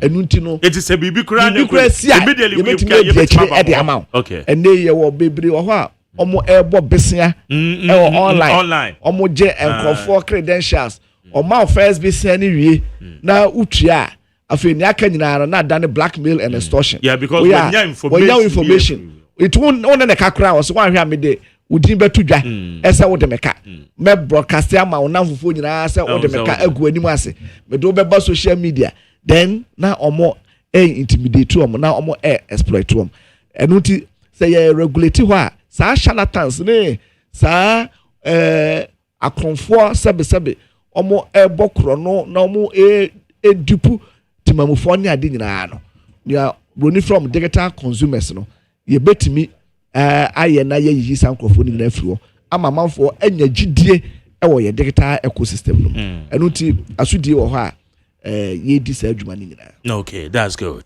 Abusa ya Dr. Mark Oliver Kebo, in fact, with all the busy schedules, and they said okay, and the next meeting, just say open to my Russia community, get the best year, but appropriate time, and the best heading come on, near your domosuko, and a by election season pending, so you because one, get the good. Mark, okay, generally, then I'll catch a gun for Babamu said they are normal call because okay, says we share to section rate on the yes, a coye, and one CD beto full see a month will be almost war say no somebody a from home and a mother babaji is a such as a year juma and generally then I catch a Ghana for a far more governance. Generally Ghana for editum say 6 months a 7th month mo better than 8 years be a hu ye sebe o kan one Ghana CD a de atoto petrol so the near Ghana ni baby sana say John Mahama no as of 6th January 2025 now 1 gallon you turn ahe and now almost see the 1 CD atoso no 1 gallon no you turn ahe it is still cheaper petrol ni diesel no it is still cheaper than said the na ye turn no abribia atwam enunti ababuo ho mfaso amamuo pa ho mfaso ebi ni se petrol ebo akofom nanso ye wo other challenges a e wo se aban no solve enunti aban no eye economy ni yie no dividends ni bi ni se ye kase tua bibi kakra na yemfa entwa dumso afuruma na yemfa ente na dumso akoma kra ni enku no kra mfiri ho a timamuni no aye krado ese kai no na 1 gallon ebia of petrol ekoya kodru ebia 57 Ghana cedis ebi kwa say ekoya kodru 72 Ghana cedis impo 1 gallon at time we could do 17 but that's a genuine dey na average na 14 cedi yes per liter it is a nay say 12 kra na omo hu ne say 1 cedi a eda so no nia eno so ekwakwa solve problem for fra eno so ha Ghana for enunti ye de ye wogidie mapa se Ghana for hwenim ese ye deliver ye ni excuses bia o hwa aban ba yi o ma excuses o hwe accountability series a ekoso ya a minister bia ye frɛ no so far 6 months ni o ba ye ede na waye obia kire enema waye nobody is giving excuses mente se obia ba ena oblemu ena MPP4 years say ena MPP4 years said na yenuanom MPP4 even in the 8th year efien wotwe eso no krampo na Ghana for age omkwan no mugusu blemu NDC amamu ana abatwam 8 years ago no mugusu eblemu yen 6 months ni mente se obi eblemu MPP ese yintimi enye economy no because MPP4 na amasa ahokyere na ba obi Ghana ni bia nim se MPP4 na ama ahokyere na ba Ghana ni bia nim enti to no be any news ese ye besa rehasha ka kire Ghana for se ha na MPP4 di yeduru ye ni Ghana for ehwe any solutions kwan be so na ye solve and ohwe ministries ni nyina no obia aye krado ese obema kwan a ye fa so a ye solve any the way forward the future and then one money ade then answer we have Ministry of Defense Ministry of Energy o my omo de em say nana Lance and I run a Lance we Enrad was the defense here and defense by yeah there be Lance defense a Monday a defense Nana Lance e be ye ne dia flyer Kofi Amabwa yes na oye ne dia enunti this is a transparent and accountable government obi anfa tuonsi ne so say omomra no ma mekire no ma ye but aban no kasa gidi say amamuo pa fa pem baako ene say wankasa obe ema emu ada ho na wachire ne awoye na wama ho kwan ema timamufo abisa wo enyema omo ente ase me gidi say that is what governance should be and omampani John Dramani Mahama mamuo we de edanso a me gidi say ese nyina akoso eta na chi na ede amamuo pa ebretimamfo etimeda omase na mada Parliamentary ase titiru me party for ese omo ta machi den omo ahume ese menye sebe opani bi anasa kwakora bi me so me baba be ye regional chairman manya me ho se me yo hene ana me kase bi me no mu nyina netisi form na ye call form eye adwuma kosi se nkunimdie we ebae kunimdie we bae party for ne obi na nya ne opeso onya but eye kakra pressure na bi dam so na grassroots omampani ama nipa bibiri akwanya ewo yaban num ewo efia Parliamentary ye hwese omo no so ebepeja omo a omo so aka ye hwese DC fo so ebepeja omo so omo a omaka kakra sa no ebeso obibia owo efom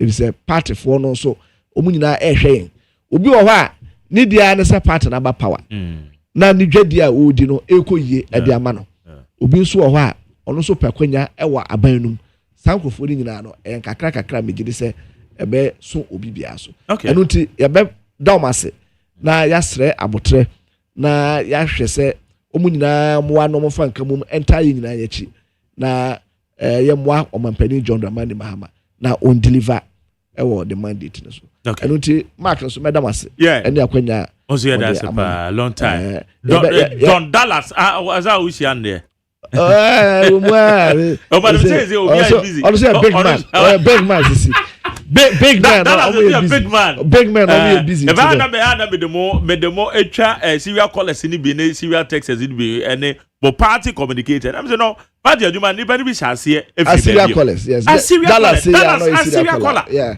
and the HD national Dallas better radio so now can say ye and then Dallas corporate your friend say affairs director NI so that's it aduma no sha say kakra say mubisa na ye motivation na de ma ebia munuanu bi omofo say bia you give yourself opportunity to learn that's it oh ya manyosem no na usuya that is the whole philosophy once you you fall out there be the two of na fe communicate that say mo sha say communicating you know am phone mo sha say party communication and na kra so they say but the nature the nyame aboa mo ba bia mu di ve musicians no mo ye underground for no mo che underground opia enyasem kitwa Sunday everything mark me that's pa kebo ya be kan ho pa ya be sha aye ni 100.9 yene Dr. Mark Oliver Kevo ND enkuta hwen ye ba se si tiebe be ba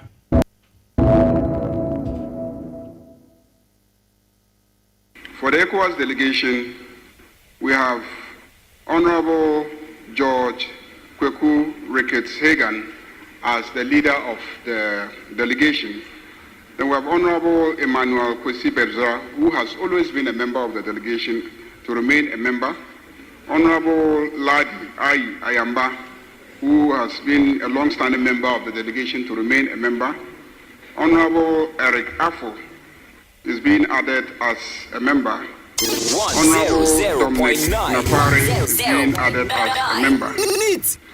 Mr. Speaker, it captures Honorable Alexander Kwamina Afenyo-Makin Osahin as a member.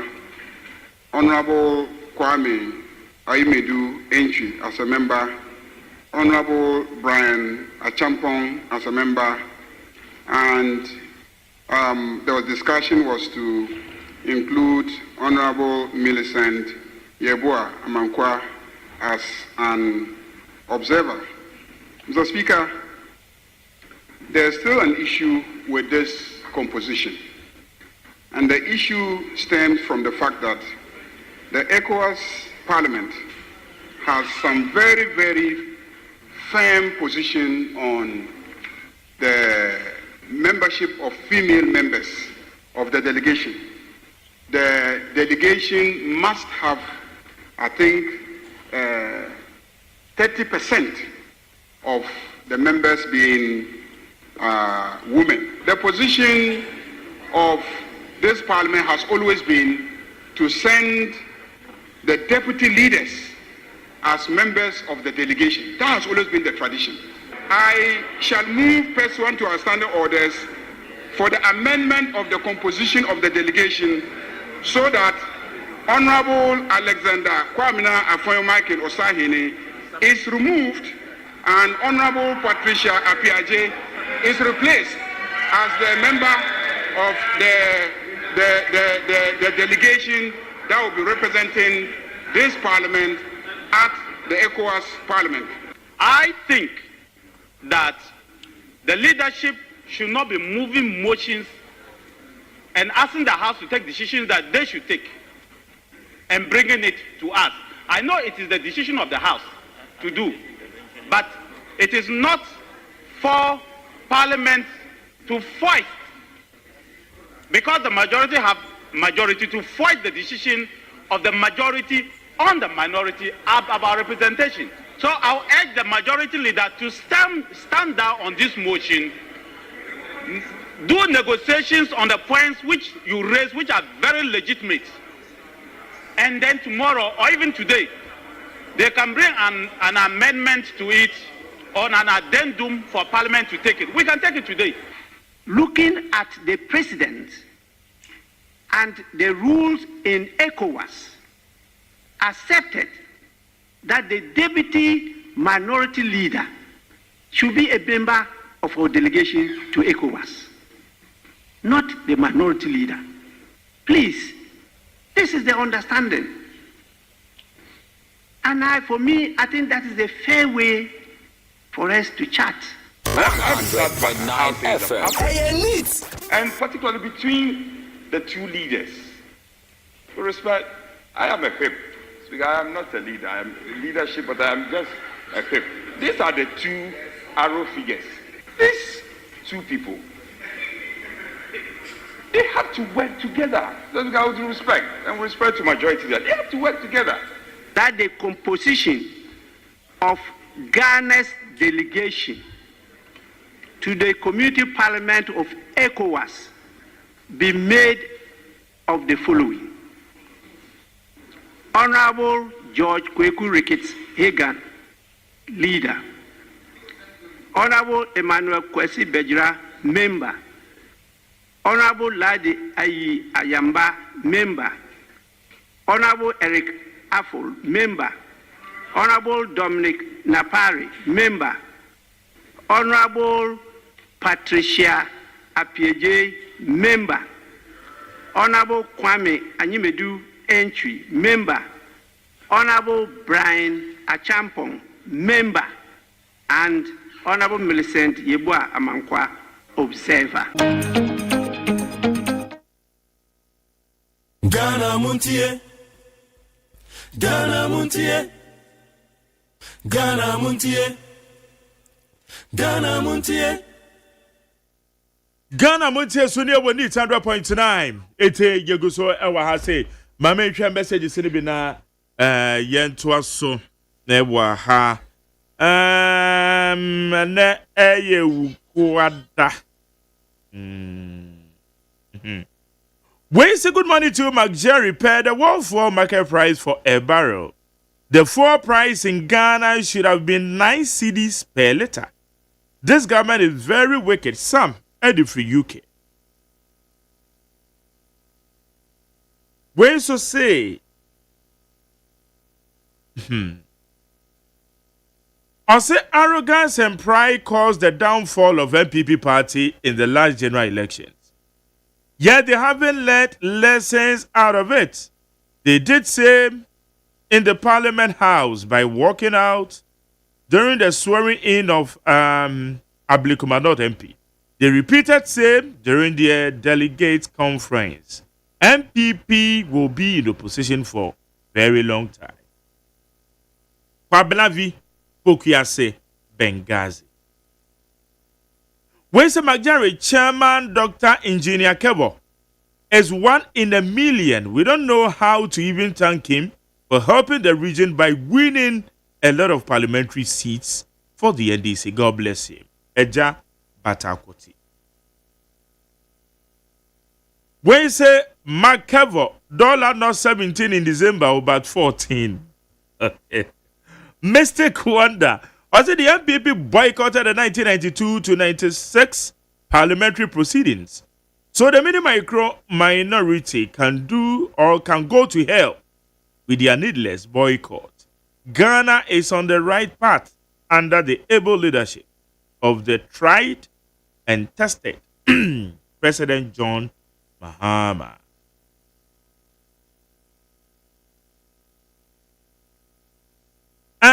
We get message with your man to baby answer. We say the NDC is doing worse with regards to what they complained under the MPP. Ghanaians are really watching. Kwesi Reynolds, Eddie Fragona, or the Bing, Enodiabe. We say hello, good morning, Mark Jerry. It's regrettable to hear the MPP talking about lawlessness today, just after the Supreme Court's ruling on Kelvin Taylor yesterday.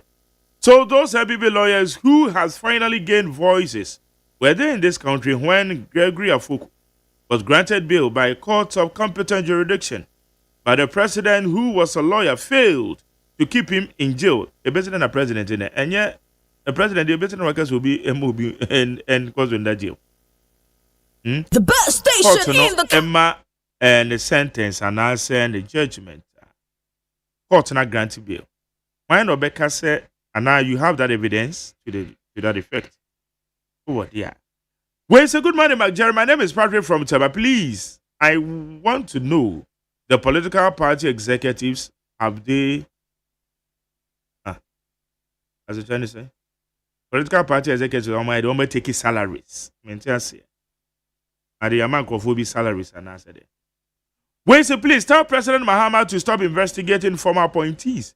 Because if even he finds someone culpable and jailed, it will be useless because when MPP assume power, they will also release them because there is a bad precedent set by Mahama and his judiciary.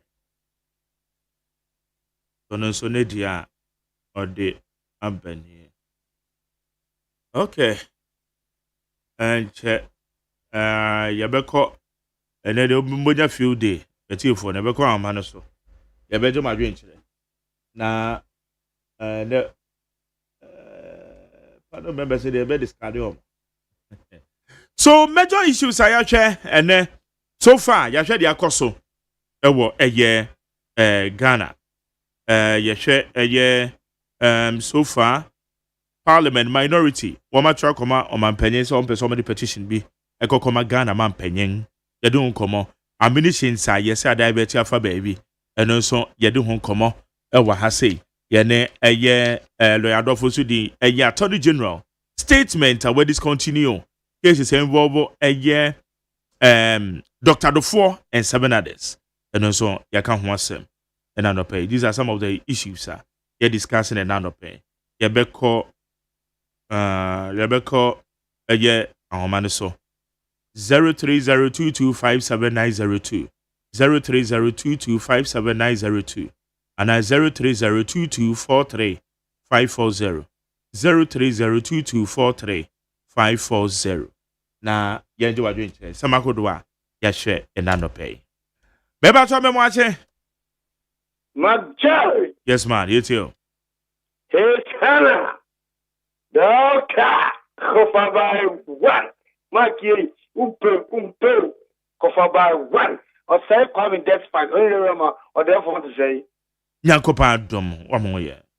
Only your doctor is fully supported. Namia For this thing. Now, my man's all to say, Namia Domboko, Omotiapo.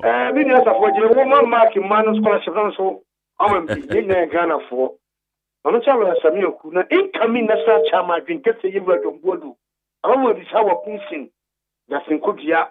Dr. Mahmoud Omia, a Kassima, nkunde papa ne dia kokofo komiensa kofo ko be imprensia Mike adia me wura aho share enu am se won interview reverend meboa MP no etua mo si am mixing come as a minister no as a political way because security for me no yen comot no tina o mo si kasa e ma bonten national security soldiers na come say I didn't get a tono and body and crown. I'm not into a body and crown.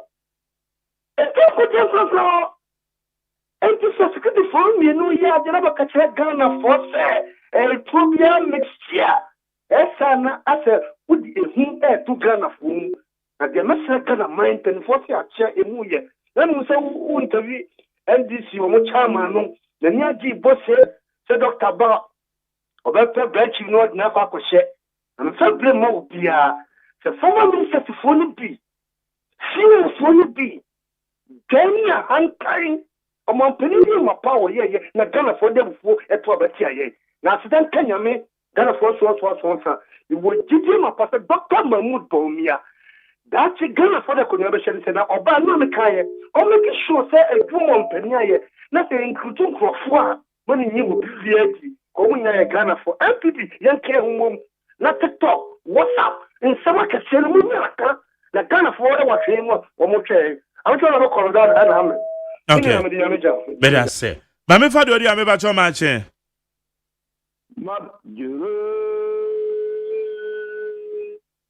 Yes, ma'am. Ghana for you now, see your bona Jimapa. Better say. Now, Miss Sister. What you maybe our country NDC for Bruno, Otinu Costrano. Menene Casapa and ran at the crow frame. Of wow.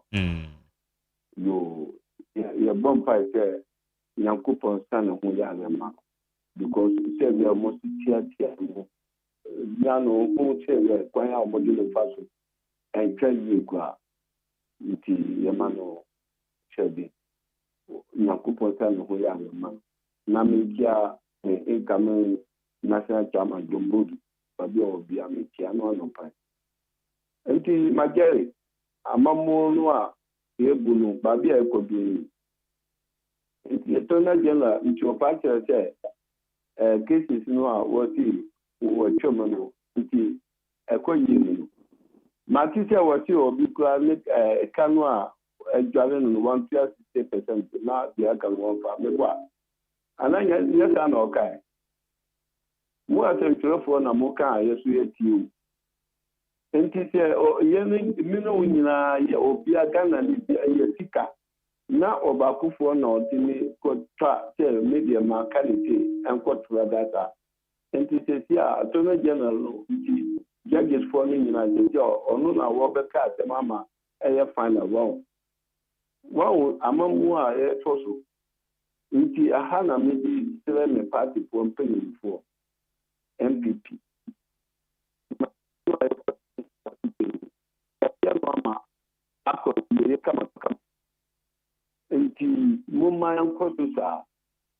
Yesu a ye pomo. Yan kasa yi. Yan follow amu place amu ba be di enim be sa. Obi anu ho a on se mfataw. Nti would support me pa kasa yam sebe obaba be bu omano ama ye nyina nya wonto sebe na nim diati tono sa na monjai attack me onu enfa kabomba enti na mi gado mi die enti am gina neutral me men kasa ntia obia me bunu obia ye me penyi obia obaba bia ye nyina be support na kasa pinu ntimi mfa nkabomba nti mbesere party mpanyinfo fono so omo ngina omo na so te obia obeka pia tia obia bia mustem achiki bi wo hono mo frele bano na mo jaina ye koso traga sa no ebe nkabomba ba market nti Ghana fo anko adia omampenda da kupo obeyema oman akimonta kwan a ye tia so ko ni na kupo na ye yu ye da so di hu faso shofanko na so na ye oye hu ɛna ne mmara so yɛ na wɔkɔ nti Ghanafoɔ nyinaa kae wei ɔfa na Ghana bɛba abɛkae 2028 na ɔmo asa so aba no kamakama ama yɛ na sɛ yɛnka yɛ nkɔm a na kasafi a ɛbɛyɛ dɛ na yɛbɛyɛ akɔnnɔ ama Ghana ni bɛto aba ama yɛ nti bɔbɔ yɛ ho na yɛn ka kasafi am na meware sɛ mo sɛ 2029 no yɛbɛyɛ MPP ɛbɛyɛ yɛ bia Ghana bɛkɔ so fa ne ntoma papa oni nyame Medan se no so we dey on the about 800.9 be to match on Majori mejoso Yes I do yeah Mamencha ayi Ghana foina na me amencha minu aba okunsi ane John Body Kobi agura nya kuru ndihye ana putusu asugumu gagi anza oso we nura minu aba stewo me patcho en no frame me da se me catch on Ghana foina se amanfo bibiri e kano o se wenti muna bam obeba abeji umo organizer no na waboa ampipo aboa Ghana fo nti wa ya batampa ni yemiye ufre na Majari wa unim wa bufe bia anwuko aba from back ya me kira no Majari we said bia me come video to say bia ye di court in family kono ide yehu anope ma wusa anope oni ya papa lawyer di kasa ye na me da meeting no Majari me we ko papa o kan kasem bi kasem no o se ya fanse o dati ebeba pate no kre se ebeduru gwa bi no omompani bi obaba bia no datu kuru na da hono Majari ejise kusie oye jepe se tipem oye tipi no bo ma no api fa ho pie dizesi o mo de abehye ho nti de obaba bia no abe niam bi o ne no ne ha me say Majari nipa oye business man me se de bia me kasa politician for mo diska o aye business for no mo diska adwuma ne ba ya kote tax ni ya bobo aye ho ne ya sika di se nipa na ono baba ye adwuma na obeka ne kas ka ka masi sabana aban ni be sisi ni no Majari kwa mbesi no ba fa so obekokon if you do and the year ever to aba na system mu ayete nti ye be sre Ghana fo mpanyfo mo ka bi wo mi no sa na mo twa na the media fo mo ye papa ne se bi mo ka ye twe ye di mo atemni na no dati nwa na mbasa be kasa se mi aya wure wo papa po se obi out dia bansika na court aka for 2022 eba so o twa bi na se bi ya ka kre ne se onko fie ne sika no de beba bia no bi Majari e be fane sa Majari ase we di awe o papa teme Majari ya papa desperate me pa no bi ni se ya timami bi to ye ni se ya nka Ghana fo e be kan se ma kale Majari ma mi si famo na man ka se tie panyi me pesa na ka se tie panyi bia Medan se pa me enfa di o me ba to ma che o mo nya fo Majari Yes I do ya fami abaya mi do wadu ashama zenu Mami Chairman Regional Chairman Honorable Ashimo, ana mi MC Honorable TK. Majari, mi pese mi kachira Ashama MC se kwaya odi driver for fasu Ashama no na daruma. Oba ye ncheye, mi pese me stati jawo ni so.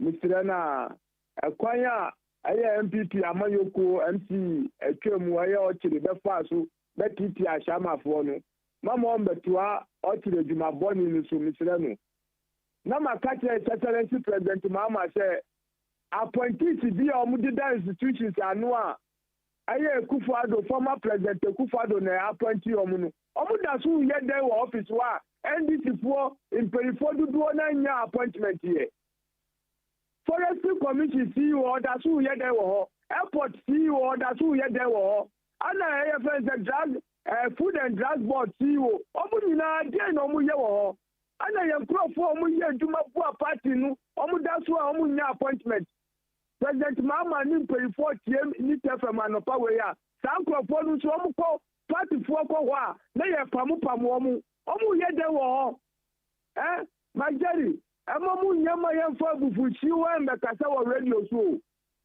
ana mi nu kache NDC fo ani Ghana fo bi omutu abama NDC amanyoko edasu peduma ye ana nkofo a omudi boni omudasu da people omudasu we institutions mu ejuma Jamaica ni ejuma pa president mama aye no na mamu masa nkofo we mbetutwa ye nasi ena minu kasei fuel ya tumukura no na nye MPP tama na ye ton liter 20 cedi na dollar aba from na MPP tam na ye $22 cedi If you ever President Mama into my papa or you on share no measure from for the Maya. Yes, Lena, Yaminka. Maybe I told me that say. Mami fa duri amache. Good morning, Honorable Majari. If I saw bright near because I'm free of sugar. Hello? Yeah, Abrante. Honorable Majari. Yes, I do. But I saw bright near because I'm free of sugar. Yami and shall be brave, and that's your birthday. Uncle and cow. Yami's round. Happy birthday, bro. Thank you. Also, Yami also. My media carried my coffee on the neck of TBC. Obuijuma or Papa, any honorable Alaji or Kondo, and also Obuijuma or Castle on him. Any the honorable Ashimo, the honorable Ashimo will be a Yami inside the Papa no cano. Yes, see a two Ayra. Ewo soldier for Akachi. Me pacho obi bia niwa obi nyako soldier for Akachi. Akofo etu oha soldier for ntimi pano. Enti omo amoria edi etu esie wo honu ma eyese omo bon ho ban a etu na yira no. Eyese ye chi omo na ye hwehwemu emfa omo. Se etu no omo de kohin omo de koma ahwan amo. Excellency John Dramani Mama. Now, Papa, Okosu Oye, I ne Ode Mahama Ke, Abba, Omudia Parliament, Oma Pasi, Ama and now Menu Kasei, Omo Muyari, our Muntimia Sika Enquiry Sano, Test Cano Ebit Miaso Sanko for Yare, Am Tomu. When I say Excellency John Dramani Mama, and the Vice President, Mamina no Pukwachima. Omo Shishen Papa at the more man Ghana. And now Menuka say 24-hour economy now Abano Yalanti Ama and a year Juma Awatema Port. Oko Lancers officer a year Juma Eddie Bois Nipa Bibria, Time Bia Opebiano, Obetimia Cornum, now I call you Lancers, Time Bia Opebiano, Obetimia Cotema Port, Sundays now I call you Nyama Adiaba. And now Menuka say dollar ejina baby ejina na ama dollar above from and then petrol so above from ama Ghana for na any Ghana for the essence John Domani Mama Papa any share Papa Ogusu eye edibo my Ghana so my Ghana and tumpo me that say also me that say me van next one me ba so much yeah Mike say Yami adu me too Collins the midway Pimo and Mamoli, with me a friend, Tabro man. No. Then you mean no man. It's ya, Rita, Regina Chema, Papa, Honorable, fantastic Chema. Miriam, share and then in and someone said, Rana, Auditor General, the report by the sector by 18.something million cities.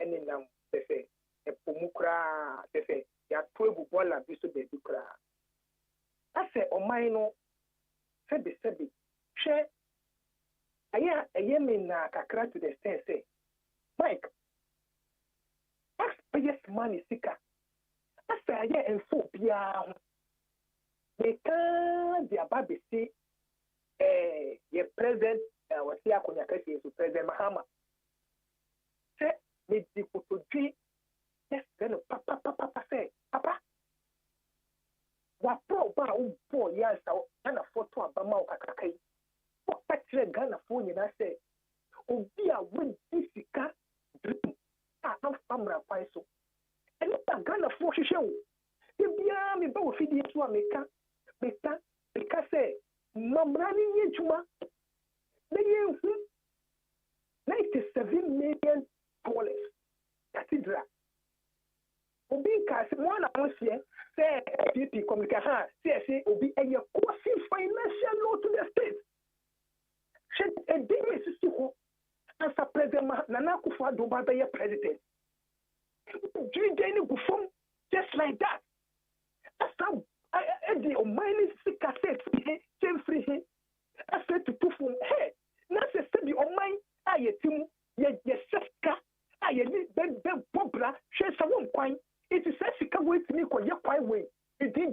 die na ye what memu ha timemu fomum de bia ye bre hwe kodum ne ko hwe uyo program ya ko hwe se ye ma menum ne ye nuanu ma struggle to just stop by money obi here 50 cities 80 cities dia solicitation de job hwe fie ye kasika over billions ye janet la na ko papa e ora no manye juma okay madam say me for last one manche yeah tio